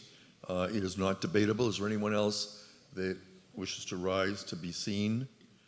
I don't see anybody, so I don't think we need to do that because nobody is rising as wanting to still speak. So we're going to go right to voting on the motion to amend 2A, which is to reduce Subcommittee Report C by the $545,705, and that is for the police and fire. So when the light goes on, you're going to be voting whether to reduce that. The light is on. And it's a majority vote. It's a motion to amend to reduce Subcommittee Report C by that amount. You're coming to you live on Saturday, April 11th. We are at Plymouth North High School in the Center for Performing Arts, and we will continue through the warrant. We did vote for an adjourned session on Monday if we do not conclude today. 34 yes, 111 no, 2 abstentions. The motion does not carry. And while we scroll through the precincts, I'm going to take next any further discussion on motion to amend 2B, which again was in your insert, and that is to reduce Subcommittee Report C by $22,361, Harbor Master Emergency Management Energy. Any further discussion? Yes, please come. Catherine Holmes. I don't think it's working. And that mic is on. It didn't register my vote. Go ahead. I voted no. Thank you. Okay, you voted no, Catherine Holmes. Thank you. All right, now any further discussion on the motion to amend under Subcommittee Report C? It's the motion to amend 2B to reduce by $22,361. Hearing none, we're going to vote when the light goes on. The light is on now. You are now voting on another amendment to Subcommittee Report C. And once we vote that, then we will vote on the main motion as amended or not. And we have town meeting members still voting, and we are up at 150.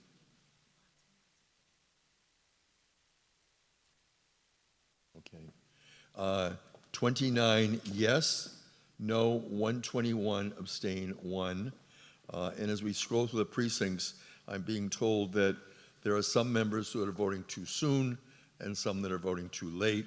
So watch the light, if you would, And for those of you remote, listen, and because we have a number of people who are on the screen, and it comes through as a point of order.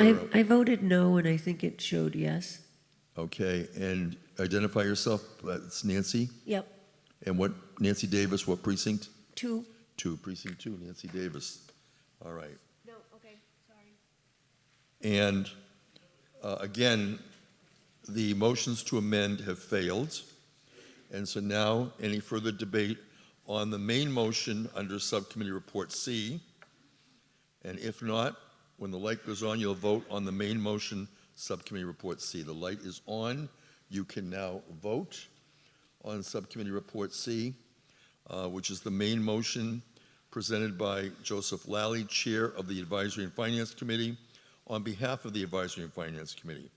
After this vote, we will continue with the Article 7 motions, and town meeting will continue for up to 2 hours since the lunch break, and then we will take a recess in the mid-afternoon.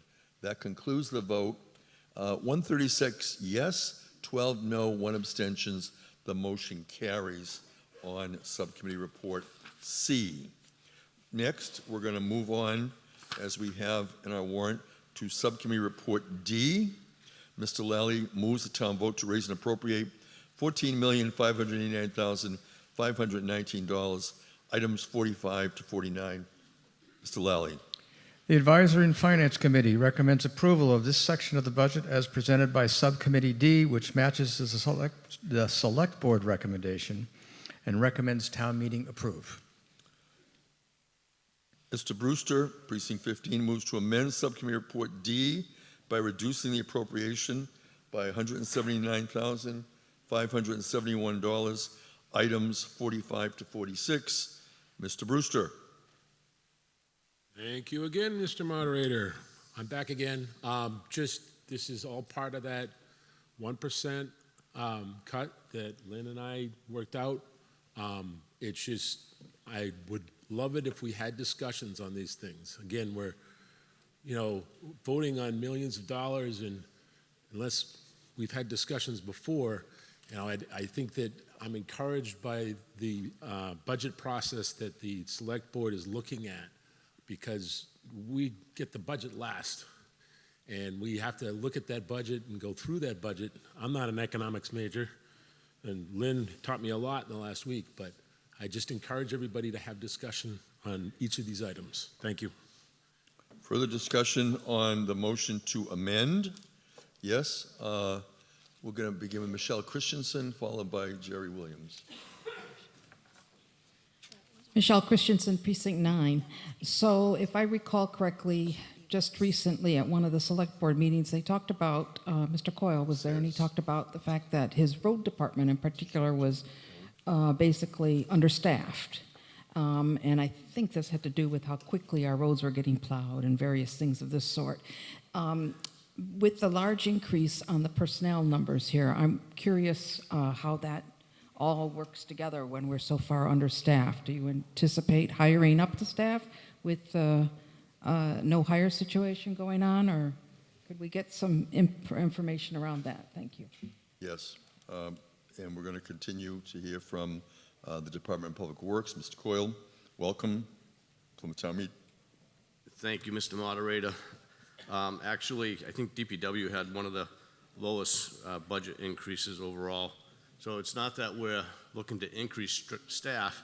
What we do each year is we budget for the same number of individuals that we currently have each year, with hopes that we can fill the positions. Quite often what we find is that because we can't fill positions, but we still try to get the work completed, people call, they want their gravel roads graded, they want trash picked up, they want potholes filled, and we want to meet those needs, so we spend time working Saturdays. Typically, we'll have a staff work almost every Saturday, so not the entire staff, it might be a half a dozen people, maybe 10, that are willing to keep working. It is a strain on them. A lot of them don't want to keep working every Saturday, but we have to get the job done. So what you'll see is the bottom line budget, we will take from what's budgeted for full-time employees, and oftentimes the overtime budget will increase. But our end budget, I think typically we never spend the total amount that's budgeted for our departments. Hopefully that answers your question. Thank you, and that's William Coyle. He's the Director of Department of Public Works. Geraldine Jerry? Williams, followed by Bruce Howard. Jerry Williams, Precinct 8. I looked very carefully at your budgets, Mr. Coyle, for the various DPW divisions, and the personal services for several of the divisions increased by less than 3%, which was below par, and 2 were actually less than the fiscal year 2026 value. And the all other expense lines for each division is exactly the same as fiscal year 2026. There has been concern for several years about the conditions of our buildings and roads and the need for better maintenance. I don't think it prudent to make these reductions to the Public Works Department. We may save $179,000 in this budget, but in the long run, it will cost us much more in delayed maintenance. Thank you. Thank you, Bruce Howard, followed by Harrison Quinn, and we're debating Subcommittee Report D. Mr. Howard. Bruce Howard, Precinct 16. Mr. Coyle, under fleet maintenance, I'm concerned that the amount being budgeted for fuel is being reduced in this budget proposal. Just wondering if how you plan to address this, given the increasing costs of fuel at the pump. Thank you. Again, Bill Coyle, DPW Director. Yeah, great point. At the time when these budgets were created, what we were finding is that the fuel in the facilities budget was always less than what was required. So we actually increased the fuel account in the facilities line item, but we were finding we always had a surplus in the fleet account, so we decreased that amount.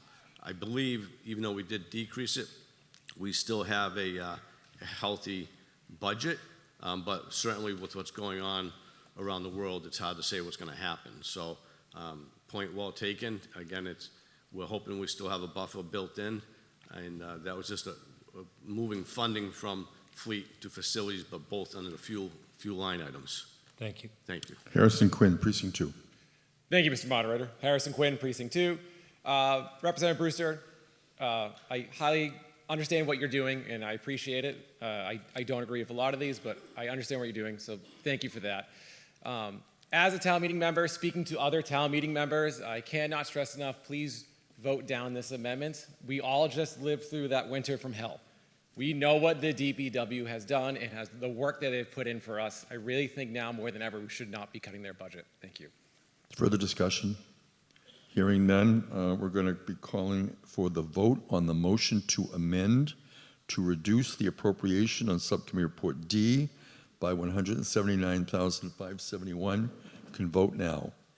The light is on. You're voting on Mr. Brewster's motion to amend to reduce by $179,571. This is on Subcommittee Report D, and thereafter we'll continue to debate the main motion under Subcommittee Report D as amended or not. Town meeting has concluded. 19 yes, 130 no, 0 abstentions. It does not pass. We'll now reopen the debate on Subcommittee Report D. Are there any other town meeting members who wish to be heard? If not, we're going to be voting on the main motion, Subcommittee Report D. And the person online, Mr. DiNardo, do you care to be heard on the main motion before we vote, or did you enter the queue due to your voting on the last motion? So let's bring in Mr. DiNardo. Sometimes some of the speakers remotely show up when they're voting if they vote too soon. He's all set? Okay. So the Mr. Moderator? Yes, Mr. DiNardo. If you would allow me a minute, I tried to speak on the first motion of cutting 1%. If you would just allow me a moment. Well, on the Mr. 1%. DiNardo, we're debating Subcommittee Report D, the main motion. If you'd like to speak and address Subcommittee Report D, I'll wait till there's a motion on the 1% to speak at that time. Well, Mr. DiNardo, we're not doing a motion on 1%. We're doing multiple motions that Mr. Brewster determined would equal 1% if they had all passed. Okay, if you would allow me one moment, I find it difficult now to support the 1% going forward because it's unfair. The idea of those of us that wanted the 1% was across the board. Now we have this butchering of the budget. So it makes it very difficult for me. That's all I wanted to say. Thank you, Mr. Moderator. Thank you, Mr. DiNardo. Any further discussion on Subcommittee Report D, the main motion? And if not, we're going to go to the vote when the light goes on. You'll be voting now on Subcommittee Report D, which is to raise and appropriate the $14,589,519, items 45 to 49. That is Subcommittee Report D, and following the vote, we'll move on to Subcommittee Report E. And again, on Article 7, we're going to continue until we complete the voting on all of the motions that we've received for Article 7. 141 yes, no, 7, 2 abstentions, it carries. We're going to move to Subcommittee Report E. Mr. Lally moves the town vote to raise and appropriate $6,390,762. Items 50 to 55, Mr. Lally. The Advisory and Finance Committee, by a unanimous vote, recommends approval of this section of the budget, which covers Health and Human Services and Planning Development, and it is the same budget as presented by the Select Board. Further discussion, we're going to move to the motion to amend. Wrestling Brewster, Precinct 15, moves to amend Subcommittee Report E. Motion by reducing the appropriation $72,438, items 50 to 51. Mr. Brewster. Thank you, Mr. Moderator. Mr. Moderator, at this point, the only thing I think I can cut is time, so I will leave this to the voters. Any further discussion on the motion to amend? If not, we will take a vote on Mr. Brewster's motion to amend Subcommittee Report E. When the light goes on, you'll be voting whether to reduce by $72,438, items 50 to 51. That is on Subcommittee Report E under Article 7. It is a majority vote. Town meeting is moving through the warrant this afternoon on Saturday, April 11. We are at Plymouth North High School, located on Aubrey Street in Plymouth. We are in the Center for Performing Arts. The voting has concluded. 24 say yes, 123 say no, 1 abstentions. The motion to amend does not carry. We are now moving back to the main motion on Subcommittee Report E. Any further discussion on the main motion? If not, when we scroll through the precincts on the prior we've completed, we can now move to vote on the main motion on Subcommittee Report E. And when the light goes on, please vote. You are voting now. Town meeting will continue in the warrant chronologically. We have 37 warrant articles that are coming before town meeting today. We are currently in Article 7. We are on the main motion for Subcommittee Report E. And town meeting has been actively participating in the debate and voting both procedurally and substantively. The vote 140 yes, no 8, 1 abstentions. The motion carries. And while we look at how people voted, we're going to go to Subcommittee Report F. Mr. Lally moves the town vote to raise and appropriate $133,529,377, items 56 to 59. Mr. Lally. The Advisory and Finance Committee, by a vote of 12 yes, 2 no, and 0 abstentions, recommends approval of this section of the budget, which covers Plymouth Schools and Fixed Cost School. Same budget is presented by the subcommittee and with a Select Board recommendation. Wrestling Brewster, Precinct 15, moves to amend Subcommittee Report F motion by reducing the appropriation by $1,500,000, item 56, as shown on the table below. Wrestling Brewster, on your motion to amend. Thank you, Mr. Moderator. Town meeting, you don't have to see me after this unless I have something else. Thank you. I just want to address the school budget directly. Again, I'm not suggesting that we begin eliminating positions. I'm asking that we examine all available options, including outsourcing practices and consolidation. I know this is difficult, and I fully respect the commitment to ensuring no child left behind. I just want us to have the conversation. When we have conversations, we need to be honest about how we approach these conversations. When we ask, what would you cut? The immediate response is teachers and services.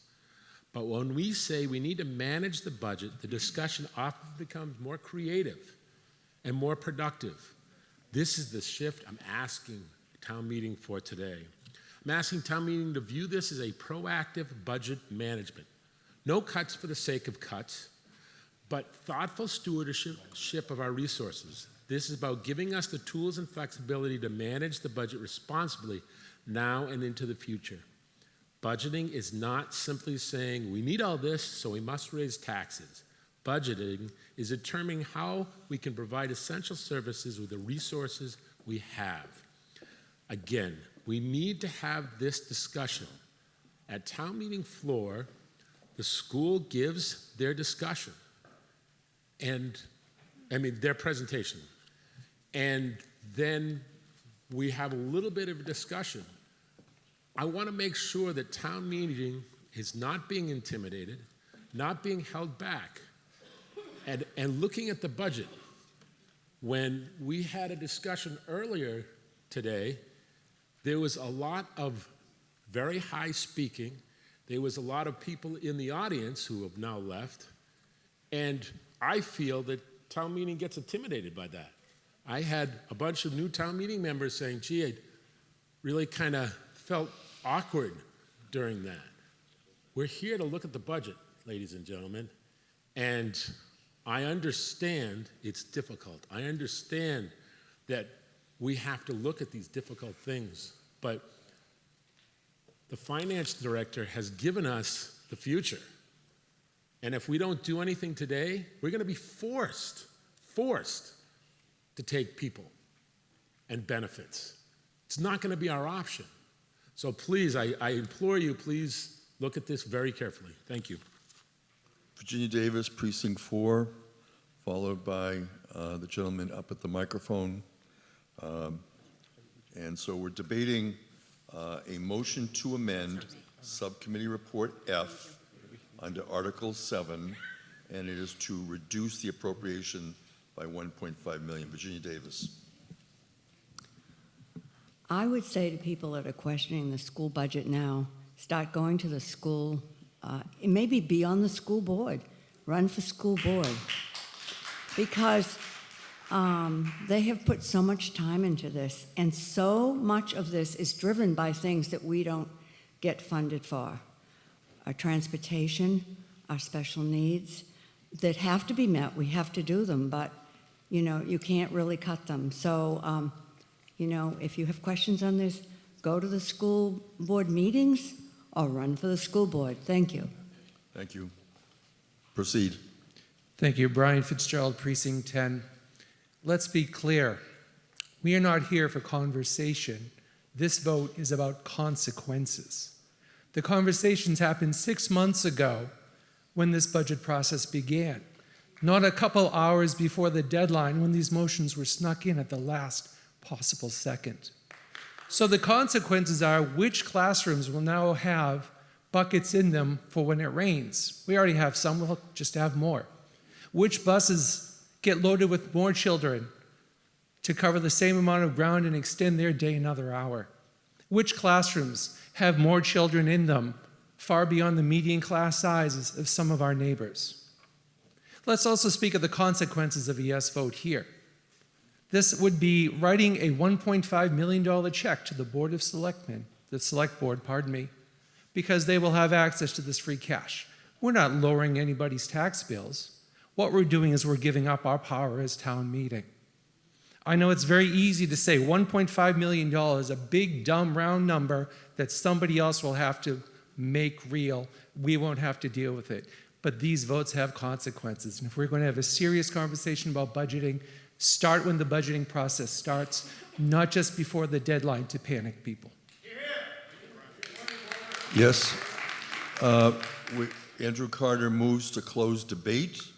And before we move any further on any more speakers on this motion to amend, we're going to see how many people are standing that would like to be heard. Thank you. Okay. And so now we're going to take the procedural motion to close debate on Mr. Brewster's motion to amend. The light is on. It's a 2/3 vote. You're voting on whether to close debate on the motion to amend to reduce the school budget by $1.5 million. This is a procedural motion, and following this motion, we will determine whether to continue debate on the motion to amend or whether to go right to voting on the motion. Town meeting members have voted. 103 say yes, 49 say no, 1 abstention. The motion carries. We'll now move to vote on Mr. Brewster's motion to amend. Again, it is to reduce the appropriation by $1.5 million, as shown in the table, and it is a motion to amend, and we're going to go and move forward on voting on that.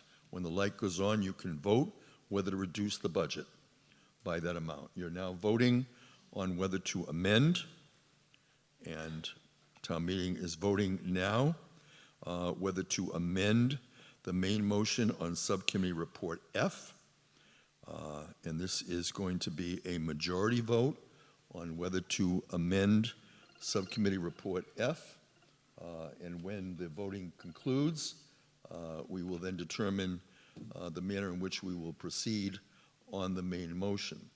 This is currently on the motion to amend. 18 say yes, 132 no, 2 abstentions. It does not carry. We are now back on the main motion on subcommittee report F. Is there any more discussion? If not, we're going to move to the main motion on subcommittee report F. And when the light goes on, you can now vote when the light goes on. As soon as it does go on, now. You can now vote on Article 7, motion for subcommittee report F. You're voting now. It's a majority vote. It is the main motion from the Advisory and Finance Committee. And once again, it is to raise and appropriate $133,529,377. And town meeting members are voting. We now have the vote, 141 yes, no 6, 3 abstentions. So as we conclude the votes on Article 7, I just wanted to make a comment. I didn't want to interfere with the debate as it was going on. And I have not had the opportunity to serve on either the Advisory and Finance Committee or the Select Board. I did, however, serve a term on the school committee and was chair for a couple of years. And I can tell you that, as you've heard this morning, these budget process and planning, they start early on. So while, yes, we can have a conversation or debate or deliberation at town meeting on the budget, if you're very interested and are willing to participate early, a great time to participate would be to go to school committee meetings, go to Advisory and Finance Committee when they discuss this, go to the Select Board meeting, go to the Committee of Precinct Chairs, and then finally your caucuses. There are so many opportunities before today in order to affect the budget process and the discussion. And the other thing I'll mention for those new town meeting members, town meeting only has bottom line authority on the school budget. It's the school committee that then decides how to spend the money. So for those of you that might be concerned about teachers or class size and those sorts of things, that type of discussion is going to have to occur at the school committee because we only have the authority under state law to vote on the bottom line. And I hope that's helpful. Article 8 is a motion for the water enterprise budget. Mr. Lally moves the town vote to raise and appropriate $6,150,523, items 60 to 63. Mr. Lally. The Advisory and Finance Committee, by unanimous vote, recommends approval of the Subcommittee G report, which matches the Select Board recommendation for the Water and Enterprise operating budget. Further discussion? It's a majority vote. Hearing none. When the light goes on, you can vote. You're voting now. You're voting on the water enterprise budget under Article 8, and thereafter we'll move to Article 9. Initially, these were bundled into the consent agenda, but we were asked to separate them because there was a thought that we might need to debate them and vote them separately, but we will continue to look at whether or not that's needed. 151 yes, 0 no, 0 abstentions. So this would be something we'd look at in the future since there's no debate and it's unanimous. Article 9, the same thing, sewer enterprise budget. Mr. Lally moves the town vote to raise and appropriate $9,702,320, items 64 to 68. Mr. Lally. By unanimous vote, the Advisory and Finance Committee recommends approval of Subcommittee G's report, which matches the Select Board recommendation for the sewer enterprise operating budget. And again, any discussion? If not, when the light goes on, you can vote. And it's a majority vote. You're voting now. Again, this was also going to be on the consent agenda because of the lack of debate in the past, and we'll revisit this next year if the voting also is consistent with prior town meetings. The light is on. People are voting remotely and in person. And now we have the totals: 148 yes, there are 3 no, and 0 abstentions, and the motion carries. Next, the solid waste enterprise budget. Article 10, Mr. Lally moves the town vote to raise and appropriate $1,024,388, items 69 to 72. Mr. Lally. The Advisory and Finance Committee, by unanimous vote, recommends approval of solid waste enterprise operating budget as presented by Subcommittee G, and which matches the Select Board recommendation. Any discussion? There is none. We will take a vote on this. You are now voting on Article 10, which again is a majority vote. And once again, next year we'll look at maybe adding these once again to the consent agenda since there has been no debate and it's fairly unanimous on the prior 2. And we'll see what the vote is on Article 10. We have town meeting members 162. We have 146 voting, 147, and the total is 145 yes, no 1, 1 abstention, and we now move to the airport enterprise budget. And Mr. Lally moves the town vote to raise and appropriate $3,851,761, items 73 to 76. Mr. Lally. By unanimous vote, the Advisory and Finance Committee recommends approval of the airport enterprise operating budget as presented by Subcommittee G, and which matches the Select Board recommendation. Further discussion on this enterprise budget? Hearing none, we'll call for the vote. When the light goes on, you're voting now. You're voting on Article 11, the airport enterprise budget. And again, town meeting members are voting remotely on the V-Voter platform provided by OTI Technologies. They're also in person using their handsets as we move through the warrant. We have 37 articles. We're on Article 11. And when the light goes off, we have the total 134 yes, 16 no, 1 abstention. The motion carries. And now we're going to hear from Nicole Manfredi, Assistant Town Moderator. Just a reminder, please be mindful of when you're voting. There hasn't been a vote yet where we haven't had a handful of folks voting too early or too late. And when you're in the room, it comes through as a point of order, speak on the motion. So now we're having to discern between remote and in person. So just really be mindful of not pushing your voting button until that light is on and then doing it before it's off. Thank you. Article 12, Cable Public Access Enterprise Budget. Mr. Lally moves town vote to raise and appropriate $1,495,000, item 7778. Mr. Lally. The Advisory and Finance Committee, by unanimous vote, recommends approval of this budget as presented by Subcommittee G, which matches the Select Board recommendation. Discussion? Hearing none, we'll call for a vote when the light goes on. It's on now. You can now begin voting. And town meeting is coming to you live on Saturday, April 11.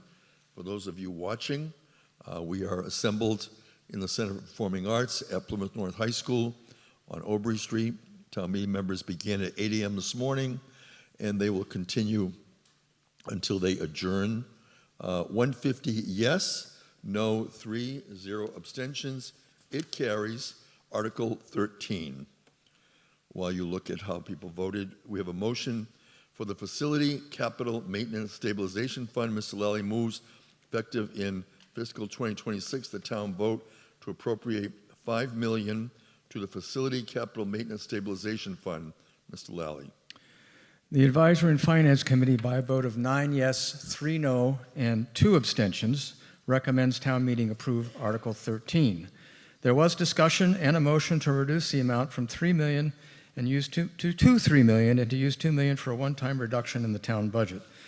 That motion failed to pass with a vote of 5 yes, 7 no, and 2 abstentions. The committee recognizes the importance of this fund and the town's fiscal policy of not funding operating budgets with one-time money. Further discussion? If not, we will have a vote when the light goes on. It goes on now. You can now vote on Article 13 for the Facility Capital Maintenance Stabilization Fund. And this is the majority vote. And following this, we will continue through the warrant. This is coming to you from Plymouth North High School. We are in the annual town meeting warrant. We have dissolved the special town meeting. We will not be going back to that, but we can go back on any articles in the annual. Yes, 145, no, 4, abstentions 2. It carries. Article 14 is the Nuclear Mitigation Stabilization Fund, and Mr. Lally moves that effective in fiscal 2026, the town vote to appropriate $500,000 to the Nuclear Mitigation Stabilization Fund. Mr. Lally. By a vote of 8 yes, 6 no, and 0 abstention, the Advisory and Finance Committee recommends town meeting approve Article 14. Some of the committee members oppose the change from the original intent of this fund to help taxpayers through tax relief to this newer single-purpose focus to purchase the Holtec properties. Some also felt that enough money for a down payment has already been set aside, or that the town should pause contributions for at least 1 year to ease pressure on free cash. Further discussion? Hearing none, we'll call for a vote when the light is on. And people are now voting, and you have 20 seconds in which to vote. It's a majority vote on whether to approve the $500,000 for the Nuclear Mitigation Stabilization Fund. Town meeting is a majority vote for this article, and we have 162 town meeting members. We still have 151 participating. 110 say yes, no 40, 1 abstentions. It carries. We're moving on to Article 15.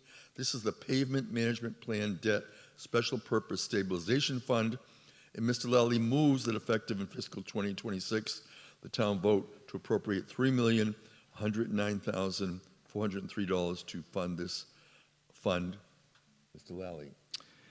By a unanimous vote of 14 yes, 0 no, and 0 abstentions, the Advisory and Finance Committee recommends town meeting approve Article 15, which is the Debt Stabilization Fund, which is for future use as it relates to road repair, maintenance, and/or construction in the town. This amount is in excess of the actual motor vehicle excise receipts over the amount budgeted for FY25.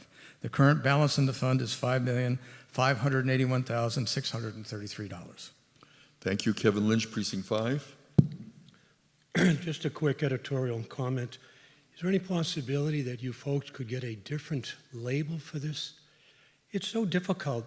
Pavement management plan, debt special purpose.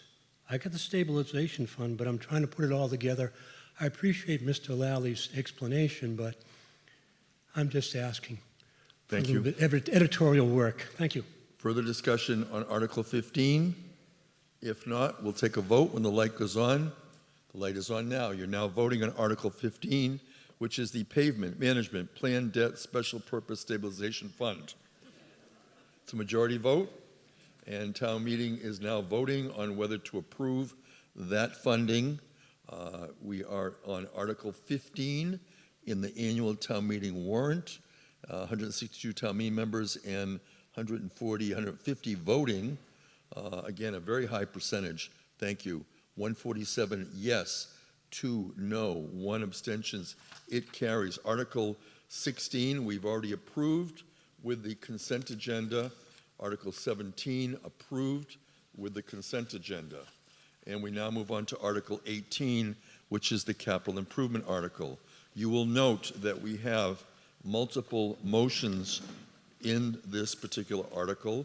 We're going to begin with items A1 to A6, A8 to A29, A31 to A32, and A35 to A40. I would note that we have separated and divided Article 18 for those items that were identified as needing to be separated for debate. So we'll begin with these particular items, Mr. Lally. All right, we're working on A1 through A6, is that correct? A1 through A6, A8 through A29, A31 through A32, and A35 to A40, as presented in the book of motions for $8,631,523. All right, the Advisory and Finance Committee recommends approval of the items just articulated by the town moderator for approval by town meeting. Thank you. Discussion on the first motion presented by the Advisory and Finance Committee.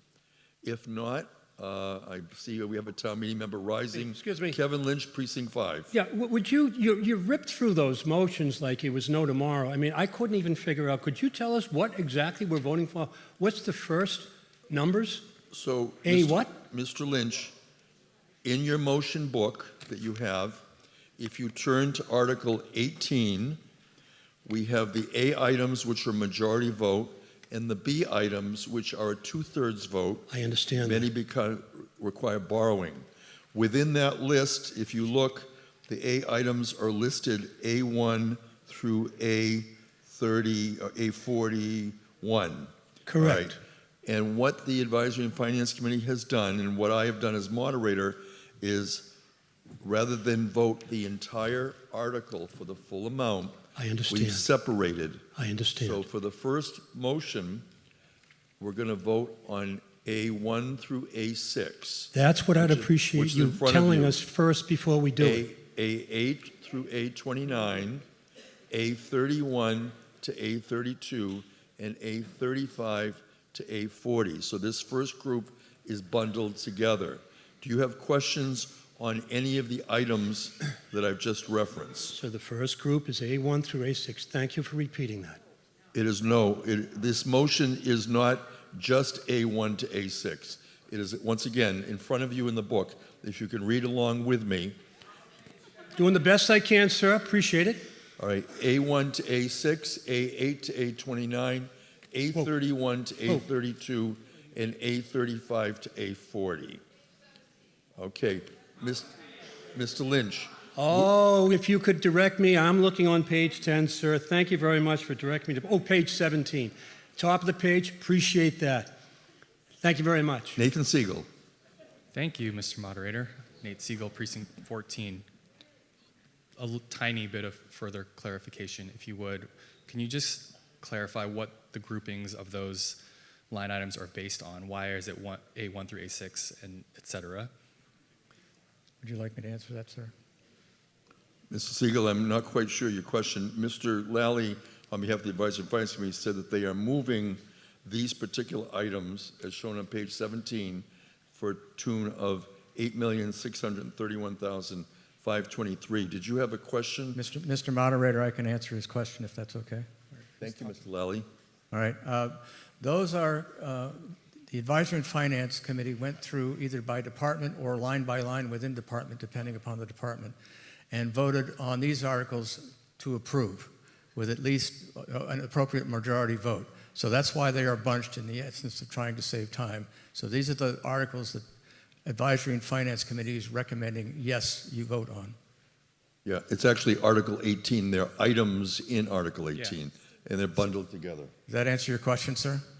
It does. And so the ones that are not, that are on the list on page the B 16, items have to be voted with a different quantum of vote, so that's why you're going to consider them separately. Quantum of vote. Well, the B item, but I think maybe your other question might be, why are there some missing? Yes. And if you continue on and look at your book, you'll see that the other items that are not included in this first group are being presented separately with separate motions. Right, I get that. And I think I'm hearing that the reason that they're grouped separately is because of the quantum of vote is different. No, well, no, the B items are separate because of the quantum of vote. The other A items are being presented separately because in one case, the Select Board has a motion that is different from the Advisory and Finance Committee. And in other cases, town meeting members contacted me and requested that we separate them out so they could vote them separately. Okay. Everyone else clear? I think I'm clear. Hopefully everyone else is. Okay, so again, going back to the first motion before us, is there anyone who hasn't spoken yet who cares to be heard? Is that Mr. Costello? Yes, Mr. Moderator, Alan Costello, Precinct 10. I just had a quick question. I was concerned with item A22. Maybe someone from the DPW. It's a $500,000 vehicle. It's quite a truck, and I'm sure it's going to be fitted with a bed and a plow. But the thing that concerned me was a contingency of over $50,000. I'm wondering if we can't get a better quote, a little tighter quote. I'm a little concerned about having a $55,000 contingency. Price of another vehicle, quite honestly. William Coyle is the Director of the Department of Public Works. Thank you, sir. Bill Coyle, DPW Director. We typically put in a roughly 10% contingency just because each year there can be different changes to emissions and different operations for the trucks. If we don't spend the full amount, then it goes back to the general fund. But this is a 10-wheel dump truck.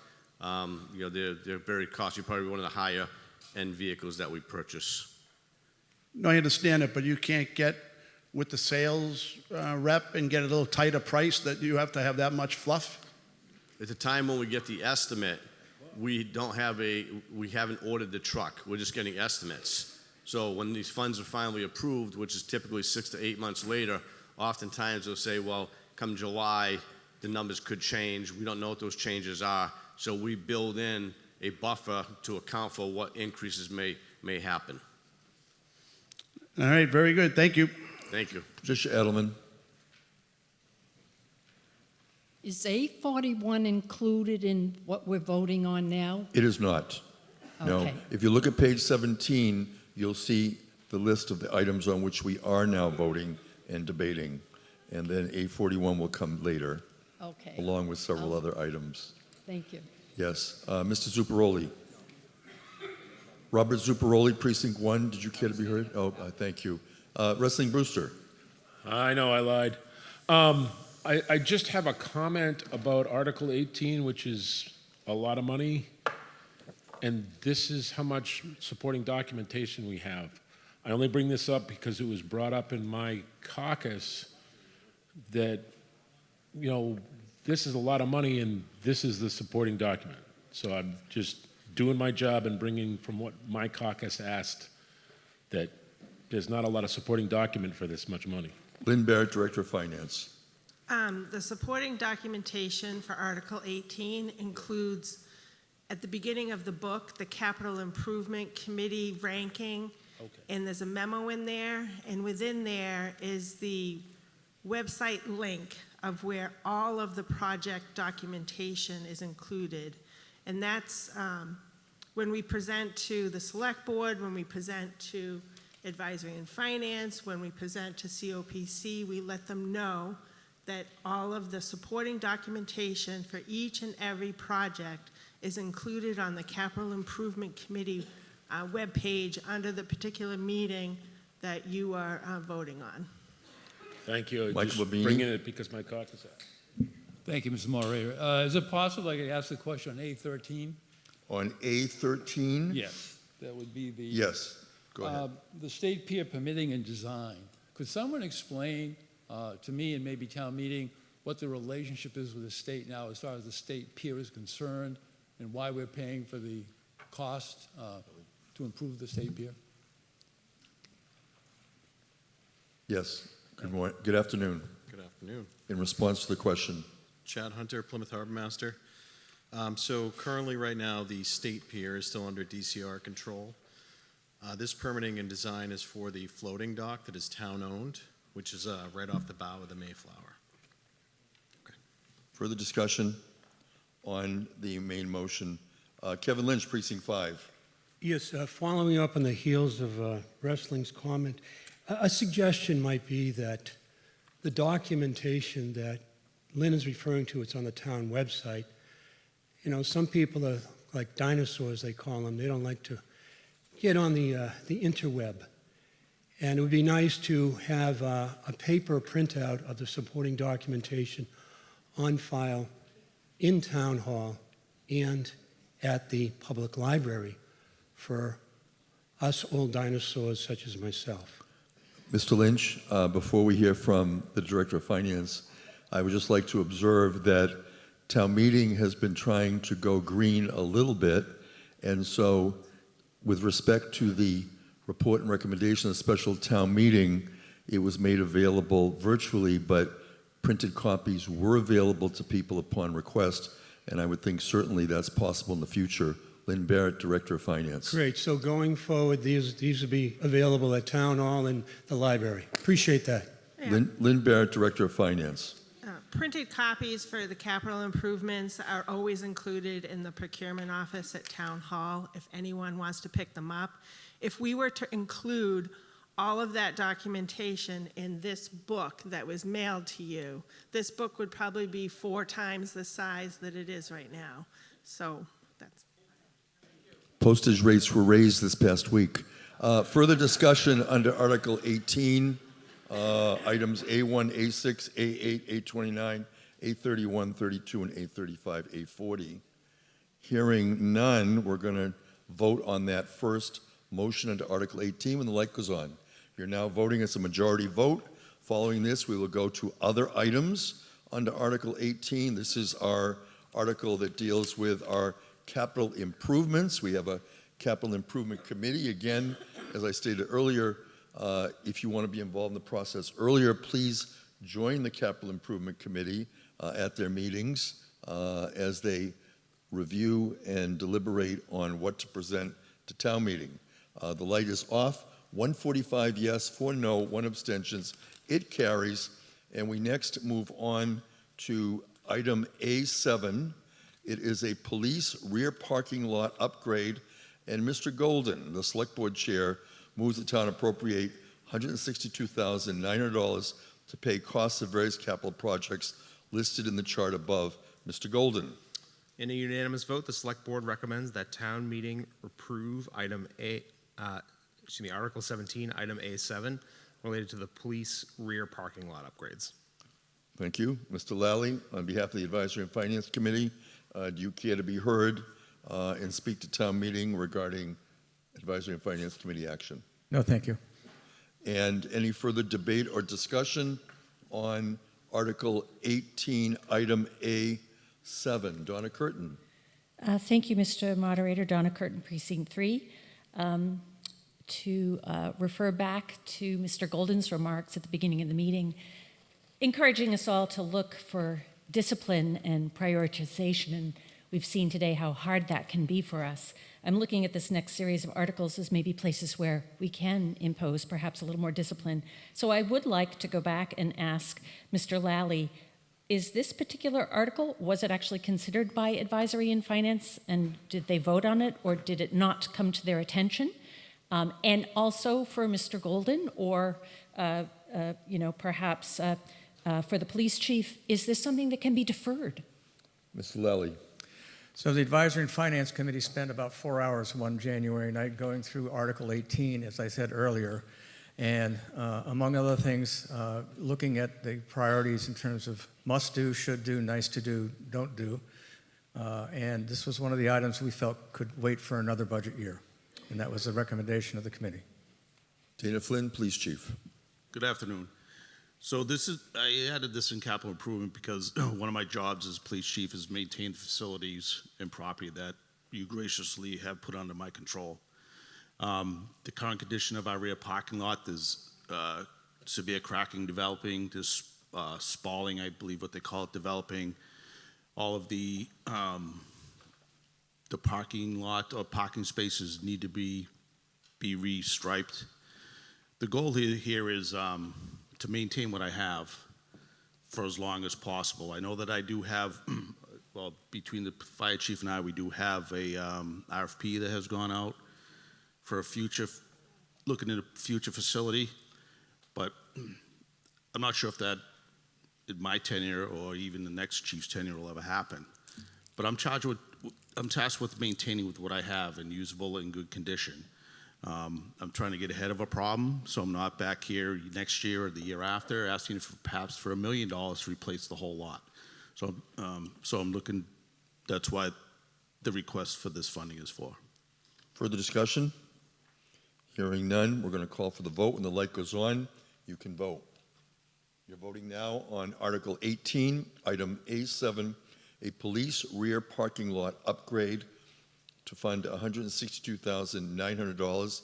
It is a majority vote. We are continuing through the warrant. We have 37 articles on the annual town meeting warrant. Article 18 has multiple motions that are coming before you. 93 say yes, 54 say no, 0 abstentions. The motion carries.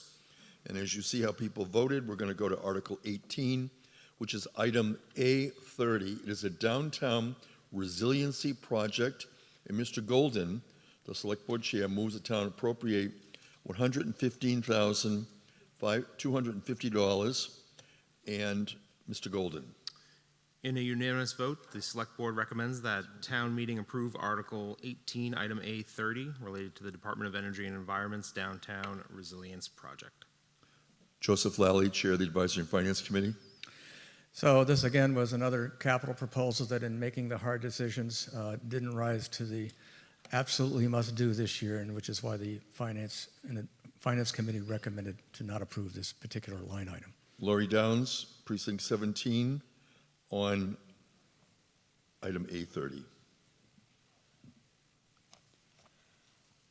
Hi, the Department of Energy and Environment has not yet secured the funding for the Phase 1 construction. There's a possibility that they may not obtain all of their funding. The state has denied the first request of their $3 million grant request. There is hope that the second request that they've made will be approved, but there are no guarantees. I assume that we will secure I assume that until we secure that initial $3 million, this project cannot progress further. However, it appears that the project needs a total of $6 million. The Independent reported that there is a plan to request an additional $3 million at the fall town meeting if the grant is received. Given our current fiscal constraints and other priorities, securing that remaining $3 million may prove to be a challenge. So I know that I just talked about Phase 1 and this is about Phase 2, but here's my point.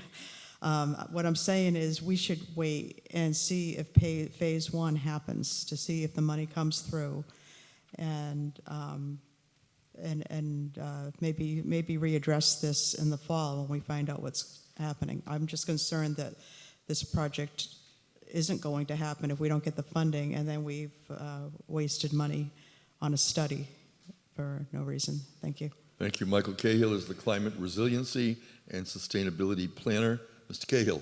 Thank you, Mr. Moderator. Michael Cahill, Climate Resiliency and Sustainability Planner. As you mentioned, this request is for Phase 2. Phase 1 has already completed final engineering and permitting. We've submitted an MVP request to the state for $3 million for Phase 1 construction. This funding will keep us in line moving the project forward for Phase 2 design. Sure. Sure.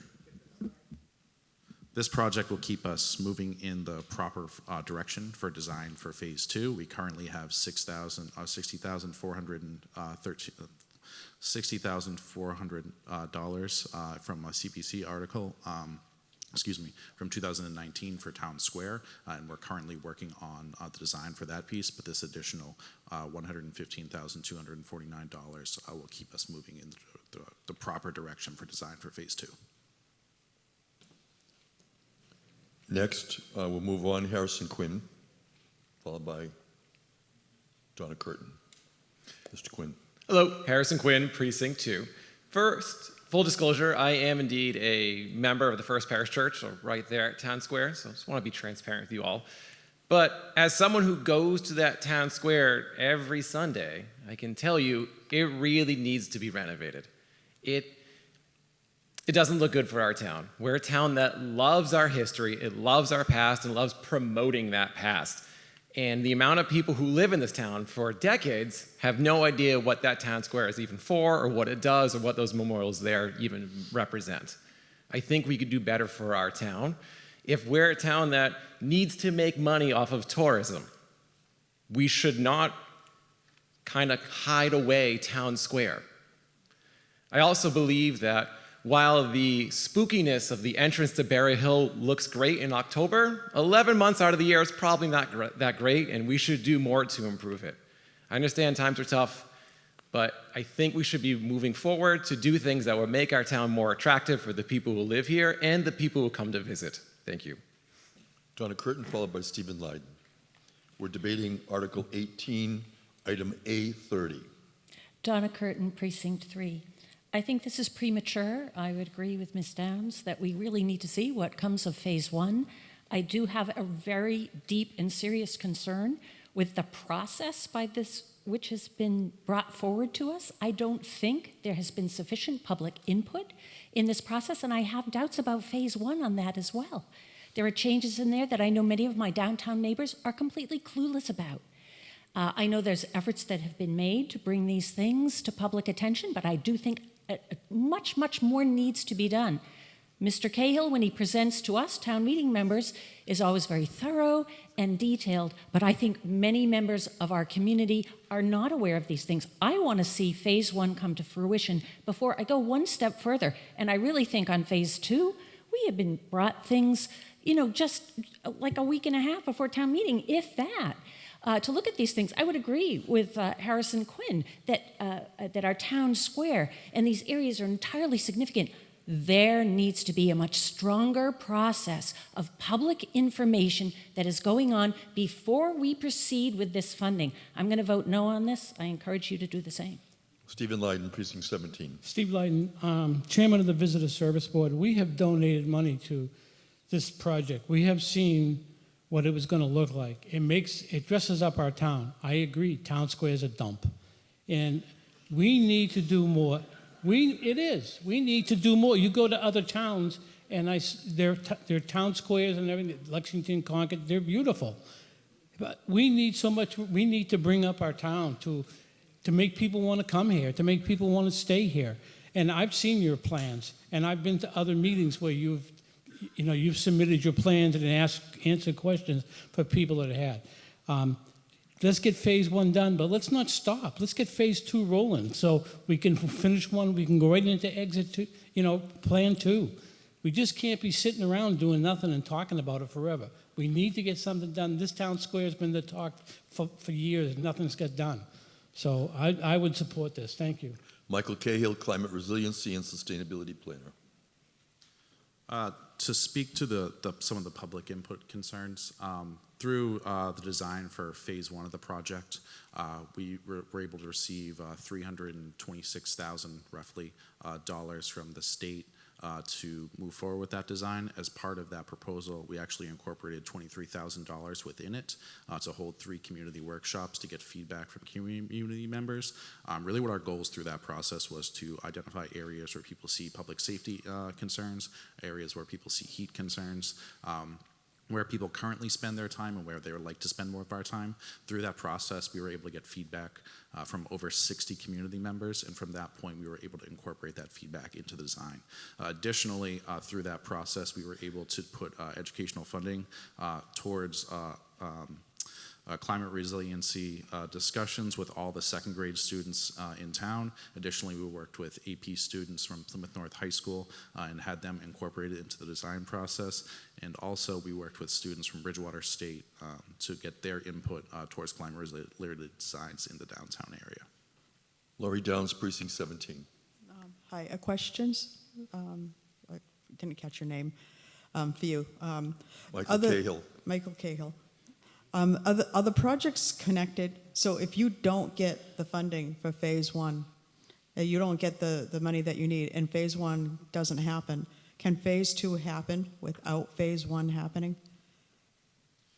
Yeah, so through the process, as we kind of began the initial assessment for the design, we elected to phase the project into 2 distinct phases. This gives us the opportunity to get 2 bites at the state grant funding apple. Our plan is to get $3 million in MVP phase funding for phase one, and then go back for another $3 million for phase two.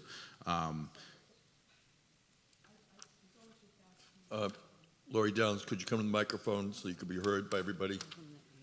Sorry, you're speaking too fast. I can't process what you're saying fast enough. I'm wondering if you could try to slow down what you're saying. I'm sorry. Sure. Thank you. So phase one, we elected to phase the project into 2 distinct phases. This gives us an opportunity for 2 bites at the apple when it comes to state grant funding.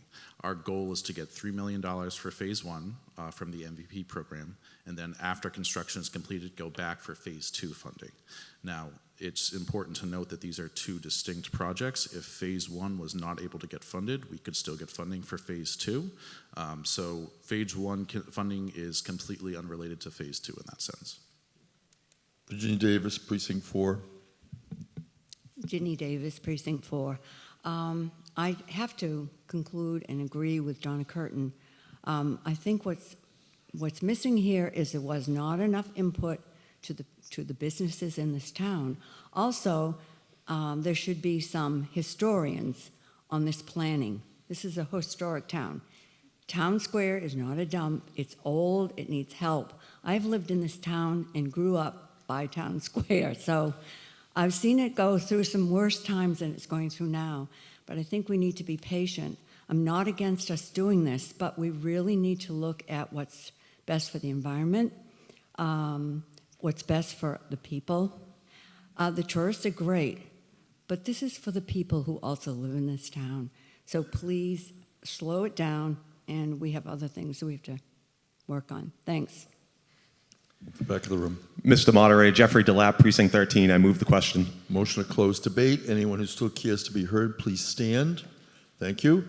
And now we're going to, when the light goes on, vote as to whether to close debate. So 2/3 vote on whether to close debate.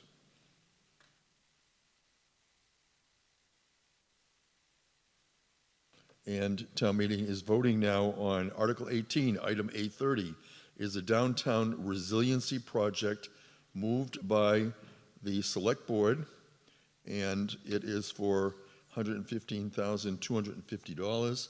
126 say yes, no 24, 1 abstention. It carries, and we'll move on through Article 18 to close debate.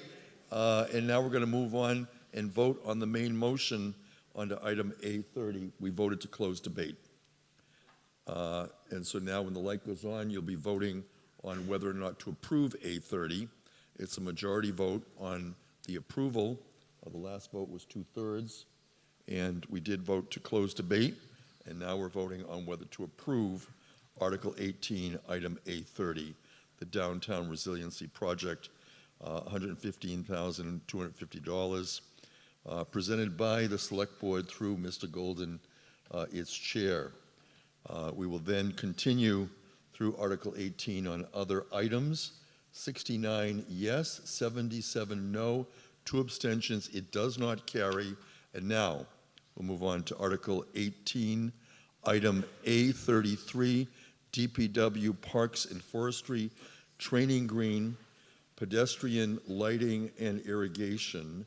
And if there's no objection, we're going to go right to dividing both the lighting and the irrigation. And so first we have Mr. Golden moves to appropriate $123,000 to pay the costs of Training Green pedestrian lighting. And it's a majority vote. So we're going to do the lighting first. Mr. Golden. Thank you, Mr. Moderator. I suspect you folks will hear from some Precinct 3 members, but I do want to say that there appears to be broader support for this in the community. And one such example is a letter that I received this morning addressed to the Select Board, which I'll share with my colleagues. It was from the commander of the American Legion in Plymouth, Brad Freeman. He states, "Dear members of the board, I'm writing as commander of the American Legion, Post 40 in Plymouth to express strong support for the planned renovations of the Training Green. The Training Green holds deep historical significance in our community. Established in 1711 as a training ground for the town's militia, it served that purpose through World War I. For generations, this space has been connected to the military and sacrifice of those who have defended our nation. As representatives of Plymouth's veteran community, we believe it is important to preserve and enhance this historic area in a way that honors its legacy while ensuring it remains usable for future generations. Today, the Training Green continues to serve that purpose in a meaningful way. Each Memorial Day, our community gathers there to honor the fallen veterans from the previous year, with their names read aloud in remembrance.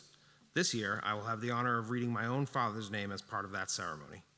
It is a solemn and deeply personal tradition, and one that deserves a space that is safe, accessible, and properly maintained.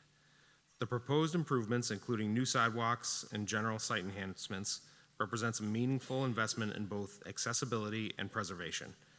In particular, this opportunity to incorporate irrigation and lighting infrastructure during the construction is a practical and forward-thinking approach. Proper irrigation will help maintain a healthy green space, especially with the use of drought-resistant grass and hardy planting, reducing long-term maintenance challenges. Lighting will improve safety and allow the space to be used more effectively by the community. We understand that concerns have been raised regarding the water usage. However, when paired with responsible design, efficient irrigation systems, and appropriate landscaping choices, these improvements can balance environmental considerations with the need to properly care for and sustain the park. Investing in the right infrastructure now helps us avoid greater deterioration and more resource-intensive repairs in the future. If we cannot ensure a safe and properly maintained place for our veterans and the community to gather and honor those who have served, then we risk losing an important part of what brings us together as a town. The Training Green is not just open space, it is a living piece of Plymouth's history and a symbol of service. Supporting these enhancements ensures that it remains a well-maintained, accessible, and respectful space for residents, veterans, and visitors alike. Thank you for your consideration. Brad Freeman. With that, Mr. Moderator, in a vote of 3 in favor and 1 against, the Select Board wishes to recommend approval of Article 18, Item A33, related to the Training Green to town meeting. Thank you. And Mr. Lally, do you care to be heard? Yes, by a vote of 4 yes, 9 no, and 1 abstention, the Finance Committee recommends that town meeting not approve this particular item, A33, lighting and irrigation. The committee had felt that the town meeting in the fall had rather resoundingly voted against this, and we didn't hear any new argument that would change our mind. Thank you. I have 9 requests of speakers, but I don't know if the speakers want to speak on irrigation, lighting, or both. So I'm going to call on people, but if you prefer to speak only on irrigation, then let me know. So I'm going to begin with Ken Stone, Precinct 16. Was that only if there are questions, or did they want to show the video? Do you want to show it? Okay. Before we go with the speakers, we're going to have Nick Fiella, who is the Parks and Forestry Superintendent, and he has a video presentation. So we'd like to welcome Mr. Fiella and the Parks and Forestry Department. Good afternoon. Thank you, Mr. Moderator. Nick Fiella, Parks and Forestry Superintendent. Thank you all for your time and your patience, everything you do. We do have a brief video. I think it's about 3.5 minutes. It's very informative. It just goes over the need for the irrigation and for the pedestrian lighting. I also just wanted to say for the lighting, our goal is just to improve the safety and the accessibility to the park. Although most parks, close at dusk, it doesn't stop foot traffic. If you look at Brewster Gardens or Jenny Grist Mill, Townbrook, Stevens Field, they all have lighting that allows people to travel through the parks. So we're just trying to get with the times and again allow for more accessibility. The poles we are using are replicas of those poles that were used in the late 1800s, so they're historically accurate. As far as the historical integrity of the park, being a Frederick Law Olmsted Park, you could take Central Park in New York or the Emerald Necklace in Boston, and those were Olmsted designs. They now have lights. They're changing with the times. They're allowing for the accessibility and the safety features of adding lights. As far as irrigation goes, that's pretty straightforward. Without an irrigation system, the grass is going to be nearly impossible to grow. So just making these recommendations for what I feel or the town feels is in best interest for the town. One last thing before we see the video. I know that I've seen a letter that was sent to the Historical Commission, and I just want to clarify a few things that were in that letter just so you have the accurate information in case you were to see that letter too. The proposed lights are 12.5 feet tall. They're not 16-foot street lamps. And the irrigation system is $87,000. The letter refers to the system's estimated cost as $132,000, which is almost a 50% increase on top of the actual estimated figure. So I just want to give you that information before we see the video. And again, thank you for your patience, and let it roll. Thank you. Priority number 2, pedestrian lighting and irrigation. Preserving the historical integrity of Plymouth while advancing our community's infrastructure is the primary objective of the latest phase of the Training Green Improvement Project. Following the fall annual town meeting on October 18, 2025, Article 21 was amended to remove $220,000 from the project scope. This reduction initially deferred funding for pedestrian lighting, irrigation, and associated electrical site work. The amendment was driven by 2 primary factors: concerns about CPC eligibility and the potential impact of modern fixtures on the park's historic character, a design originally influenced by Frederick Law Olmsted. The town has carefully revised its approach in response to this feedback. To resolve eligibility concerns, the funding request has been reclassified as a capital request. To preserve the park's late 19th century aesthetic, the town discovered lighting replicas circa the late 1800s.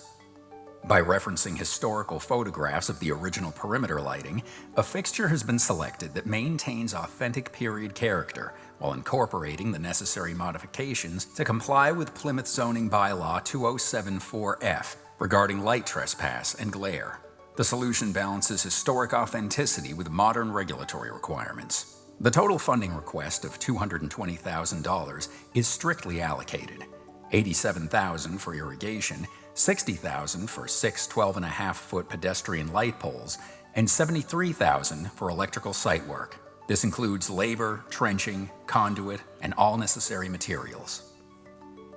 Note that these elements are already integrated into the overall rehabilitation design and are included in the current bid package as add alternates, allowing the project to proceed without the need for costly redesigns or administrative delays. Practical necessity also dictates these improvements. Approximately 50% of the park's turf will be disturbed during construction as we replace walkways and adjust grades for ADA compliance. This requires dedicated irrigation to ensure new grass seed is successfully established. Without a permanent system, we risk failure of the new turf during dry or heat-intensive periods. A permanent system is far more cost-effective than relying on staff for manual watering, often requiring overtime. Temporary setups are vulnerable to theft and damage, while a permanent installation provides reliable, consistent coverage while allowing town staff to focus on other essential maintenance priorities. 12.5-foot light poles offer significant functional advantages over ground-level alternatives. Elevated fixtures deliver broader illumination, which is vital for pedestrian safety. Taller fixtures stay operational and visible above snowbanks during the winter months, ensuring year-round safety. For those with limited mobility, improved visibility provides greater confidence and security during early morning or evening hours. Well-lit pathways also make it easier for caregivers and families to navigate safely, creating a more inclusive environment that supports use of the park by people of all ages and abilities. While there's little to no documented history of unwelcome activity at the training green, pedestrian lighting serves as a proactive measure. Well-lit areas encourage active use and natural surveillance, fostering a positive and secure environment for all visitors. The Plymouth Training Green is a place of reflection for military groups, families, and visitors to honor our nation's memorials. A well-established, maintained turf frames these monuments in a dignified and respectful manner. By approving these essential components, we ensure the training green is an accessible, safe, and historically significant landmark for the entire Plymouth community.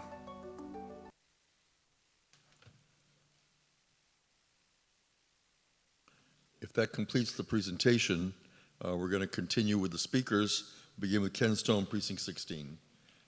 Mr. Stone.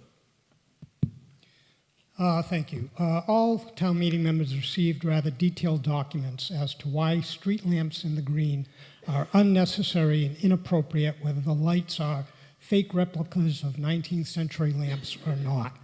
We don't believe, as been suggested, that town meeting members didn't understand last fall that the issue was always focused on the location, cost, and lack of necessity of the lamps versus aesthetics. At this town meeting, no one has to take our word of those who are opposed to the lamps that they in fact violate Frederick Law's design and would degrade the park's value versus enhancing it. Just listen to our Historical Commission's unanimous vote against installing these lights inside the green, based not only on the fact that doing so would violate Olmsted's design, but to do so is contrary to their mandate to act for the preservation and development of the town's historical assets. Tourism is a huge driver of our revenue, and preservation, not alteration, of these historical properties is essential. Recognizing that need is why we created the commission, and that's why we should take their recommendations seriously. There are no safety issues in the green, and lights can't make it any safer than it already is. Police, fire, and ambulance reports document no violent crimes, no robberies, no drug dealing, no injuries, not even vandalism. Furthermore, the two benches at the back of the green are already illuminated by streetlights on Pleasant Street, and the two others sit right on the very edge of busy Sandwich Street. And once the monuments honoring the veterans is lit with attractive low ground-based lights, and the flag as well, the center of the park will also be gently lit without the need for multiple lamps installed at $20,500 apiece. Some suggest the street lamps would attract more tourists to the green, but tourists aren't going to visit an Olmsted Park at night. And if we want to make the park more attractive, we shouldn't spend $123,000 on lights that don't belong there. Better we spend a fraction of that money fulfilling Olmsted's design by installing the blooming shrubs in the various beds that his plan called for, that would truly make the park something that we could all be proud of. Bottom line, in a time of looming budget crisis, we shouldn't be spending $250,000 between the lights and the irrigation on something that has been identified by the Capital Improvement Committee as the last thing we should spend money on, has been recommended against 30 by seconds. Advisory and Finance, and that is unnecessary and historically inappropriate. The majority voted against this 6 months ago, and we shouldn't be doing it, have to do this again, and we shouldn't vote for it again. Thank you. Gerald Sirico, Precinct 3, Ethan Warren, Precinct 16. Mr. Sirico, welcome. We're debating Article 18A33. Mr. Sirico. Thank you, Mr. Moderator. Usually you put me at the end. You caught me off guard. I just want to say two things to start off. Number one, the green isn't a Precinct 3 job or proposition. It's a town. The green belongs to the town.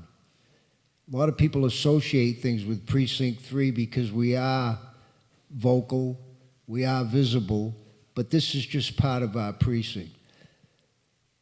12 years, in 2012, we did partner with the town to refab the monument. We raised $10,000 and they raised $10,000 and appropriated $10,000 at town meeting, and the monument was refurbished. The green, I just want to read the timeline on the green. I've read it many times to you people, but we have a lot of new people here that might not have heard it, so I'll read it quickly.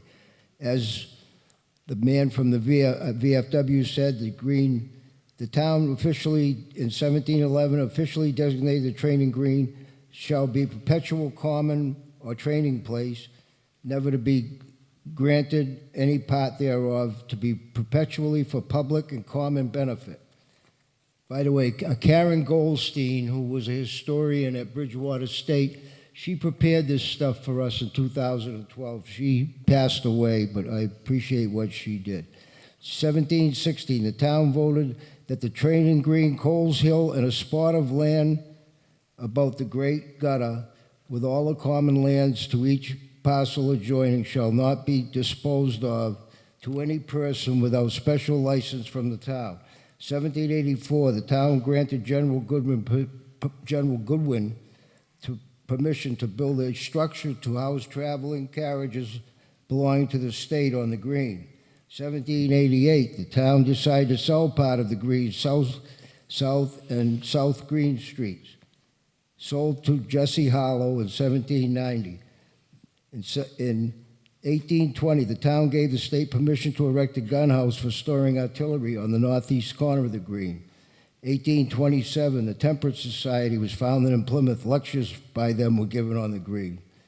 1831, a firehouse was built on the southwest side of the training green to house a suction fire engine fountain. With steam fire 30 seconds. Steam fire engines were later purchased, the building on the green was taken down. I won't read any further if I've got that amount of time, but I just want to say, I want us all to remember, the green is the one of the real things we have in this town. A lot of the things we have are reproductions. This is history, and this is what we should take care of. Thank you. Thank you. Ethan Warren, Precinct 16, Roxanne Whitbeck. Ethan Warren. Thank you, Mr. Moderator. In the fall, we voted to make improvements for the green. Those improvements will occur. We voted not to add lighting and not to add irrigation. That's not something which is being deferred. It's simply not necessary. Roxanne Whitbeck is the Veterans Service Agent, followed by Jan Blanchard, Precinct 18. Welcome, Roxanne Whitbeck. Thank you, Mr. Moderator. I'm here today to read a letter from the VFW Commander, Dennis Russell, to the town meeting members. As the commander of the VFW post-1822 and a proud Vietnam veteran, I would like to express my support for the requested improvements and renovations to our historical training green. Plymouth is well known for its historical significance, and the training green definitely has a place in that category when you look back at the origin, which began in 1711. This area was a perpetual common, serving as a training place where many of our military personnel throughout the ages used to prepare themselves to defend our rights and our freedoms. The Civil War Monument was placed and dedicated in 1869, honoring both the soldiers and sailors of Plymouth who lost their lives in the Civil War and the War of 1812. What I am suggesting by supporting this much-needed renovation is to look to the future and see that this area can be used to promote Plymouth's history and to add to commerce in our town. This is the first step in what I envision as a destination for many visitors who come each year to learn more about America's hometown. Looking to the future, we must be proactive and consider ways to continue to honor our military, as well as remember where we came from and the sacrifices that were made long ago. This might be considered as groundbreaking effort, which many include additional areas in the training green, highlighting not only the military, but our incredible history. Again, this would be a starting point, leading to something much bigger, much better, and certainly meaningful to all of us who visit, and to all of us and to those who visit. I'll end this by quoting from the movie Field of Dreams. If we build it, they will come. Thank you and much respect, Commander Dennis Russell. Thank you. And that was read from Roxanne Whitbeck. She's a veteran service agent. Jan Blanchard, Precinct 18, followed by Lawrence Peiser, Precinct 3. Jan Blanchard. Yes. Motion to close debate. Anyone who cares to be heard, if you would just stand. Thank you. And now we're going to vote as to whether to close debate. It's a procedural vote, not debatable. When the light goes on, you can vote whether to close debate on this item, and it has to do with the lighting. So you're voting, it's a 2/3 vote, and you're voting on whether to close debate on the motion that's been divided, and we're debating the $123,000 for the training green pedestrian lighting. And this is a procedural motion as to whether to close the debate. And once we have the totals, we'll determine whether to proceed. 89 yes, no 56, 0 abstentions. It does not carry. So we'll continue. Jan Blanchard, Precinct 18, followed by Lawrence Peiser. We don't have a 2/3 vote. Okay. Jan Blanchard. Okay, Jan Blanchard, Precinct 18. First of all, we voted this down last fall, and I don't know why it's back here, except that the selectmen voted it to come back.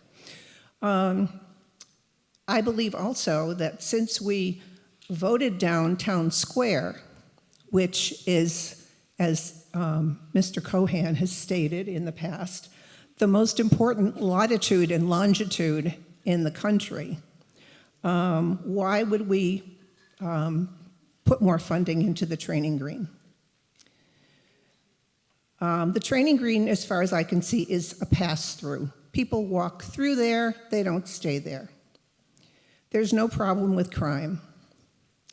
The select board talked at their last Tuesday's meeting about pursuing more water conservation, and irrigation is not water conservation.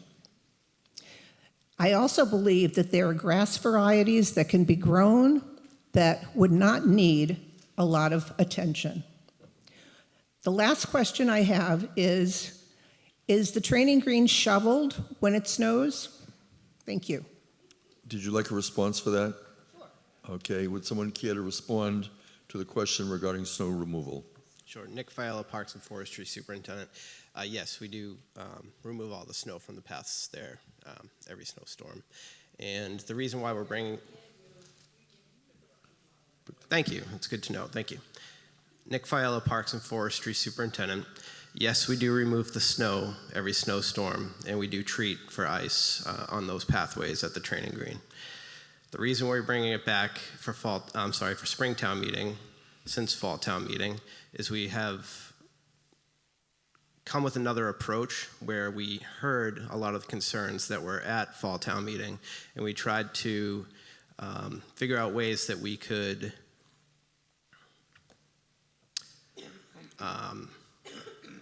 we tried to figure out a different approach that we heard what you said as far as we changed the lighting to more historical accurate lighting.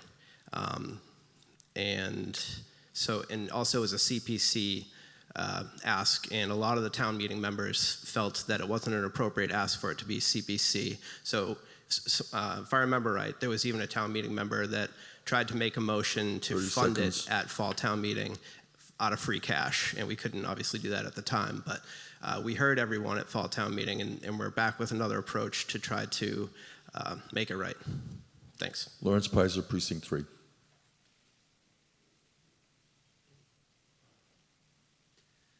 Thank you. I think the first question that I asked is, what's our goal? What is it that we want once we finish this project? And I think that in the process of doing that, there are some questions that also come up. I will say that I think that the Department of Public Works are our experts. They're the ones who know how to take care of parks, and therefore we didn't go to the DPW and say, this is what we want. DPW created a project and said, this is the best way of dealing with the park. I would like to say that I am saying that I served as Historic District Commission Chair for 15 years, so I don't easily change things when they have a history in town. The green, however, has changed a great deal over time. It originally ran all the way to South Street, and there was a statement by the select board and by town meeting that they would never change that. Well, never lasted about 75 years. So there have been changes to the green. Other people are talking about Olmsted's vision. When Olmsted was working on the park, there were steps up to the monument. Steps are gone. I haven't heard anybody say in order to maintain Olmsted's vision, you have to put the steps back. It's also the case that the entire area was different in 1890 when Olmsted was working on the green. There were dirt streets. There were no cars. There were what horses leave behind surrounding the area. So there are changes that have come to the green. And finally, the question that came before Precinct 3 at our caucus was, can't we put this off? We don't, this is a difficult time. And the answer to that is that doesn't make sense. Either we do it now or we let it lie. 30 because seconds. There is going to be upheaval as they put in the new walkways. We don't want a second upheaval and ruin the walkways that we're putting in. I do hope that we're talking about lighting now. I do hope that this lighting passes. Thank you. It being 2:41 p.m., and we resumed the afternoon session at 12:41.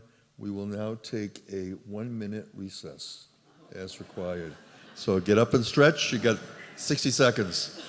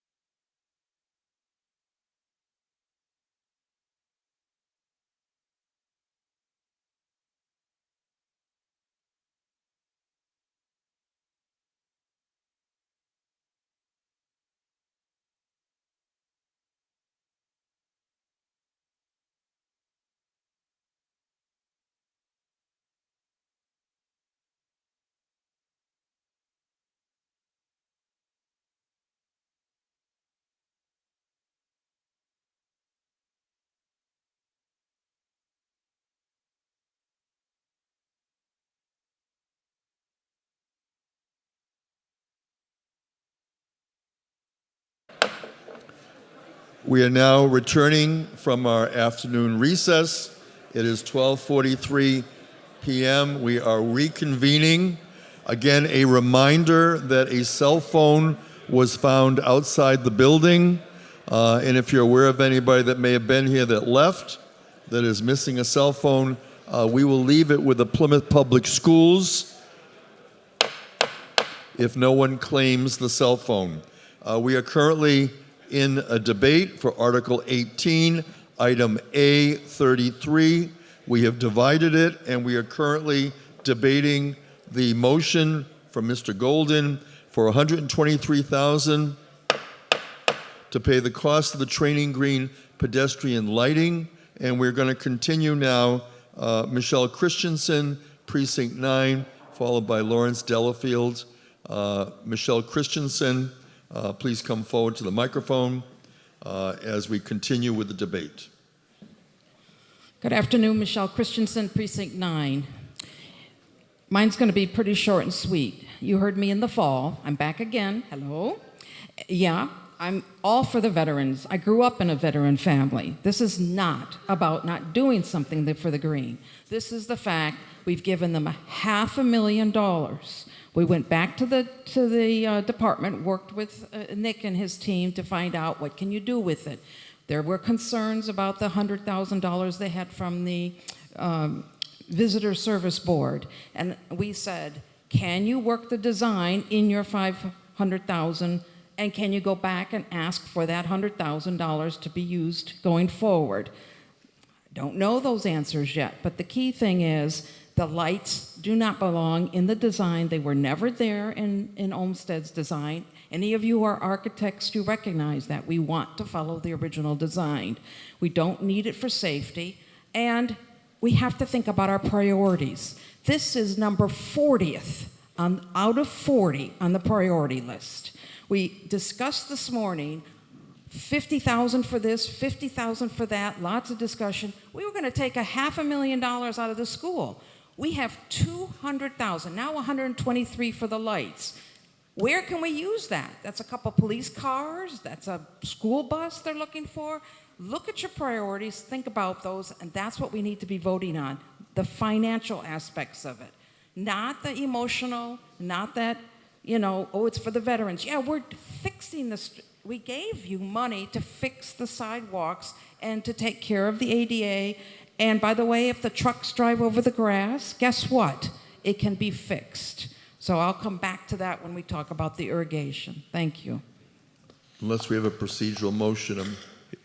Yes, Mr. Moderator. Jeffrey DeLapp, Precinct 13. I move the question. Motion to close debate. How many other people wish to stand to be recognized? Thank you. It's a 2/3 vote. It's not debatable. We're now going to vote on whether to close debate. The light is on. It's a procedural vote. It's a 2/3 vote. Please vote on whether to close debate on Mr. Golden's motion that has been divided. And we are determining whether to close debate on the lighting, $123,000. Town meeting has been involved in the debate, and we will continue with that throughout the afternoon until we adjourn or dissolve.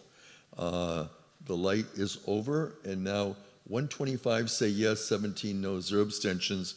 It carries. We've closed debate. The next vote is going to be on whether or not the town appropriates $123,000 to pay the cost of the training green pedestrian lighting. And when the light goes on, you will vote for that.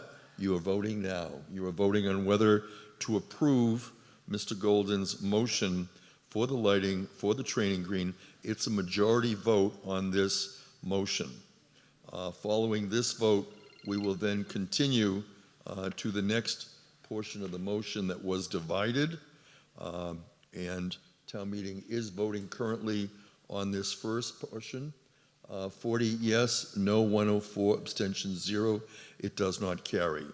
We are now, as we go through, going to take up the second part of the motion. Mr. Golden moves the town appropriates $97,000 to pay the cost of training green irrigation. Mr. Golden, do you wish to be heard? No. And so we continue with our list. Lawrence Delafield, do you care to be heard on the irrigation? Lawrence Pompey Delafield. Followed by Dale Weber, Precinct 3. We are continuing to debate Article 18A33. Mr. Delafield. Yes, Lawrence Delafield, Pompey Delafield, that's Precinct 16, Chair. Just so that you know, I am an architect, and I feel very strongly, both in terms of visual and in terms of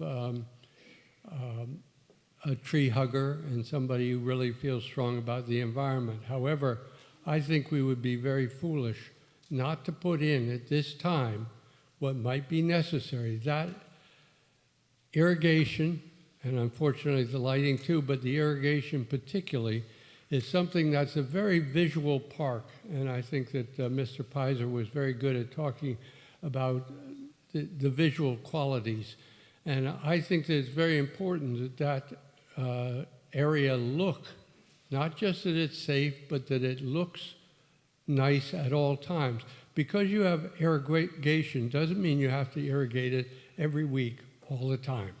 I recognize and honor the conservation idea of not overdoing the watering, but to have it in there, you can't put it in later. It will never go. Now is our opportunity, and I recommend that we do it so it's there when it is needed. Thank you. Dale Weber, Precinct 3, followed by Jerry Williams, Precinct 8. We're debating Article 18A33. Mr. Weber. Thank you, Mr. Moderator. Dale Weber, Precinct 3. I support the veterans asking for our support for a war memorial that they utilize for their purposes. I'll always support the veterans. The issue here that we're facing, that we appear to be struggling with, is the original design of Mr. Olmsted. I don't think we should be looking at that, as Mr. Pizer indicated very clearly, that Mr. Olmsted's original design has already been changed several times over the years. So I think the question before us is, what would Mr. Olmsted do today if he was designing this park? And I'm pretty certain that in new parks, especially new war memorials, which tend to be very pristine and very green, and you go to any of these parks and you will see that, especially in the war memorial aspect of it. So I'm in support of this and intend to vote for both articles. Thank you very much. Jerry Williams, Precinct 8. We're debating, followed by Michael Babini. Jerry Williams. Jerry Williams, Precinct 8. I spoke last fall about the fact that I didn't see a need to irrigate, especially where we're considered with water, where we have water bans in the summertime, and that if we are very careful when we do the walkways for this, and we don't disturb the grass, because we're not going to be digging up for electrical now, if we instead work to conserve the grass that we have now. I walked it yesterday when I was in town, and it is still pretty green after a really bad winter. So I just think that we don't need to add the irrigation. I know I myself have stopped using my irrigation at home unless it's really necessary. Thank you. Michael Babini.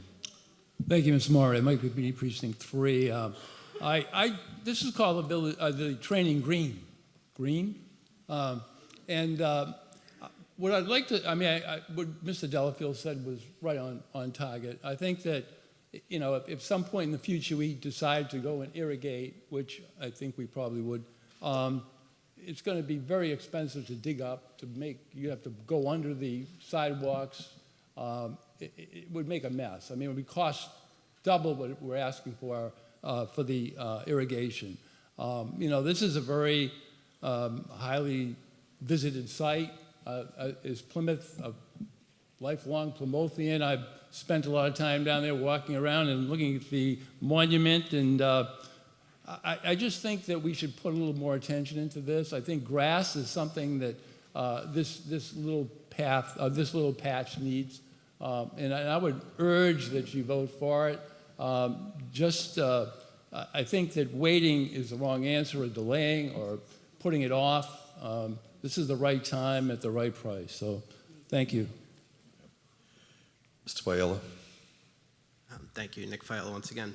I just wanted to speak to Ms. Williams with the, being careful as far as pouring the walkways. It's not just the walkways that are going to disturb the grass around. We're adjusting pitch as well to meet ADA compliancy, and that's going to be covering a lot of the grass and a lot of the turf that's currently there, and it will need to be replanted. And also to speak to the thought of drought-tolerant grass, there are, tall fescues and fescue mixes that are drought-tolerant. They're not attractive grass blends, and they're not necessarily meant to be mowed. But regardless, the grass needs to be established, and it's not going to be established unless it gets watered. And that could either be mornings on overtime, which would have to take priority over other priorities that we're dealing with in stopping and slowing down other things that we're trying to keep up with, or it can be putting this irrigation system that we'll have forever. My crew, we maintain over a dozen irrigation systems. I'm not talking about Forges Field. That's another story that's contracted out. The crews can't go in there.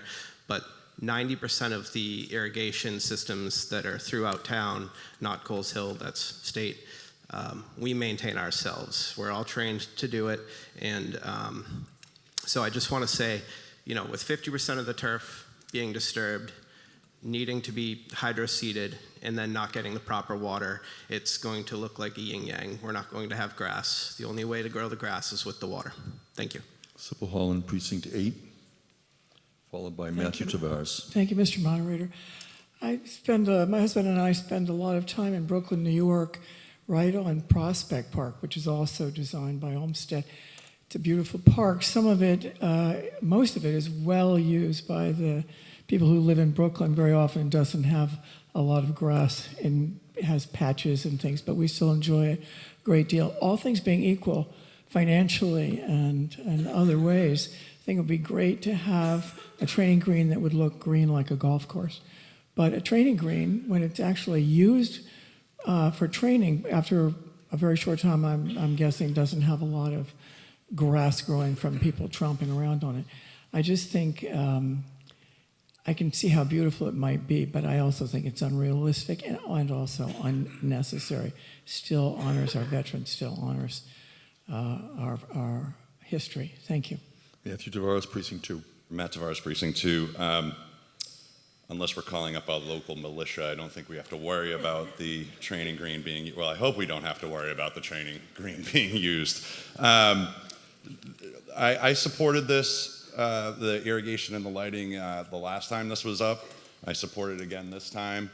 I'm not in the military. I am the son of veterans and grandson of veterans. Much to their chagrin, I never went into the service. But whenever I would bring my grandfather, or I'd go somewhere with my father when we went to particularly Washington, D.C., where I lived for a number of years, we would always visit the war memorials that were significant to the wars that they fought in. And one of the things that each of them said, and there would be separate occasions, was how beautiful it was and how well maintained it was and how easy it was to get around. And the biggest thing was that there was a lot of green grass. And the reason why we want to keep that grass green is because it's a memorial to those that died. So we want to show something that's living and something that keeps them alive within our hearts and within our community. And I think that the bigger thing here is that on top of all of that and that sentiment is the fact that we're digging up something. Let's put the irrigation in now. You can run the piping now. We already know that they have told us several times that they adhere to whatever the town water ban is and water under the same conditions as anyone else that sits here today at their own homes. But also, we can have them turn the spigot off, but you're not going to be able to put the pipes in. Do it once, do it right. We always talk about we don't do it, we do it 2-3 times in this community. I hear you all say it about different things. Well, live your words. Do it once, do it right. 30 seconds. We have a motion to close debate. Once again, anyone care to rise who still wishes to be heard? All right, we're going to vote on whether to close debate. It's a 2/3 vote. When the light goes on, you can vote now. Vote on whether to close debate on this motion from Mr. Golden for $97,000 for the irrigation for the training green. And so town meeting is voting, and you're deciding whether or not to close debate, whether to continue the debate. And so it's a procedural motion that town meeting has utilized throughout the day. Sometimes we close debate, sometimes we don't. We're going to close it now. Yes, 122, no, 21, abstentions 3. So we've closed debate. We are now going to vote on the motion from the select board to fund $97,000 irrigation for the training green. When the light goes on, you will vote, and you'll vote on this particular motion. The voting has begun. Please vote. Town meeting as we continue through Article 18, and this has to do with the training green and the irrigation, and so town meeting members are now voting on that. This is coming to you live on Saturday, April 11. We are at Plymouth North High School. We are in person. We also have remote participants. 80 say yes. 65 say no. 2 abstentions. It's a majority vote. It passes. And item 34, the Veterans Memorial Park design.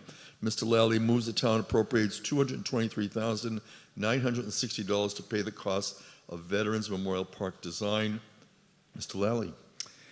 The Advisory and Finance Committee, by a vote of 9 yes, 5 no, and 0 abstentions, recommends town meeting approve Article 18. Thank you. And now the discussion. Lori Downs, Precinct 17, on item A34. Lori Downs. Hello. I've been visiting this park to better understand its issues, and I've been talking to the people that are using the park. And, I found that it's well loved by these people, and I'm sort of falling in love with it too. Veterans Memorial Park is a valuable community resource, but it already has many of the amenities that are mentioned in the design, including a roller hockey rink, a skate park, a basketball court, playing field, playground, an accessible path to the Veterans Memorial. I don't think we need to spend money to design these things that are already there. Also, it's in a neighborhood. Homes are very close surrounding it. So there was someone threw out the idea of putting a pickleball court in there. I don't think that's a good idea. But from my observations, the park is in general good condition. It does need some improvements, particularly the replacement of the roller rink boards and repairs to the basketball court surface. And the green area, the playground area, looks a little rough. And I'd like to see these things get done for this park.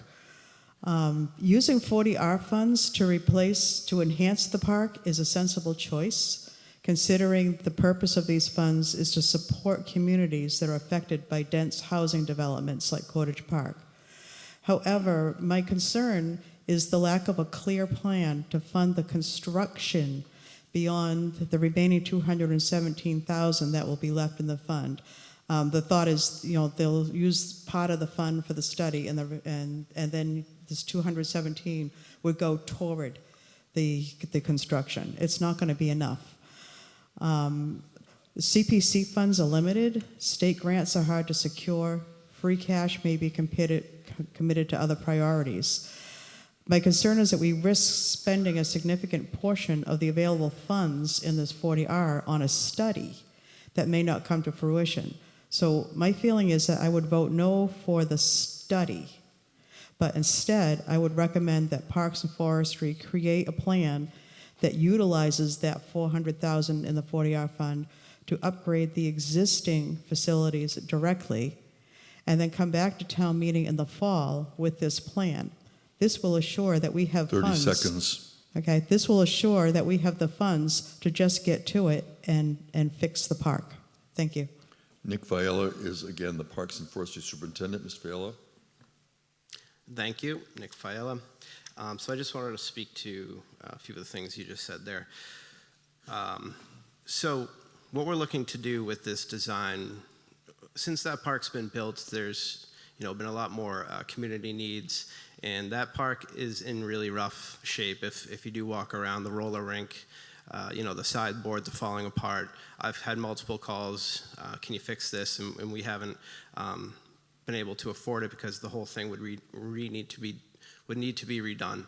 The playground is outdated. The basketball court, has cracks, is dated as well. So what we want to do with this approach is we want to really engage with the community, North Plymouth, town at large, North Plymouth Steering Committee. This plan here, this quote for design includes at least 3 community meetings, 15 internal meetings, 2 select board meetings. It's a 25% design, a 75% design, 100% bid documents. We just want to make sure if we're investing the money into this park to redo some of the components that maybe even already exist, that we're meeting the community's needs. We don't want to just redo the playground, the roller rink, and spend all that money when there could be a better plan for that space. There could be more need in that neighborhood for that space. We want to make sure we hear the community before we start redoing everything that's there. If there's money left, then we would return that to the pot and hopefully use that for construction if it's appropriated for that. I do plan to get at least another couple quotes for the design. I'm not just going right for this quote here. If we can find an engineering company that has better rates or that comes back with better quotes, of course we'll go that route as long as they have good references and have done good projects. But we don't want to invest the money into renovating what's already there if we could do better with that park. And I've spoken to people that use that park already, people that skateboard there, and I've let them know if this passes, there's going to be community meetings, and we'd love to hear you. We'd love to hear the neighborhood in general and just everyone from the town so that we make sure we're investing in what really needs to happen at that park. And that's why we want to do a design. Thank you. Further discussion on item A34. Yes, Jan Blanchard, Precinct 18. We're debating Article 18, A34. Jan Blanchard, Precinct 18. Forgive my ignorance, but I don't know where this park is. In North Plymouth. Where in North Plymouth? Come to the microphone for anyone. Behind the Brazilian restaurant? Okay. Nick Fiala. Sure, there's a couple ways to enter the park. You could come off Standish Ave, or you could go in through 308 Court Street next to the Ace Hardware that's there, but it's in the North Plymouth downtown area of the town. Thanks. Further discussion. Hearing, we have one other person. Please come to the microphone. Nancy Davis, Precinct. Hello. Hi, Nancy Davis, Precinct 2. I was a landscape architect, and I just wanted to pitch in on the green too, but on terms of this park, I think the important thing to do is maybe find out demographics in the area, how many kids are there, and what age ranges. And do you need to go ahead to put all of these funds aside? I'm sure you could find somebody to do a cheaper plan, maybe your uncle or Siones. But yeah, there's a lot of options, and maybe get somebody to volunteer to help you with the plan. But certainly find out demographics in the area to see who's actually using the park, and if, like you said, if people are even using the things that are there now. Richard Quinto, Select Board. We're debating item A34, Article 18. Thank you, Mr. Moderator. I'm just going to ask town meeting members to support this park like you do in every other park in this town, whether it be Stevens Field, Nelson Street, Forges Field. We pump millions of dollars into our parks, and rightfully so. But when it comes down to North Plymouth, we want volunteers, or let's do it right. Let's design it like we did every other park. It's a part of Plymouth, just like any other part of Plymouth. I wouldn't have an issue with. And the only reason I'm getting up is because it's different for this park. I grew up there and I lived there. And they play street hockey there. There's a lot of things. Pickleball, that's a huge park. It could be a lot better. We get a lot of things in North Plymouth. We get all the condos. We get all the development. We get all the traffic. We don't ask for much, but we ask to be fair. I'm just asking you to be fair with the parks, because this park is just as important as even the one up off of Allerton Street. Look at how beautiful that came out. So do the right thing there. Thank you. Kevin Lynch, Precinct 5. Mr. Lynch, did you care to be heard? Yes, I appreciate Dick's comments, and I do support a park going there. The thing I'd appreciate it if, unfortunately, Mr. Gould has a great track record of putting together something that is really, really a gem, and if he could be drafted into here, it would be great. So I don't know if that can happen last minute, but that would be a good thing. The back of the room, microphone. Point of order. I'd like to move to close the question. Close debate. Motion to close debate. It's not debatable. Anyone who cares to be heard, please stand. Thank you. We'll now vote procedurally whether to close debate. When the light goes on, it's a 2/3 vote. We're voting whether to close debate on A34, the Veterans Memorial Park design. Town meeting will continue this afternoon until we either dissolve or adjourn. And we're currently deciding whether to close debate on item A34. It's a 2/3 vote. Town meeting will then continue through the warrant and we'll go to, they voted yes to close debate. 137 yes, 12 no, 0 abstentions. So the debate has closed.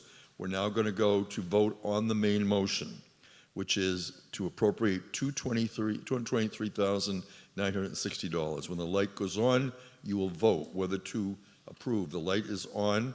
This is for the Veterans Memorial Park design. It is a majority vote. And we will then continue in Article 18 with item A41, which is a wastewater treatment plant gravity line. But we're currently completing the vote on A34. It's a majority vote for town meeting on the Veterans Memorial Park design. And you've heard the debate, and now the vote, yes, 124, no 21, 0 abstentions, it carries. While you look at the votes, I'm going to read into the record the next motion that Mr. Lally moves. The town appropriates $140,000 to pay the costs of airport wastewater treatment plant gravity line. Mr. Lally. The Advisory and Finance Committee, by a vote of 14 yes, or a unanimous vote, I should say, recommends that town meeting appropriate $140,000 to pay for the costs of the new gravity line for the airport wastewater treatment plant. Thank you, Lisa Lantang, Precinct 10. And we have both the acting airport manager as well as the Airport Commission chair here to answer questions. Lisa, please come forward. Welcome. Thank you, Mr. Moderator. Good afternoon, everyone. I'm Lisa Lantang from Precinct 10. I'm here to urge you all to vote no on Article 18A41, this Plymouth Airport wastewater treatment plant gravity line extension. I'm not an expert on any of this, but a 3,000-foot sewer line extension sounds to me like a major infrastructure project. A project that will create additional capacity for new buildings and increased activity at the airport. More infrastructure leads to more intensive use. The acting airport manager stated in an email to a resident this week that the gravity line would be a new line that could be used for any future development on the aviation side. This is not a routine maintenance project.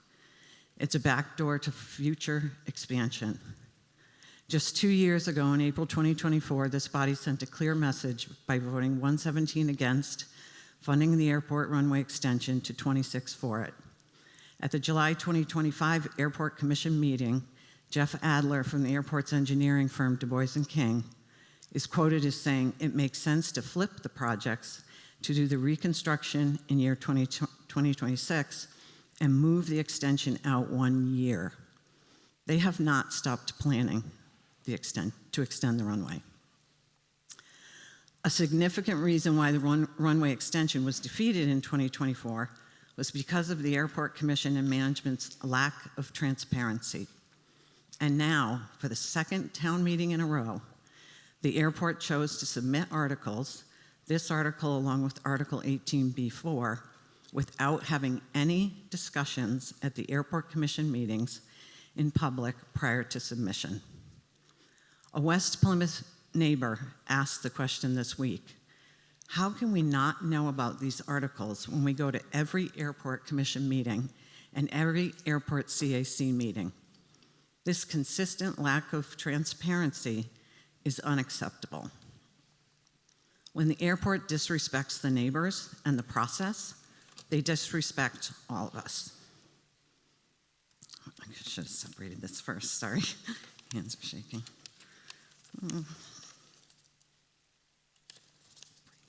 30 seconds. Okay, sorry. Most of you know my story. I lived a mile and a half from the airport for 38 years. Over the past 2 years, we tried very hard to work with the airport about our concerns, and you all have the history of my emails as proof. Fortunately, my husband and I were able to move. We moved away from the home that we loved because and only because of the airport and its increase in flight school activity, luxury jets flying over our backyard at all hours, and the total disrespect from the Airport Commission when we tried to address these concerns. As you can see, the lack of transparency continues. The bad divorce is still going on. Thank you. Do you need additional time? Yes, please. How Just much longer? Like 10 seconds. Okay, go ahead. The 3,000-foot sewer line extension project is not needed for current operations. I'm asking you today to vote no, to put a pause on these articles until the residents of Plymouth have a fair chance to hear all the details, voice their concerns, and have a respectful and honest dialogue with the Airport Commission and management. Please send your message today to the Airport Commission with your no vote to respect the process. Thank you. Joel Coffin, Precinct 10. Thank you, Mr. Moderator. Joel Coffin, Precinct 10, and I stand here today as a representative of Precinct 10 to urge the town meeting members to vote no on A41 and, in fact, B4 that we'll talk about later. While Lisa laid out the technical concerns regarding the 3,000-foot sewer line, I want to address a more fundamental issue: the consistent breakdown of the public process. As we heard in the presentation of Article 10 earlier, as part of the special town meeting, which was voted down based in large part due to the lack of collaboration with our employee unions, I can assure you that's why I voted against it. It's a parallel to the airport's behavior with the community. In effect, a complete unwillingness to collaborate with the citizens of West Plymouth, who are substantially impacted by any potential growth of the airport. A pattern of circumvention. The cycle since 2024, we have seen a recurring pattern from the Airport Commission. Instead of bringing a major infrastructure plan to the residents of West Plymouth for open discussion, these articles are appearing on our warrant without prior public dialogue at commission meetings. In 2024, we sent a clear message by defeating the runway, yet here we are again facing a gravity line project that the acting airport manager admitted in writing would be used for future development on the aviation side. If this infrastructure is truly for routine maintenance, why was there no transparency? We cannot continue to fund backdoor expansions when the commission refuses to respect the neighbors or the public process.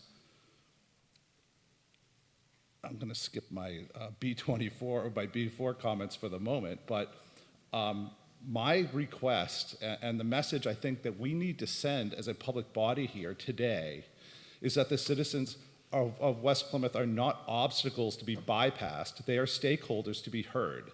Until the commission demonstrates a commitment to transparency and engages in honest public dialogue with the community, we cannot in good conscience grant them these authorizations. I urge you to vote no on these articles, and in fact, all articles they bring forward in the future until such time as they're willing to engage with the public. Thank you, Mr. Moderator. Kenneth Fosdick is the chair of the Airport Commission, responding to Precinct 10 town meeting members. He's joined by Brendan Nordahl, the acting airport manager. Mr. Fosdick, welcome. Thank you. Ken Fosdick, Chairman of the Airport Commission. We have monthly meetings. Oh, okay, sorry, good. We have monthly meetings where we discuss these items. This item has been discussed often 4 years ago when this came up, all right? Let me backtrack just a little bit about the wastewater treatment plant. Some 30 years ago, it was decided to build a wastewater treatment plant to eliminate many septic systems that were on the airport and surrounding in an effort to protect the aquifer in West Plymouth. It has been very successful. It was recently updated to a modern plant to the latest and greatest standards. We employ the wastewater treatment people from the town of Plymouth to operate our plant. It was based upon a recommendation from them that this line be changed. It was discussed many times. We asked for assistance from the state of Massachusetts, the Aeronautics Division, to go through a planning process. They placed it on their capital improvement plan. It took 3 years for them to get to the point where they could fund it. We are asking for this now to support that development. It is the gravity line that was on the north side of the airport when the system was originally built, was then shifted to, or it flows downhill, and then I'm an expert on sewage treatment, that it switches to a high pressure line that goes across the airport to the treatment plant. It was pointed out that the best way to handle the south side of the airport for Fort C's College and et cetera was to do it with a gravity feed line. So all we're doing here is planning that line. We're not appropriating funds to do that. The comment that this is based on developing further aircraft operations. We've consistently said we're not changing the type of airport we have. This is purely to understand what's best for us. We have a industrial park at the airport. We have a number of people. We have stopped adding to the high pressure line based upon the recommendations of the wastewater people. So we need to build further buildings back there. That's not aviation related. These are industrial park buildings. So yes, it will be helping us to do that. Yes. Response, please. And no, your 3 minutes is up. We're going to hear from a few other speakers before I call on you a second time. Mr. Nadal, did you care to be heard? Are you all set? All right, we're going to go to Pat Edelman. She is precinct 12. Thank you. I have a question for the airport commissioners. Go ahead. Is this gravity line... Mr. Foster, come back up. Thank you. Pat, go ahead. Is this gravity line absolutely necessary for the present needs? And can you guarantee us that it is not to further develop aviation that will have a negative impact on the quality of life of the surrounding neighbors? Okay. I'm sorry. Repeat the beginning of that. I started to come back to the end of it here. The gravity line is for... Okay, I'm sorry. Now I remember what you said. Okay. It is based upon a recommendation from the wastewater people that understand that. That's why we're moving forward with this. Does it have to be done right away? It does, because we have people that want to build buildings in the industrial park that cannot, at this point, tie into the system. That's the pressure. We have no one. In our master plan, we have spaces where additional hangars could be built. We have no one applying for those at the moment. This would, if we go further on, support those. So we're not to that point where we're supporting additional hangars. May I? Yes, Pat Edelman. So you're telling me that if these additional hangars are built it will not negatively affect the quality of life of the surrounding neighbors? I can't tell you that and first of all, no one is applying for those hangars at this point. But, you know, the type of usage would change, yes. We can make that decision. We approve those hangar requests for leases, and if we feel that it's a negative impact on the community, we can do that. We can stop it. Further responding to your questions, we have Doug Bernard once again from the DPW Sewer Department. Mr. Bernard, if you could respond. Mr. Fosdick, please move. Thank you. Thanks, Ken. Thank you, Mr. Moderator. Hello, everyone. Doug Bernard, Wastewater Superintendent. I can shed a little bit of light on this project. The Commission asked, let me back up a little bit. I'm responsible for the wastewater treatment plant, and I oversaw the design upgrades. And when the Airport Commission came to me and asked about possible expansion out at the airport, right now the only thing that goes to the treatment plant is a force main. So that force main handles some of that industrial park area out at the airport, and it comes over from Gate 4 across the airfield to the treatment plant. So they asked me that they were approached with a few people that wanted to expand out there, and I said that they could not tie into that force main. So I said, if you're going to entertain any future expansion, that this would be something that they would have to do is put in a gravity sewer main on that back section of the airport where the treatment plant is. So if the airport does want to expand, whether it be hangars or I'm not sure what their plan is. It's just they can't do any expansion whatsoever right now under the current conditions with the force main. Stephen Lyden, Precinct 17, Andrew Carter, Precinct 18. Mr. Lyden. Thank you. Is there any chance that this could be tied into the town sewer system, or is this specifically just for the airport? Doug Bernard once again, and Kenneth Fosdick. Thank you for your question. That has been actually asked before, but the distance between the airport and the main treatment plant is just too great. Okay. And you're okay with the plan and the force main? You've been consulted and you know what's going on. You're okay with it? I'm sorry, the force main that's currently there? No, the one they're building, the gravity, the one they're doing now. They're planning on. I haven't looked at the current design. Like I said, we oversee the treatment plant. When I was asked about future expansion potentially at the airport, I said that they would not be able to use the current infrastructure that they have there, that they would have to do something else. Okay. Thank you. Andrew Carter, Precinct 18. Kenneth Fosdick, further responding. The wastewater treatment plant was sponsored by the Mass Aeronautics Commission. It is the airport's wastewater treatment plant. So adding to the town, we have been approached about it, and we have had very preliminary discussions about the industrial park across the street from the airport. So we would have to go forward with the permission from the Mass Aeronautics, who gave us the money to build the plant, to then use it for something other than airport usage. Andrew Carter, Precinct 18. Andrew Carter, Precinct 18. My two-phase question. First, the annual budget for the airport is funded by the operation of the airport, not from town. The money comes to the town from the airport, correct? Correct.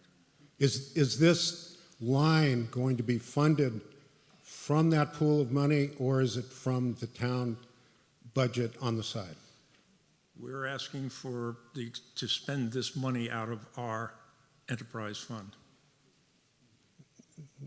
Which has always been confusing because the airport is raising the money, it has it. The airport is regulated by the FAA, Mass Aeronautic is putting this, and so the big problem that we continue to hear in this town is about the financial side of the town. The airport generates a lot of money to the town. What we've heard is they are trying to increase the enterprise and taxable income from the airport, and what we've heard over and over, They are not going to increase the size of the jets. They are not going to change the big thing.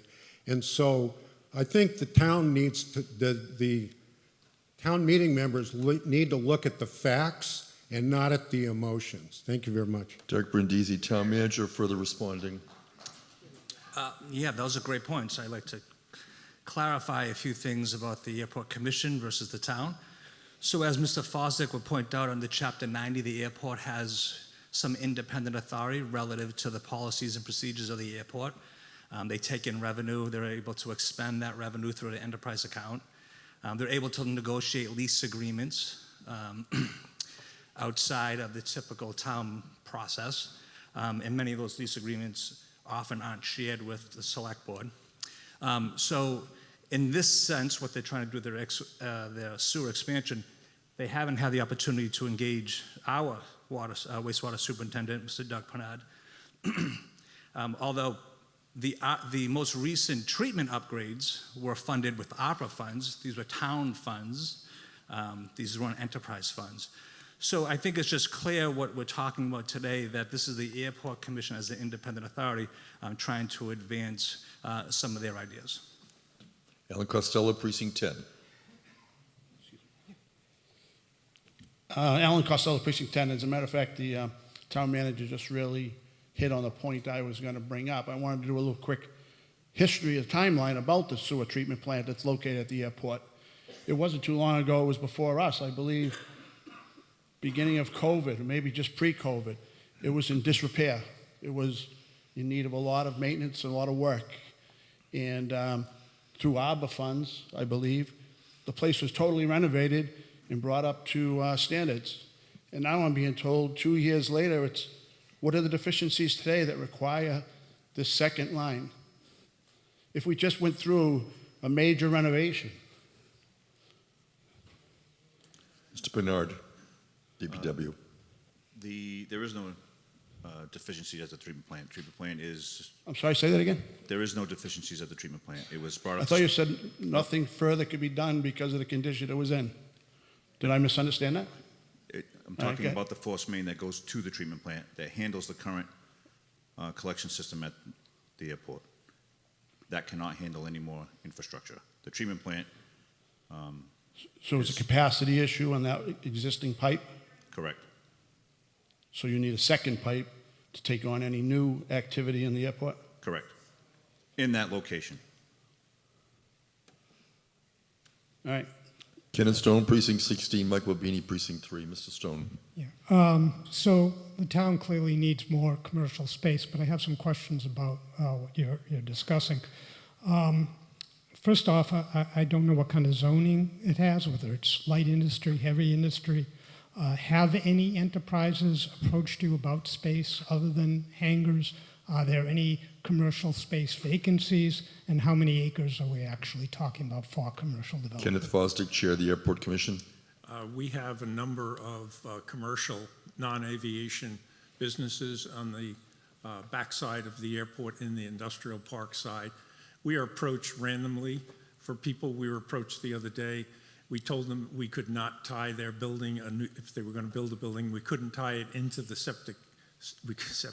the wastewater treatment plant because of the not wanting to jeopardize the current pipe that's there. So we gain additional revenue, the town gains additional revenue from the industrial park, and we are supportive of doing that.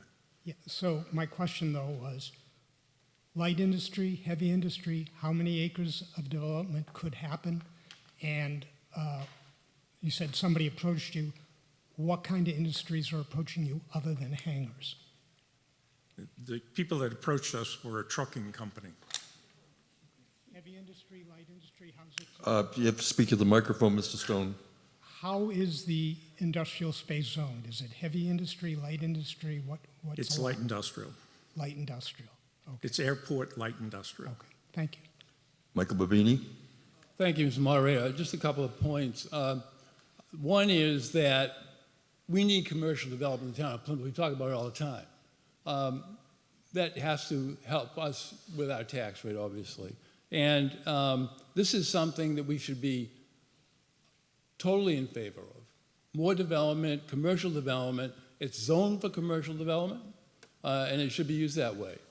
Secondly, if you're not putting this sewerage into the sewer plant, you're going to be putting it into the ground using Title V types of disposal, and we don't want that. We want any kind of sewage that can be treated through the plant.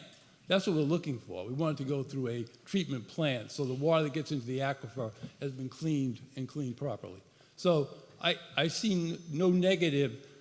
I understand the concern of the neighbors, but the fact is that this shouldn't impact them at all. And the fact is that it's zoned for commercial use, and that's what they're trying to get. So I urge you to approve these. Thank you. Thank you, Mr. Delap. Jeffrey Delap, Precinct 13. I move the question. Motion to close debate. Anyone care to still be heard, please stand. Thank you. Okay, we're now going to go forward and vote on whether to close debate when the light goes on. Procedural vote, 2/3 vote. You can now vote on whether to close debate. Article 18, item A41. This is a 2/3 vote on the procedural vote. You'll be deciding whether to continue the debate on this appropriation of $140,000 for a gravity line for the wastewater treatment plant. And following this vote, we will then determine the manner in which we'll proceed. This is Article 18, item A41. 126 yes, 20 no, 0 abstentions.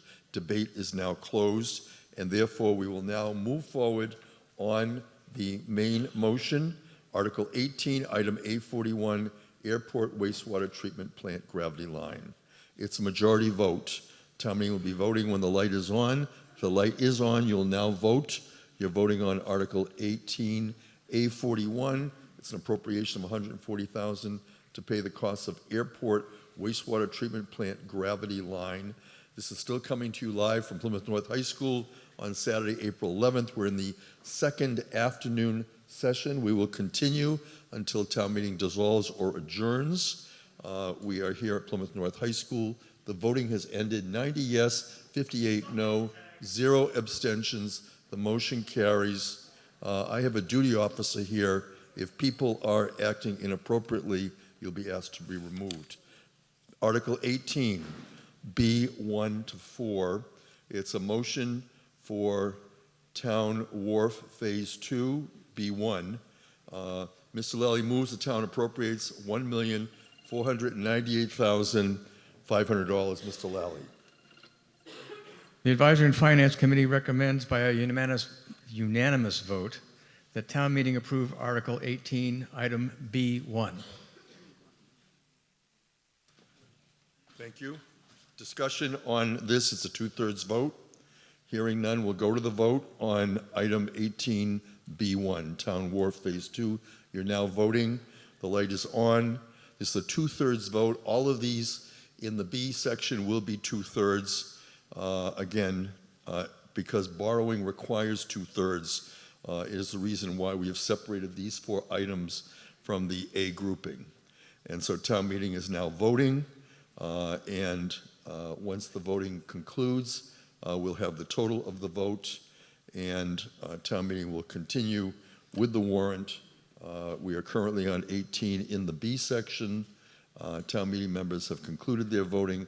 131 yes, no 4, 1 abstention. It carries by more than 2/3. We're now going to Article 18B2, Plymouth South Middle School, new roof, 2-ply modified.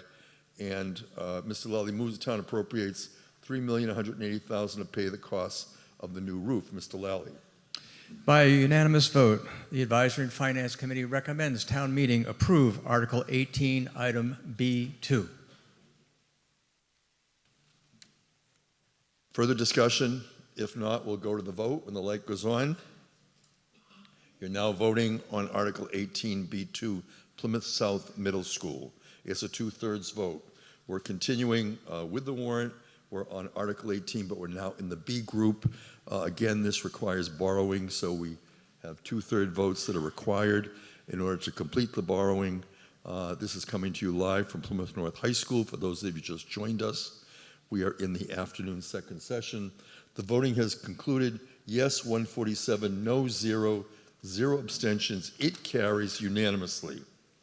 And we'll now go to 18B3, a motion roadway improvement program and preservation. Mr. Lally moves the town appropriates $6 million to pay the costs of roadway improvement program and preservation. Mr. Lally. By a vote of 13 yes, 0 no's, and 1 abstention, the Advisory and Finance Committee recommends town meeting approve Article 18, item B3. Any discussion? Hearing none, we'll call for the vote when the light goes on.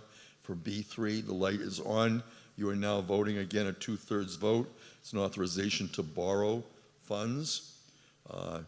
Town meeting will continue with the warrant. We have 37 articles. We are on Article 18B3. Following this vote, we'll go to Article 18B4.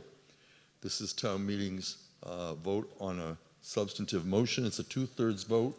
144 yes, 1 no, 1 abstention. It carries. Article 18B4. The motion is for a state police hangar renovations, and Mr. Lally moves, effective in fiscal 2026, the town appropriates $700,000 to pay the cost of a state police hangar renovations. Mr. Lally. By a unanimous vote, the Advisory and Finance Committee recommends that town meeting approve Article 18, item B4. Lisa Langtang, Precinct 10.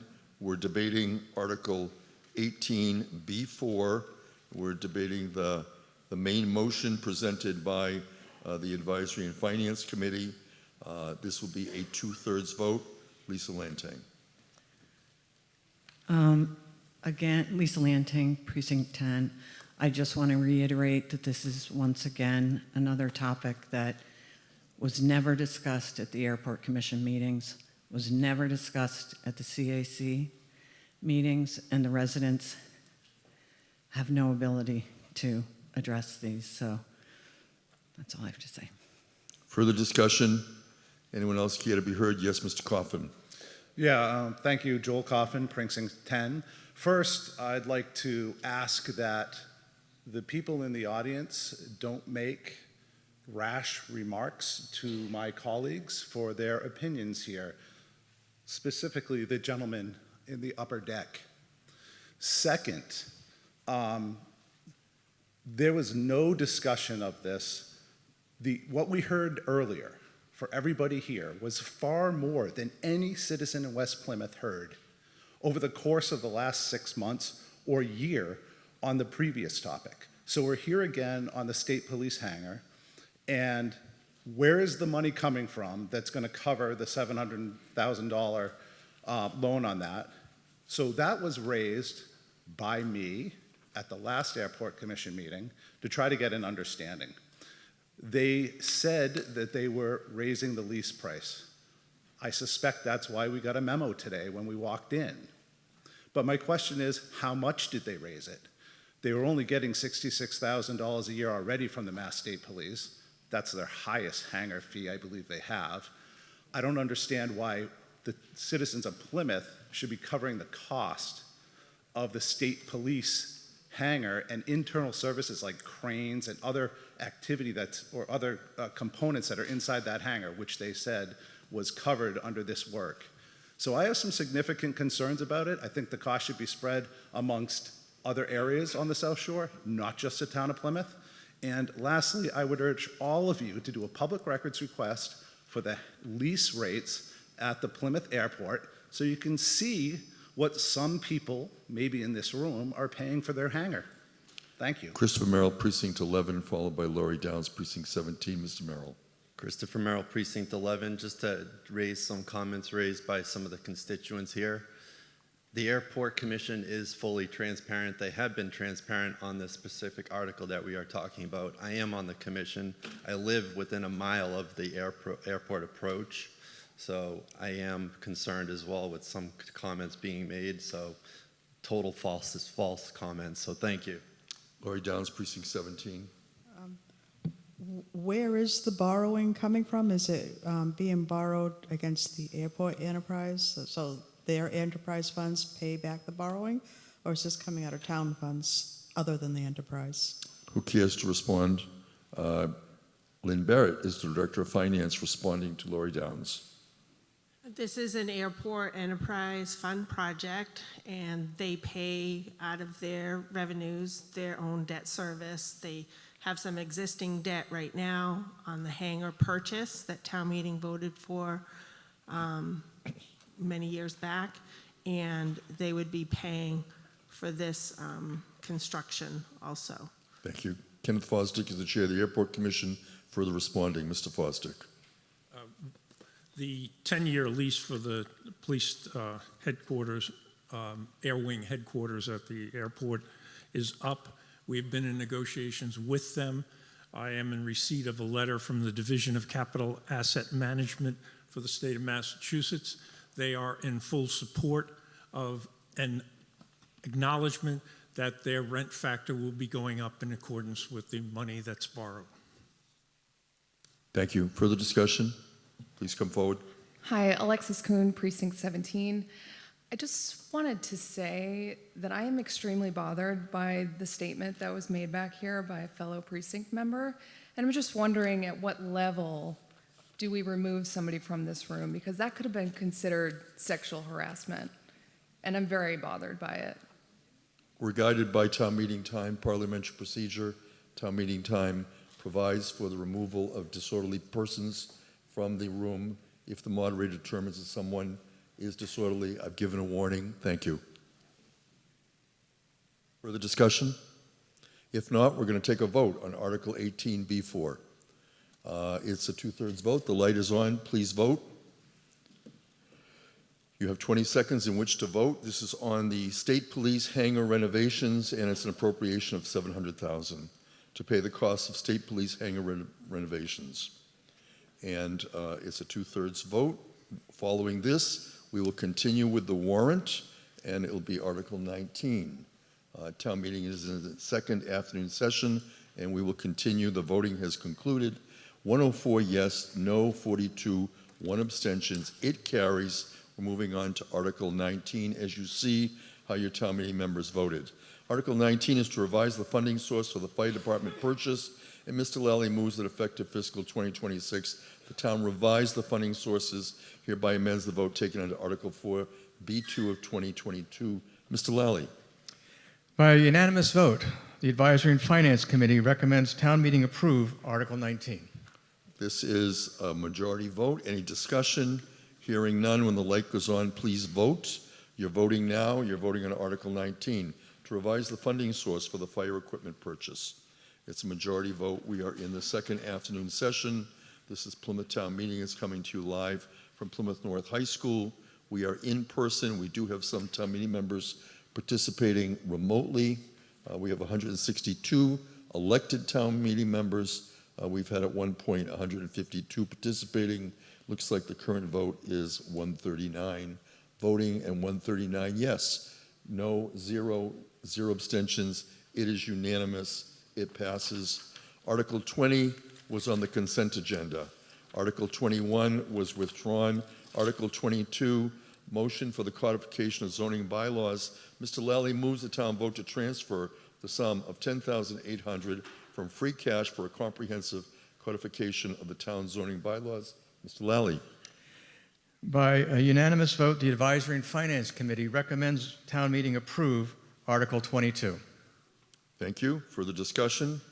Hearing none, we'll call for a vote. It's a majority vote. The light is on. Please vote on Article 22 as to the codification of zoning bylaws.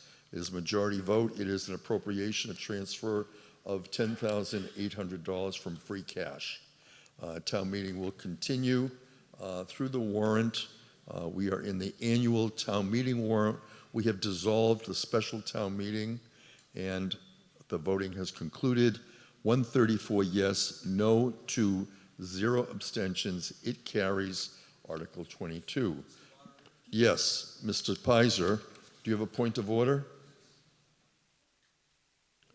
We are in the afternoon session. Lawrence Pizer. I'd like to move to adjourn until Monday at 6 p.m. Okay. Do you like to be heard on your motion to adjourn? Yes. One of the articles, at least, is likely to engender extended discussion. And having been in session since 8 o'clock this morning, almost 8 hours ago, I'm not sure that we will give it due consideration if we continue this afternoon. Thank you. Any further discussion on the motion to adjourn? If not, I'm going to call for a vote. It's a majority vote. Yes. Do we have someone else who wants to be heard? Yes. So, Ed Conroy, Precinct 18. I'm on the zoning board. There's 3 members here that are on the zoning board, and if we adjourn, it's a 40B project we'll be hearing. We decide on Monday the Pulte project. There's 3 of us that won't be able to attend, so I'd like to continue. Further discussion on the motion to adjourn? If not, when the light goes on, you'll vote. A yes vote will adjourn, a no vote will continue. The light is on. If we do continue, we'll continue to 4:43 p.m., at which point, if we don't adjourn or dissolve, I will take a brief recess, and then we will resume. The light is on. You are voting on whether or not to adjourn now or whether to continue with the town meeting. We are on Article 23, which is a motion for tax title property conveyance. Town meeting is voting on a procedural motion. Yes, 32, no, 114, 1 abstention. It does not pass. Article 23, the motion to tax title property conveyance. Mr. Lally moves the town vote to transfer the care, custody, management, and control of the parcels listed below. Mr. Lally? By a unanimous vote, the Advisory and Finance Committee recommends town meeting approve Article 23. The parcels were taken by town through a tax lien proceeding. It's a 2/3 vote. If there's no debate, we're going to take a vote. The light will go on. You will vote now. You're voting on Article 23, the motion for tax title property conveyance. It is a 2/3 vote. Town meeting will vote on this, and then we will proceed to Article 24. Town meeting is in its second afternoon session. We began at 8 a.m. this morning. We have 37 articles. We are on Article 23. The voting has ended. Yes, 136, no, 3, 0 abstentions. It carries. Article 24, it's a motion on easement for White Horse Cemetery, and Mr. Lally moves the town accept an access easement from Cedar Road to the White House Cemetery. Mr. Lally. By unanimous vote, the Advisory and Finance Committee recommends town meeting approve Article 24. Further discussion? Hearing? Yes, please. Hi, my name is Kelsey Malone. I am the clerk of Precinct 6. Very happy to be here. And I'm in Manomet, which is where this area is. I am planning on voting yes. But with some of my local residents, we are wondering what the plans were for the budget for ADA compliance for this easement. Is there someone care to respond to the speaker? Yes. We'll come forward and respond to the speaker on this motion. And we have the town engineer. Thank you. Rick Bossy, town engineer. I believe there's $190,000 that was appropriated at a previous town meeting, and we'll be using that to build a walkway and entryway into the cemetery. Focus and try to make it as ADA compliant as we can due to the slopes, the grades. There's a big boulder to deal with, a few other things, and also working with the abutters that are granting the easement. Thank you. Thank you. I appreciate that. Further discussion? Hearing none, when the light goes on, please vote. You're voting now on Article 24. It is a majority vote. Town meeting is moving through the warrant. We are at Article 24. We have 37 articles. This is the easement for the White Horse Cemetery, and it's a majority vote for town meeting members. And this is located here in Plymouth. It's shown on a plan, public access easement prepared by the Plymouth Department of Public Works. Yes, 138, no, 0, abstentions, 0.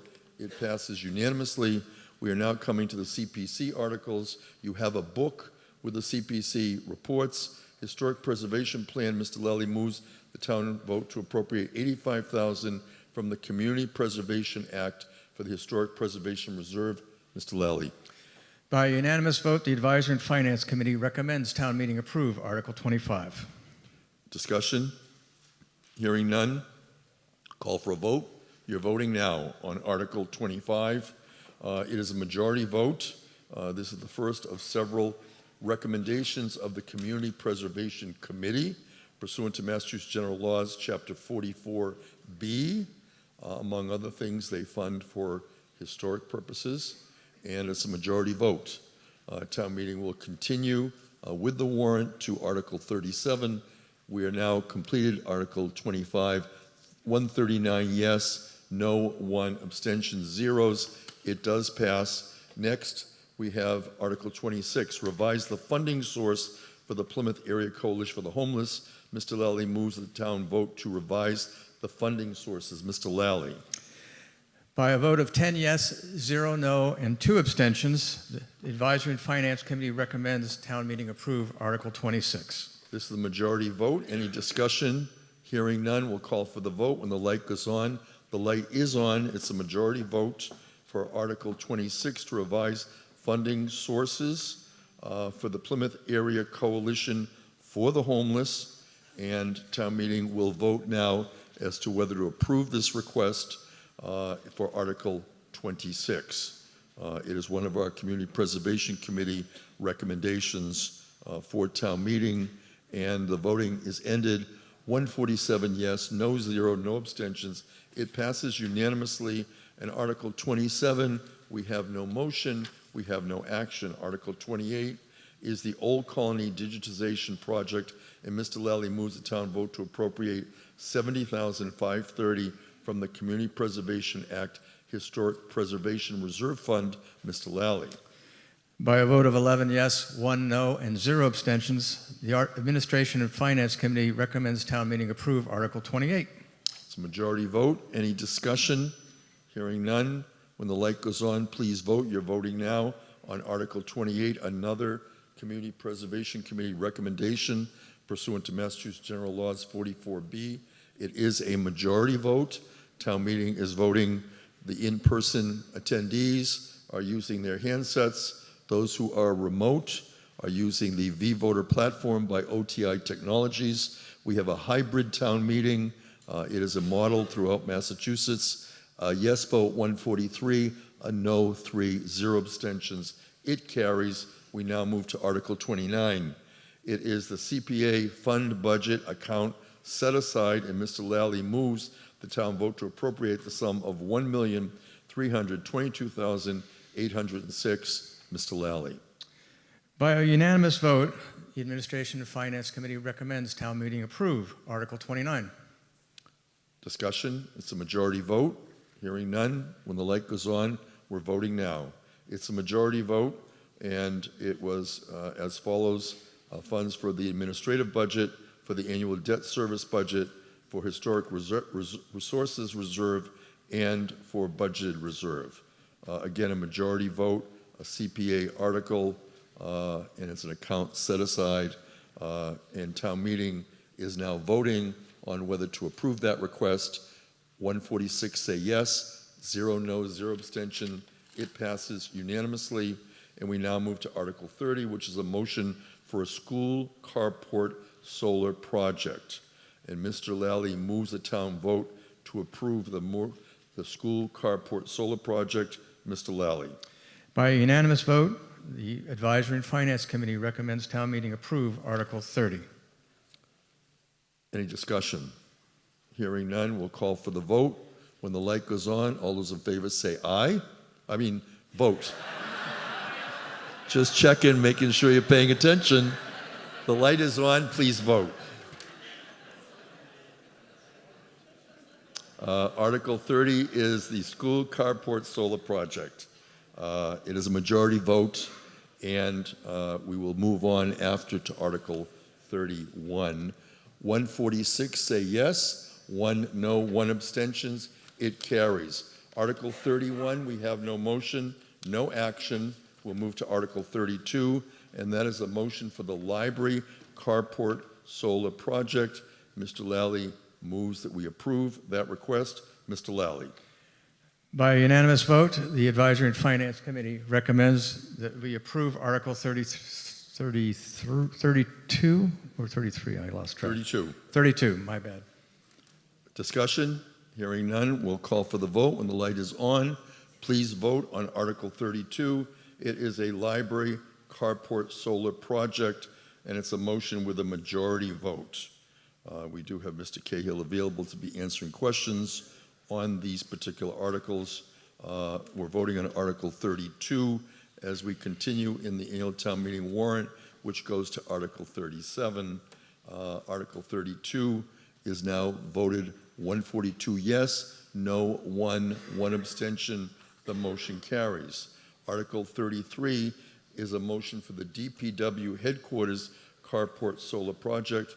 Mr. Lally, on behalf of the Advisory and Finance Committee. The Advisory and Finance Committee, by unanimous vote, recommends town meeting approve Article 33. This is a majority vote. If there's no discussion, yes. Mr. Coffin. Yes, thank you, Mr. Moderator. Joel Coffin, Precinct 10. I just had a quick question. Is this the, I remember hearing at one of the select board meetings or COPC, I believe it was this one where we're going to store the equipment or the panels for a number of years before they actually get installed. And I was hoping to get an answer on that. Someone care to respond on the DPW headquarters carport solar project? Again, Michael Cahill, please come forward to respond to Joel Coffin. Michael Cahill, Climate Resiliency and Sustainability Planner. I apologize. Could you repeat the question, please? Yeah, I was just wondering, I had heard at one of the select board meetings, I thought it was this one where there was the panels are going to be kind of held in storage for like a period of time before they go up on the roof. I thought that was one of the DPW buildings. I wasn't sure if that was this item or not. That was for Article 31, which we withdrew. This is for our carport solar. Thank you very much. Any further discussion on this? The DPW. If not, when the light goes on, you'll vote. And town meeting is voting now. You're voting on Article 33. It's a majority vote for the DPW headquarters carport solar project. Town meeting is in its second afternoon session of the annual town meeting warrant. We're at Article 33. We have 37 articles on the annual town meeting warrant. This particular article is a majority vote, and we will continue following this with a yes 143, no 1 abstentions. It carries. We will now move to Article 34 as you see how people voted. Article 34 is the pilot agreements for renewable energy facilities. Mr. Lally moves the town vote to authorize select board to enter into one or more agreements for payments in lieu of taxes. Mr. Lally. By unanimous vote, the Advisory and Finance Committee recommends town meeting approve Article 34. Any further discussion on Article 34? If not, when the light goes on, please vote. You're voting now. It's a majority vote, and this is for a pilot agreement, which is for payments in lieu of taxes pursuant to Massachusetts General Laws, Chapter 59, Section 5. It's a majority vote. Town meeting is currently in the afternoon session. We are on the annual town meeting warrant. We will continue until we adjourn or until we dissolve. The vote is yes 136, no 4, 1 abstentions. It carries. Article 35, motion military service. And Mr. Lally moves the town vote to accept the provisions of Massachusetts General Laws, Chapter 33, Section 59, which allows for municipalities to grant employees military leave up to 40 days. Mr. Lally. By a unanimous vote, the Advisory and Finance Committee recommends approval of Article 35 by town meeting. Thank you. Any further discussion? If not, when the light goes on, you'll be voting on Article 35. Please vote. We are now voting on Article 35, which is on military service. It's a majority vote. Following this, we will take up Articles 36 and 37, both of which are citizens' petitions. Currently, we are voting on Article 35, the motion on military service. Town meeting members have voted. 139 yes, no 4, 3 abstentions. The motion carries. And while you see the votes, we're going to Article 36. The Billington seaweed treatment. Mr. Lally moves the town of Plymouth appropriate the sum of $28,492.32. We have a petitioner presentation. We'll first hear from Mr. Lally on behalf of the Advisory and Finance Committee. Mr. Lally. The Advisory Finance Committee, by unanimous approval, recommends town meeting approve Article 36. The remaining 55% will be paid by the Billington Sea Association, a 501c3 organization who will manage the project. Welcome Christy Young. She is the president of the Billington Sea Association. Good afternoon. And I do have a presentation. You do have a presentation. Would you like that to be shown now? It's possible. Yes, so if we could run the presentation. Thank you. Assuming I just use this. My name is Christy Young on behalf of Billington Sea Association. And as mentioned, we are requesting the 45% amount for the weed treatment. And Billington Sea is a fully recreational public access pond. Oh, sorry. Billington Sea is a fully recreational public access pond, the headwater of Town Brook, and also borders Morton Park and Crawley Preserve. We are home to spawning herring, endangered turtles, cooters, and tidewater mucket mussels. In this image on the bottom, you can see Billington in a state of overproduction, which is caused by excessive nutrient runoff and weeds and algae. The beginning of our management program started over 20 years ago, and it began with the town improving drainage on surrounding streets and also bog owners agreeing to hold their harvest waters. Both of these decreased the amount of nutrient runoff into the pond. Then continuing to monitor the water quality, we ended up treating the weed with, the remaining weeds with a product called Sonar.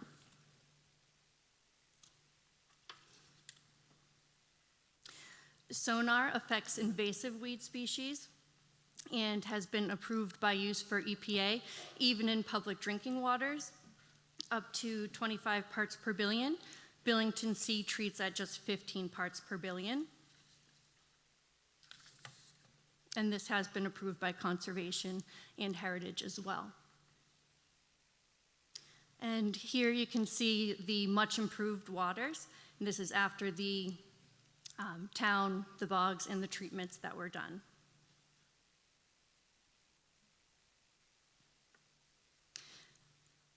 Continuing the maintenance phase, we have worked with third-party laboratories to test our waters. We have also worked with lake management companies and continue to monitor and treat as necessary. These photos show an assessment that we did in September of '24. You can see thick weeds just below the surface of the water, as well as algae growth. We expect typically 6 to 7 years between treatments, and we're approaching year 8. We don't treat automatically, we do based on pond conditions. And we're now at the point where we need to treat before we see negative impacts on the water. On your left is the Western Basin, which shows the densest collection of fanwort, which is the invasive weed we're treating for. It's also where the treatment is applied. The goal is to maintain the weeds in the Western Basin so that they don't extend to the rest of the pond. The treatment being in the Western Basin does have a systemic effect.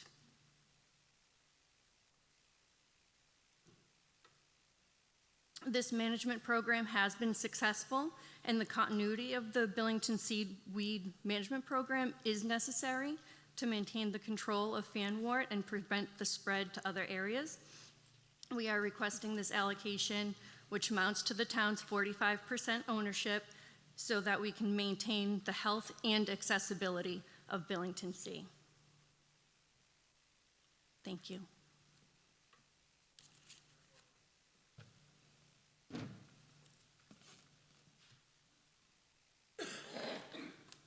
Does that complete your presentation? Thank you very much.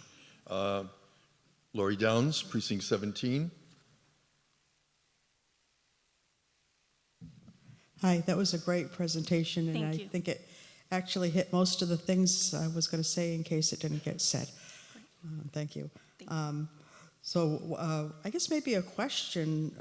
So I was reading on this. So if we don't take care of this over time, that pond could fill in and become more marsh-like. Is that true? That is Christy correct.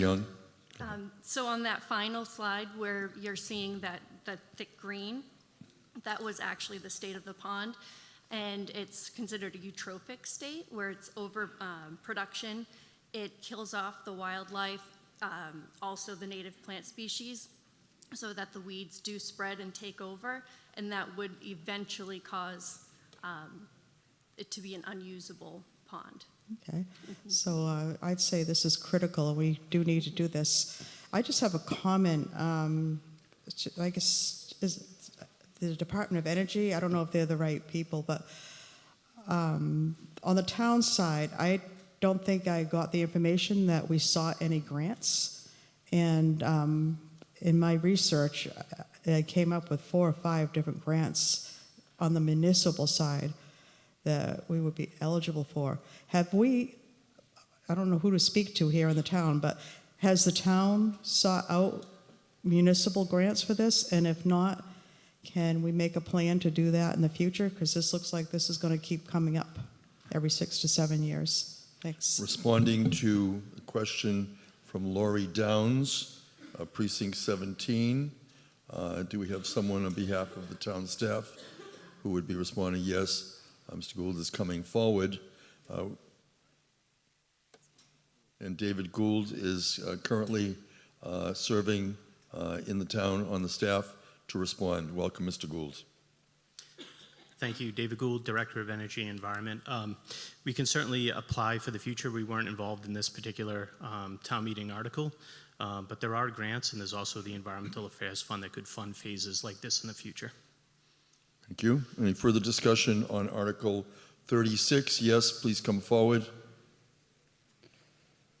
Michelle Christensen, Actually, Precinct at the 9. back of the room, Michelle, we're going to let him speak first. I don't think he has spoken. Carl Mason, Precinct 18. Could I get comment from Parks Department or Energy Environment? Do you guys support this? Has this gone through any of our Conservation Commission or any environmental commissions that we have in this town? Thank you. Mr. Mason and Mr. Gould responding. So I can't speak to the status of the permitting, but obviously it will have to go through the Conservation Commission for an order of conditions. Again, we weren't involved in this particular phase, but the previous phases using the same materials we were quite aware of, and it was very effective, and we support that going forward. Thank you. Thank you. And Christy Young, did you want to further respond? We did get approval through Conservation earlier this year, so we did go through that process. Thank you. And further discussion, Lawrence Delafield. Yeah, Pompey Delafield, Precinct 16. Just a quick question. I know I've raised this before with David, but it appears that this is in the more populated wing of the town, of the pond, and not so much where the town owns it. I am in favor of this, but are there actions being taken to stop the pollution that naturally occurs from residential areas? So the real question is, are there steps being taken so that we don't have to do this so often? Thank you. Christy Young. Yes, there are. We do monitor the water quality through testing so that we know if there are excessive nutrients coming in that are human-made. The Western Basin is the shallowest part of the pond, so that's where we see the greatest concentration. The max depth, I want to say, is 5 feet. Other areas of the pond, it is deeper, so you don't see as much, but since it has been maintained to that basin, that's the goal, is to keep it there, minimize it when we can every 7-8 years as needed. Thank you. Mr. Moderator, Jeffrey Delap, Precinct 13. I move the question. Motion to close debate. Anyone who cares to be heard, please stand or remain standing. Thank you. It's a procedural motion, requires a 2/3 vote. When the light goes on, please vote. You're voting now. You're voting whether to close debate on Article 36, which was citizen petition, Billington seaweed treatment. It's a 2/3 vote to close debate. It's a procedural vote town meeting has often used throughout the day. I determine the scope of the debate you determine the length of the debate. And town meeting has chosen, once again, to exercise this procedural vote. The vote is 133 yes, no 11, 0 abstentions. It carries. The debate is closed on Article 36. We are now going to vote on Article 36. The light goes on. You'll be voting. It's a majority vote. You're voting now. Article 36, Billington seaweed treatment. And is a motion to appropriate the sum of $28,492.32 from the 2027 tax levy. A citizen's petition. It is a majority vote. Hereafter, we will continue the warrant with Article 37. The vote is 145 yes, 0 no, 0 abstentions. It closes unanimously. And at this point, Article 37. Yes.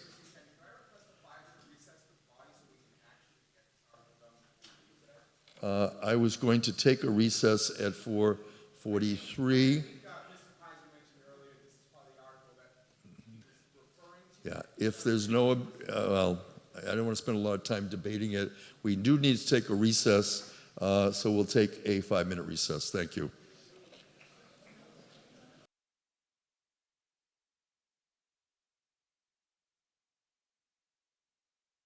I'd like to welcome back town meeting members into the room. We are debating now Article 37. It is a citizen's petition. We have a motion from Joseph Lally. He is the chair of the Advisory and Finance Committee.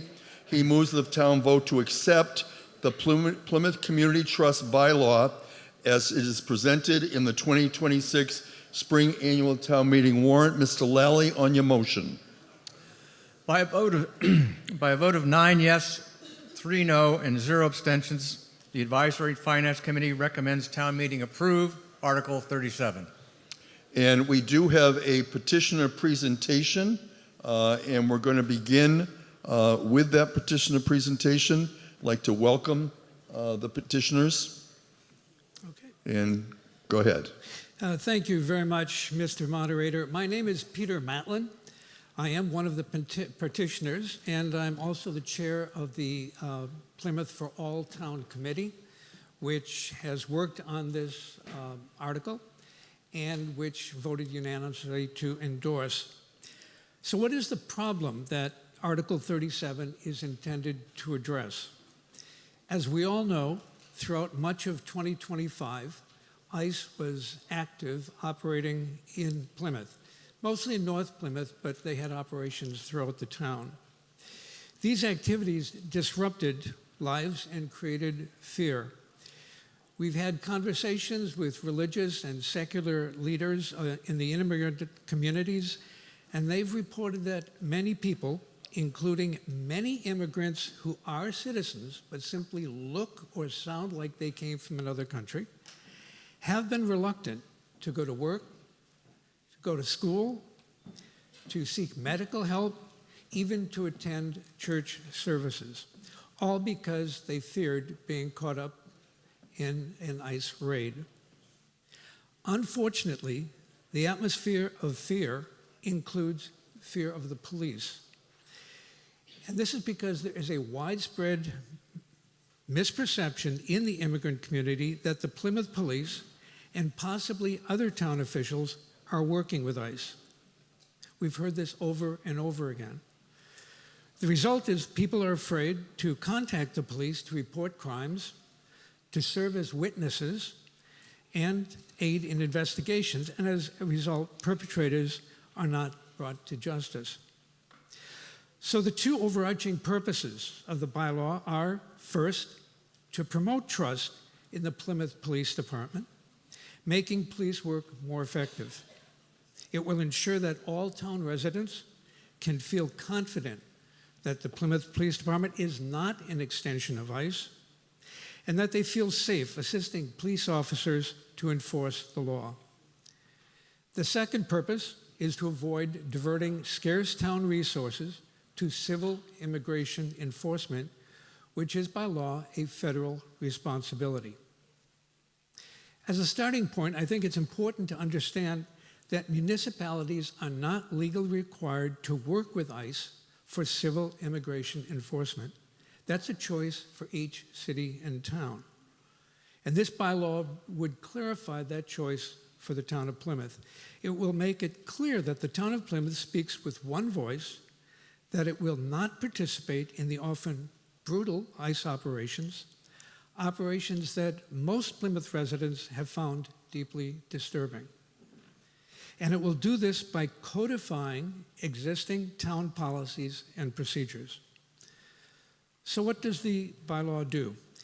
It basically prohibits PPD officers from performing functions of ICE agents in enforcing civil immigration law. This means that on the basis of an ICE request or an administrative warrant alone, PPD would not conduct the following functions: check people's immigration status, conduct surveillance, participate in raids, make arrests, detain and interrogate people for civil immigration enforcement. This bylaw also limits PPD's sharing of its records and facilities with ICE for civil immigration enforcement.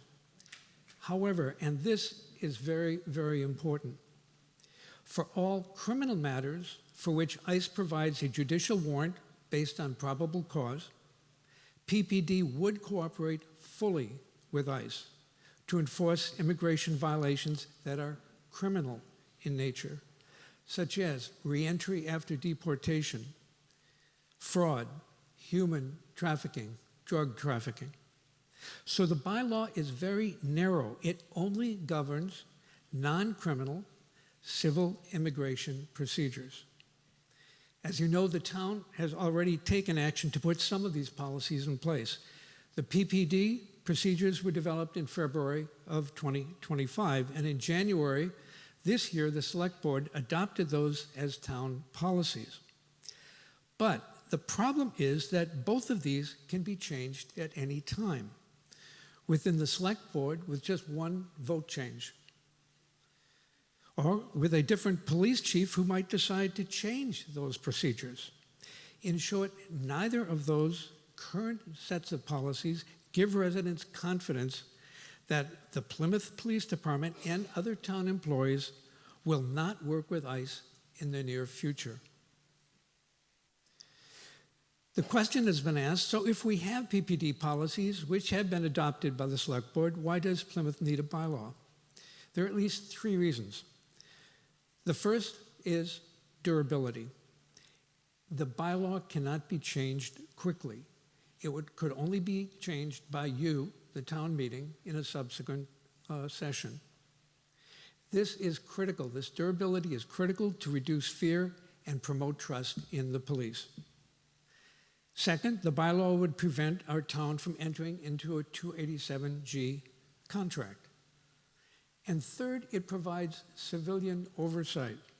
You, the town meeting, represent the will of the voters, not the decisions of individuals in town departments. And civilian oversight, we believe, with checks and balances, are crucial, particularly in matters of public safety. So how was the bylaw developed, and is it legal? The wording in this bylaw is identical to trust acts enacted in several other Massachusetts municipalities, which have been approved by the Massachusetts Attorney General. It has been thoroughly vetted by our team of litigation and immigration lawyers. In short, the bylaw is in full compliance with Massachusetts state law. Now, to date, petitioners have met with the police chief, with the town moderator, with the assistant town manager, with the select board, with the advisory and finance committee, with COPC, and we've met with each caucus in this room. These conversations have been extremely valuable, and important questions were asked. I will include, Mr. Moderator, by responding to the most frequent questions that were raised. First, does the bylaw constrain ICE operations in Plymouth? The answer is clearly no. It does not restrict ICE activities because our town does not have the legal authority to do that. Second, does the law protect people who have entered the U.S. illegally, Does it provide them sanctuary? No. It only means that Plymouth will not use its own scarce human and financial resources to enforce civil immigration laws, which again are purely a federal responsibility. Third question, does the bylaw conflict with PPD and select board policies, causing possible confusion? Does it require any changes in the PPD procedures? The answer is no. The bylaw conforms with those policies as well as with all other town rules and regulations. It does not require any changes in current policies and procedures. It only codifies them. It codifies them, making them more durable and subject to the people through you, through the town meeting. The fourth question we've heard, does the bylaw reduce PPD's ability to catch criminals and cooperate with ICE to stop sex trafficking, drug smuggling, criminal gang activities, and so forth? The answer to that is no.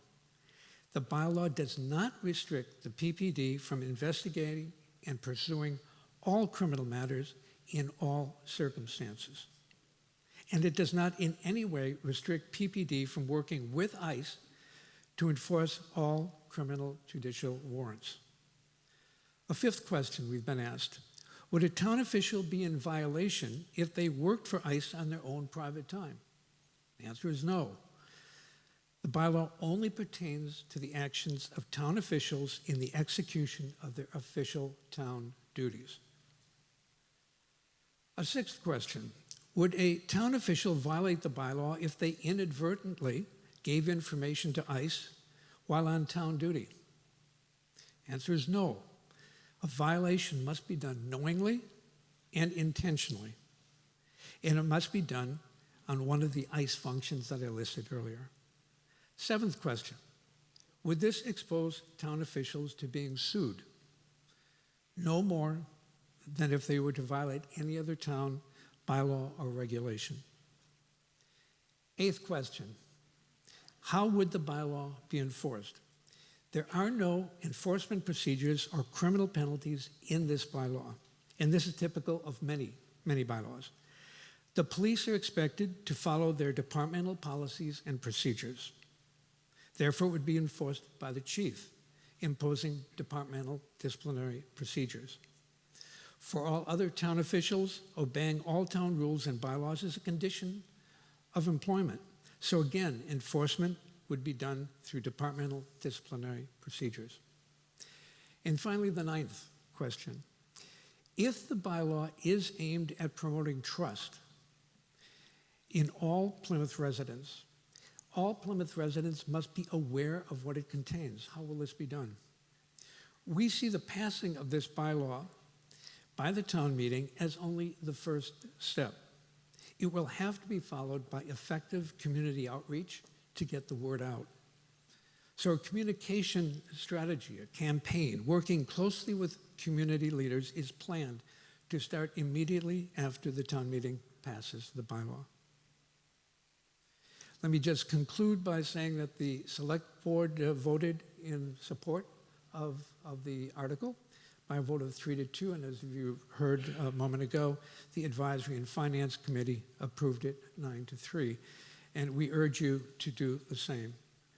I'd now like to give the floor to Lori Fitzpatrick of the Together We Can community aid organization. Thank you. Thank you. There are 3 minutes and 35 seconds left in the petition presentation. Welcome. Hi, my name's Lori Fitzpatrick, and I want to speak the words of a senior Plymouth North High School student. My name is Bruna. I'm 17 years old, and I'm the daughter of 2 immigrants. My mother came to this country at 15, my father at 17. For more than 25 years, they've woken up early, paid taxes, and contributed to this community. And yet, they've lived with the constant question, do we truly belong here?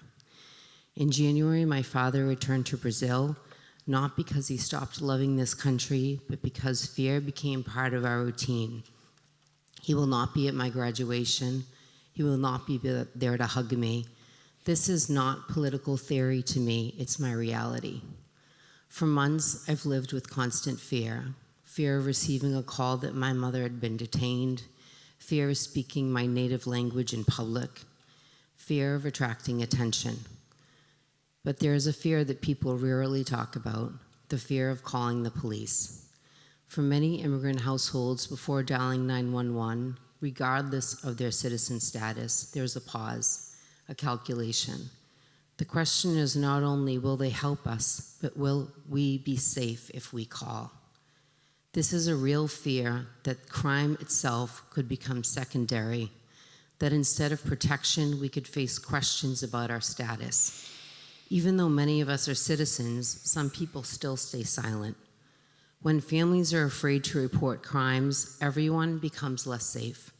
Crimes go unreported, abuse continues, communities lose trust in the very systems meant to protect them. This climate does not just affect undocumented parents, it affects children, it affects neighbors, it affects public safety. I'm not asking for laws to be ignored. I'm asking this community to help build something else. The question is whether we are willing to create a community where calling for help does not feel like a risk. This is why the immigrant community supports this bylaw. Our ask is for a bylaw, but we're told that the town needs flexibility. But if flexibility means that someday the town will collaborate with ICE, that flexibility causes distrust. We're told this is a temporary problem. We are not temporary. Thank you. Arthur Desloge. Thank you, Arthur Desloge. Good afternoon. First, want to thank all the caucuses for scheduling us and giving us enough time to make our presentation to 30 you. seconds.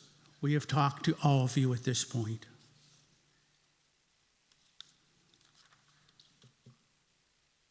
This bylaw is important for all of the town. You've heard all the arguments. I now leave it to you to vote. Please vote yes. Thank you. We're now going to go to the list of speakers who have requested to be heard. Going to begin with Charles Vautrain, Precinct 4, followed by Donald Williams, Precinct 8. Mr. Vautrain, welcome. Thank you. Charles Vautrain, Precinct 4, Chair. I support this article. I've heard all the arguments on both sides, and to me it all makes sense. I think we need to make people feel safe. And there are similar towns that have the same type of law, and towns and cities. Boston, Lawrence, Somerville, Cambridge, Springfield, Northampton, and Amherst. So I vote yes. Thank you. Donald Williams, Precinct 8, Joseph Hutchison, Precinct 17, on this Article 37. This is a majority vote. Mr. Williams. Whew. Everybody happy? My name's Don Williams. I'm the Vice Chair of Precinct 8, and I support this article. I urge you to keep in mind two words that I use to associate with this. One is tolerance, and the other is empathy. I'd like to pull a bit of a change here, and instead of focusing on having criminals come into this country who are the immigrants that we're supposedly protecting ourselves from, I'd like to focus on the immigrants who have come into this country continually to make it the great country that it is. Not every immigrant that comes into this country is a drug dealer or a sex trafficker. Not every person who is in this country is a drug dealer or a sex trafficker. There can be bad apples in every barrel. And to point out these people, because they have no power to resist or less power to resist, is unfair. I'm a third-generation immigrant on both sides of my family. My parents came because they needed more money. They needed a better place to live. They needed to be without fear. We are spreading fear now among the immigrant population, among the people who will be our countrymen and will help us make this country continue to be great. So to cut to the quick, there was a Globe article a couple of weeks ago that said that the sanctuary cities are not having more crime because they're opening up to immigrants. That's a misconception. Here we have a chance to make a statement. This is not a political statement, this opposition to ICE. This is to protect our police from doing something inadvertently illegal, our town representatives from doing something inadvertently illegal. Residents should not be afraid, and we should not be the ones spreading that fear. 30 seconds. We should let them build their lives. That's what they came here for. This is the country that they can do it in. When we stop being that country in this world, who will take over for us? So you can stand up here, you can count yourself. This is a moral issue, this is not a political issue. Do we want to be counted as the freedom country that Plymouth represented for 400 years? Thank you, Donald Williams, Precinct 8. Joseph Hutchison, Precinct 17. Donna Curtin, Precinct 3. Mr. Hutchison. Thank you, Mr. Moderator. I moved here from a very small town that practiced what is known as community policing. You know, I would end up at the general store having coffee with the police chief. It was that neighborly, if you will. And I wasn't sure what to expect coming to Plymouth, which is 10 times the size of where I came from. But in all of that, Article 37 is about trust. Trust is the foundation of community policing. And Article 37 establishes that trust as a bylaw. I also, though, need to say, since moving to Plymouth, that I want to honor our current community police force and thank Chief Flynn for all of his and his officers and detectives and staff for their efforts at a version of much larger scale community policing. I think it's a miracle. I see officers on the roads and streets, sidewalks in town center, at the Center for Active Living, at the schools with our kids. There are neighbors working with neighbors. They wear body cameras, not masks. And they wear uniforms and have real badges. At the same time, Article 37 addresses a fundamental fear. The fear of federal police force like the ones we saw in Minnesota and California and Illinois.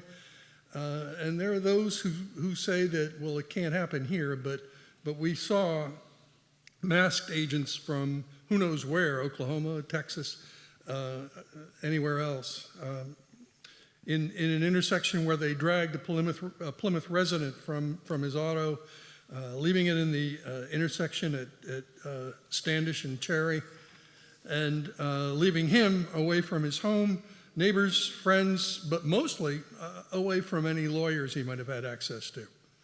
Our local police are community police, and they're our best defenses against this federal abuse. And Article 37 establishes that local community police as a bylaw, and it's a vote. Article 37 is a vote for community policing. Please vote yes on Article 37. Donna Curtin, Precinct 3. We're debating Article 37. It is a majority vote on the bylaw. Donna Curtin, welcome. Thank you, Mr. Moderator. Donna Curtin, Precinct 3. I'm supporting Article 37, which I believe fundamentally has to do with larger issues than we typically address at town meeting. This is an important decision for us today. What are these issues that are underlying this bylaw? The rights of people versus the power of government. The rights of states versus federal authority. and ultimately the protection of the great inheritance that we received from that revolutionary generation 250 years ago, those ideas of liberty, freedom, and justice for all, and the protections that are necessary to ensure that that promise is fulfilled. Now, it might be worth remembering that our town meeting has considered things of this scope and purpose before. And that wasn't just 250 years ago when town meeting supported the creation of an independent nation in 1776. But in the aftermath of that revolution, after the war, when those who had fought and sacrificed realized that they had to do more if their democracy was to survive. The U.S. Constitution, drafted in 1787, generated incredible controversy during its ratification, including right here in Plymouth with our town meeting. Patriots James and Mercy Otis Warren expressed concerns that the new Constitution didn't adequately guarantee the rights that were essential to a democratic society, and granted too much power to the national government. The Warrens and others of their generation had witnessed and lived through conflict, violence, and occupation even from a tyrannical government. They understood the importance of safeguarding individual liberties from the exercise of power. Mercy's anonymously published observations on the new Constitution is credited with actually helping to bring about the Bill of Rights in our federal Constitution, and among those rights, freedom from unlawful searches and seizures, the general requirement of judicial warrants. I don't in any way consider this bylaw to be redundant or unnecessary, or for that matter, in any way disrespectful to our law enforcement, to the policies of our select board and our police department. 30 seconds. It helps ensure that the rights and citizens and residents of our community are given every safeguard and protection that we can provide. I consider it my duty and my honor to vote yes for this bylaw. Thank you. Thank you. At the back of the room. Yes, please come forward. Lindsay Bascom, Precinct 5.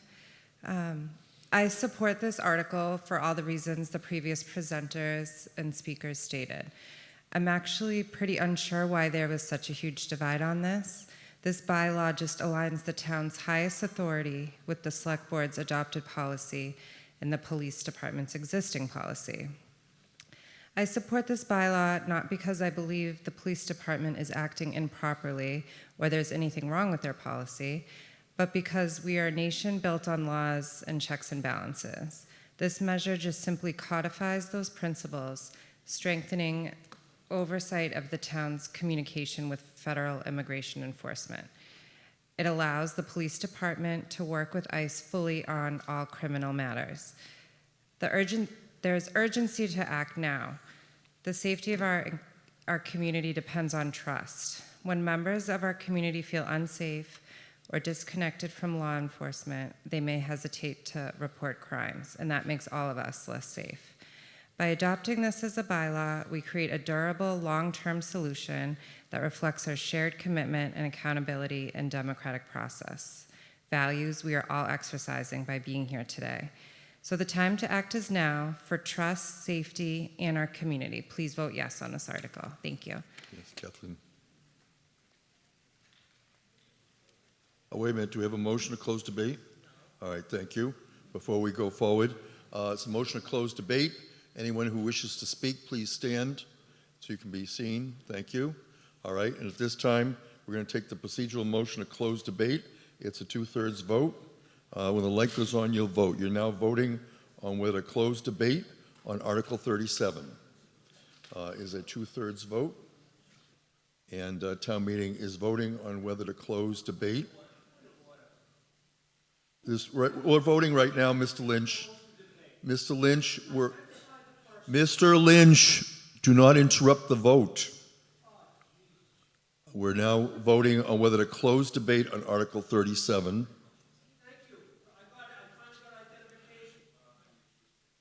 Mr. Lynch, one more time, and I'm going to ask you to leave.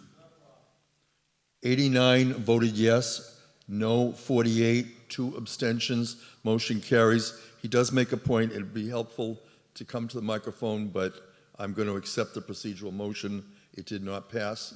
Please continue. My name is Kathleen Dunn, Precinct 4. With all due respect to the police, who have a well-presented policy, which I appreciate, I am supporting this bylaw. This will support our immigrants and will apply to all departments. Are you aware that our federal government is encouraging people in our town to self-deport? And they are doing that. There are people leaving our town because they're so afraid that they'll be arrested and sent to a country other than their country of origin. Imagine living under that kind of a threat. So, as other people have said, this bylaw is necessary for durability. It can't be changed by one vote of the select board. For example, we have a duty here as town meeting members to provide civilian oversight. It's important. It's also in full compliance with state law, and it does not provide a sanctuary. No changes in the police policy, and I respect the people who have spent hours creating this policy and going over every single fine point to make this a very functional bylaw. So please vote in favor of this. Our immigrants are an important part of our community. In many cases, they serve us. And it's heartbreaking to think they have to self-deport so their children won't be taken, possibly their families won't be divided and they won't be sent to a country where they don't even speak the language, perhaps. So, thank you. So under town meeting rules, we're going to take town meeting members first, and I'm going to take people that have not yet spoken. I believe we have some town meeting members in the back of the room. Mr. Riley. Thank you, Mr. Moderator. Ron Riley, Precinct 13. Could I hear from the chief, please, just to see what this does for his day-to-day? Mr. Hutchison mentioned how someone was taken by ICE. What would his day be like with or without ICE there? Did that change his day? And then how does this bylaw affect his day-to-day and how the officers... So I guess I don't understand the first part of your question, how ICE being in town or not in town affects my day-to-day. I'm sorry. Was that the first part of your question? Yeah, so what... ICE was in town. Yep. They took a resident. Yep. What was Plymouth Police, what was their position on that day? Was there any assistance? No, so what we've done is we've actually developed a report with ICE. They call us when they're coming into town, they give us a location they're gonna be, and they tell us when they leave. They have yet to ask us for any help. We have prohibited by law from helping them in civil immigration enforcement, unless, of course, there is an officer safety issue, which we would respond for any officer or any agency that asks for our help. And with this current administration, have you enforced any immigration type enforcement? No, not this administration, not any previous administration, not any prior administration to those. We cannot, by law, enforce civil immigration. So this bylaw, does this change your day to day? No, it doesn't, but what I think it may do, okay, my officers have a hard enough job, is now we're gonna have two documents that essentially allegedly say the same thing, but if you put the two documents side by side, they're not the same. There's little caveats in each one of them. There's words here, there's words in one, there's words not in another, there's a comma, there's in one, there's not in another. So which one do they follow? I've heard here, well, we're gonna follow the police chief's policy. But then I've heard from others say, nope, it's a town bylaw, we must adhere by the town bylaw, which has no teeth. So which do the officers follow? You have to understand, I have probably 300 policies, general orders, rules, and regs in my department. They're all guided by law. I've heard a lot that the police chief now, we trust him, we like his policy, but the next chief that's going to come in, he's going to change a policy, do what he wants. We can't do that. We are governed by law, just like everybody else. So, I guess that's kind of my confusion with the bylaw being proposed here today. We spent a lot of time together back in January when there was a comparable bylaw being proposed. In the ultimate end, the select board voted to accept my bylaw. That is lawful, it is legal, and we do follow the law. So, so I guess that's a little bit about, my concern. Thank you. Thank you. Carmen LaFury, Precinct 18. Thank you, Mr. Moderator. First, I wanted Carmen Lee Freire, Precinct 18. I want to say thanks to some of my town meeting members of my precinct for speaking up today. Andrew Carter, Carl Mason, Ed Conroy, thank you. And also to the woman who read that letter from the 17-year-old student, very eloquent. I wish I was that good in English. My grandfather immigrated to this country from Italy at the age of 16, entering legally and building his life here through hard work and respect for the law. That personal history informs my belief in both the value of lawful immigration and the importance of public safety. I also want to be clear that supporting cooperation between local police and federal immigration authorities is not about labeling immigrants as criminals. The vast majority of immigrants are law-abiding members of our community who contribute in many meaningful ways. For these reasons, I support allowing local police to cooperate with federal immigration authorities in appropriate and lawful circumstances. I believe such cooperation can strengthen public safety by ensuring that serious criminal matters are properly addressed and by improving coordination between local and federal agencies. This is not about changing the core role of our local police, but about enabling responsible cooperation that supports the rule of law and the well-being of our community. Thank you. Thank you. Going to the back of the room. It's hard to see, but if you're town meeting members, please proceed. I am a town meeting member. My name is Jackie Perkins, Precinct 7. Thank you. I so appreciate what my fellow town meeting member just said. I agree with him wholeheartedly. However, our police are bound by the law, and the warrants that they are bound by the law to pursue and aid with are criminal warrants. The warrants that come with ICE are not criminal warrants. They are administrative warrants. Criminal warrants are based on a neutral judge giving that warrant based on probable cause, which is a rigorous standard. And a person whose home is addressed with a criminal warrant has no choice but to let that officer in. An administrative warrant, on the other hand, is written or approved by an ICE officer or an ICE supervisor. They clearly have been making mistakes.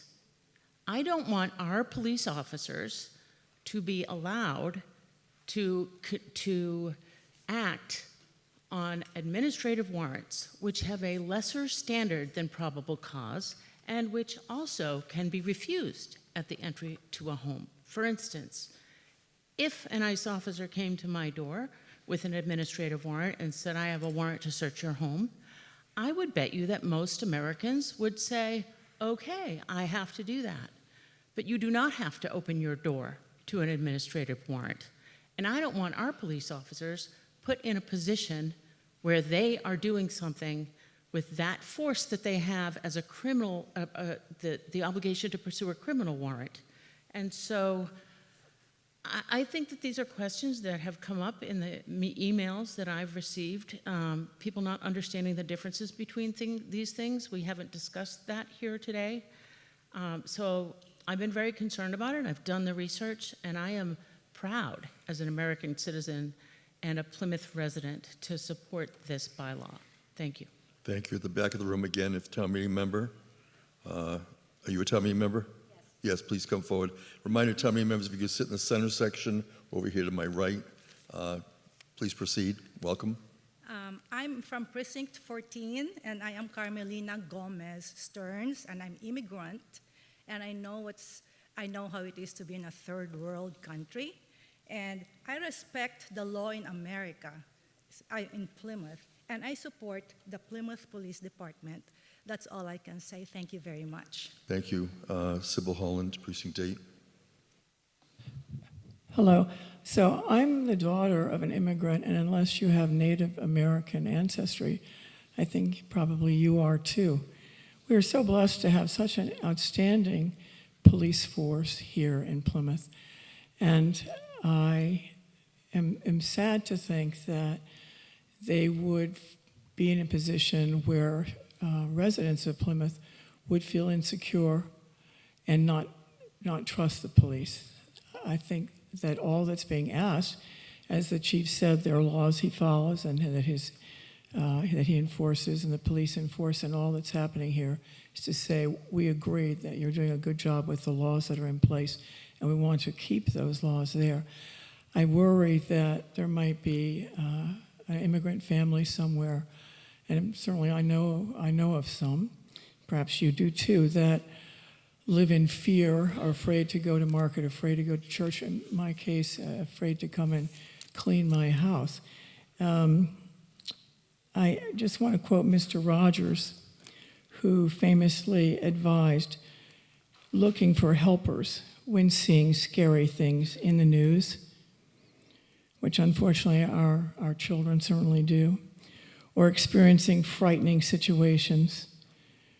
Quoting his mother, he said, "You will always find people who are helping." In my youth, in my day, those always included the police, and I would so hate to think that it would be otherwise. Thank you. Matthew Tavares, Precinct 2. Precinct 2. So overarching, I believe in the spirit of this bylaw and its intent. But I do, through you, Mr. Moderator, have one question for the police chief on something that he touched on. Go ahead. Mr. Flynn. Ask the question. Chief Flynn, you did talk about how right now you have a current policy in place.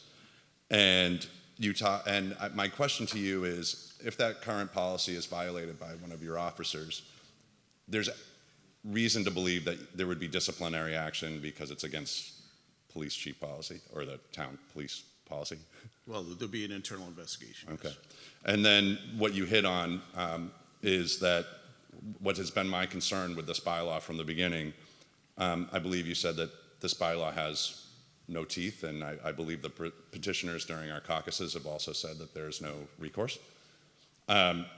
So I think that this does add major confusion, unfortunately, for our police department. When you've mentioned, just correct me, you did mention that which one do we follow, the policy or the bylaw, correct, is what you mentioned earlier? I mean, I've heard two different opinions. Right. So, So I'd rather have something that can have a disciplinary action against it. I'm very highly concerned that we have a bylaw and we have no one to, for lack of a better term, and forgive me, but police the police. So that's my biggest concern. So thank you. Yes, town meeting member? Through the moderator, if I just may add, Yes, I Chief heard Flynn. some comments made during Mr. Mallon's presentation where, you know, this all started with ICE being in town last year. there were many discussions at police chief meetings. I'm a member of the Southeast Chiefs, Plymouth County Chiefs, Massachusetts Chiefs of Police. We all had the same concern about how they would conduct themselves in our communities. When they first started doing this, they didn't even give us the courtesy call. We set up meetings with them. They sent down representatives. We met with them, explained to them what we needed. So we are concerned as well of how they conduct themselves. I hear that there's fear of the police. I hear that some residents are afraid to report crimes or become witnesses. Where's that data? I don't see that data on my day-to-day. When I review reports, there's ways, you can tell when there are some immigrants reporting crimes or being victims of crimes, because truth be told, a lot of it, we need to call interpreters to help them out. We help them out. So without the proper data saying that people are fearful of contacting police, I don't see it.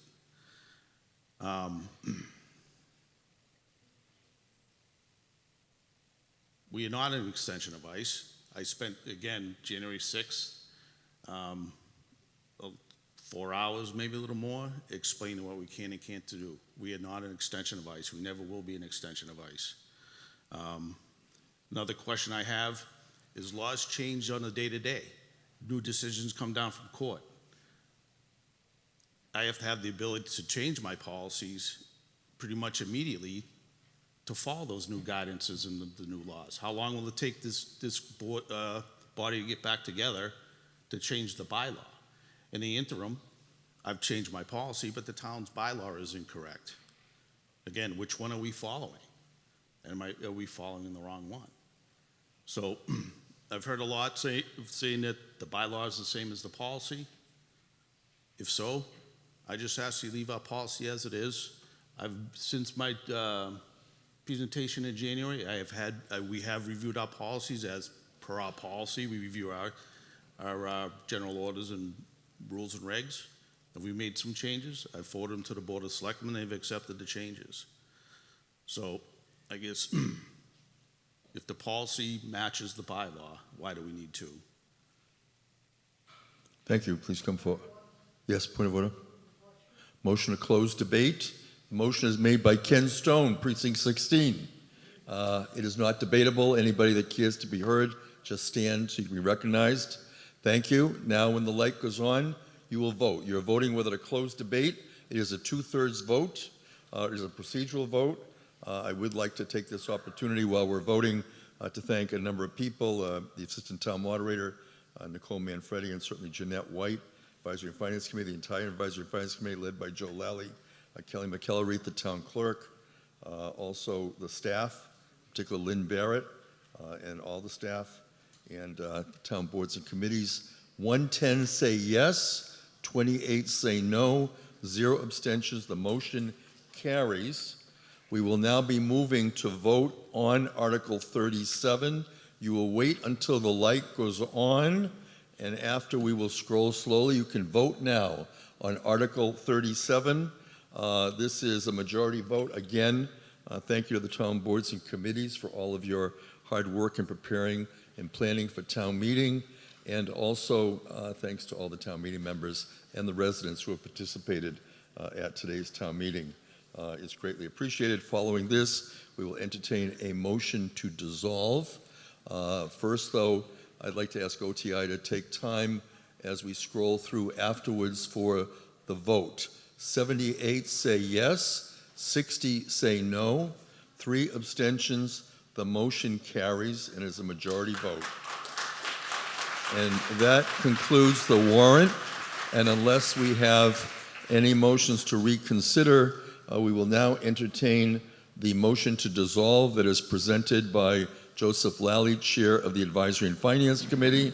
And if you can go to the vote when the light goes on, a motion to dissolve. It is now time to vote. We are voting on whether to dissolve the annual town meeting. Town meeting, again, has been here all day since 8 a.m. It is now after 5. I'd like to congratulate everybody for your hard work for this town meeting. A motion to dissolve will effectively end town meeting, and town meeting has now voted on this. 117 yes, 2 no, 1 abstention. This town meeting is dissolved at 5:07 p.m. Thank you.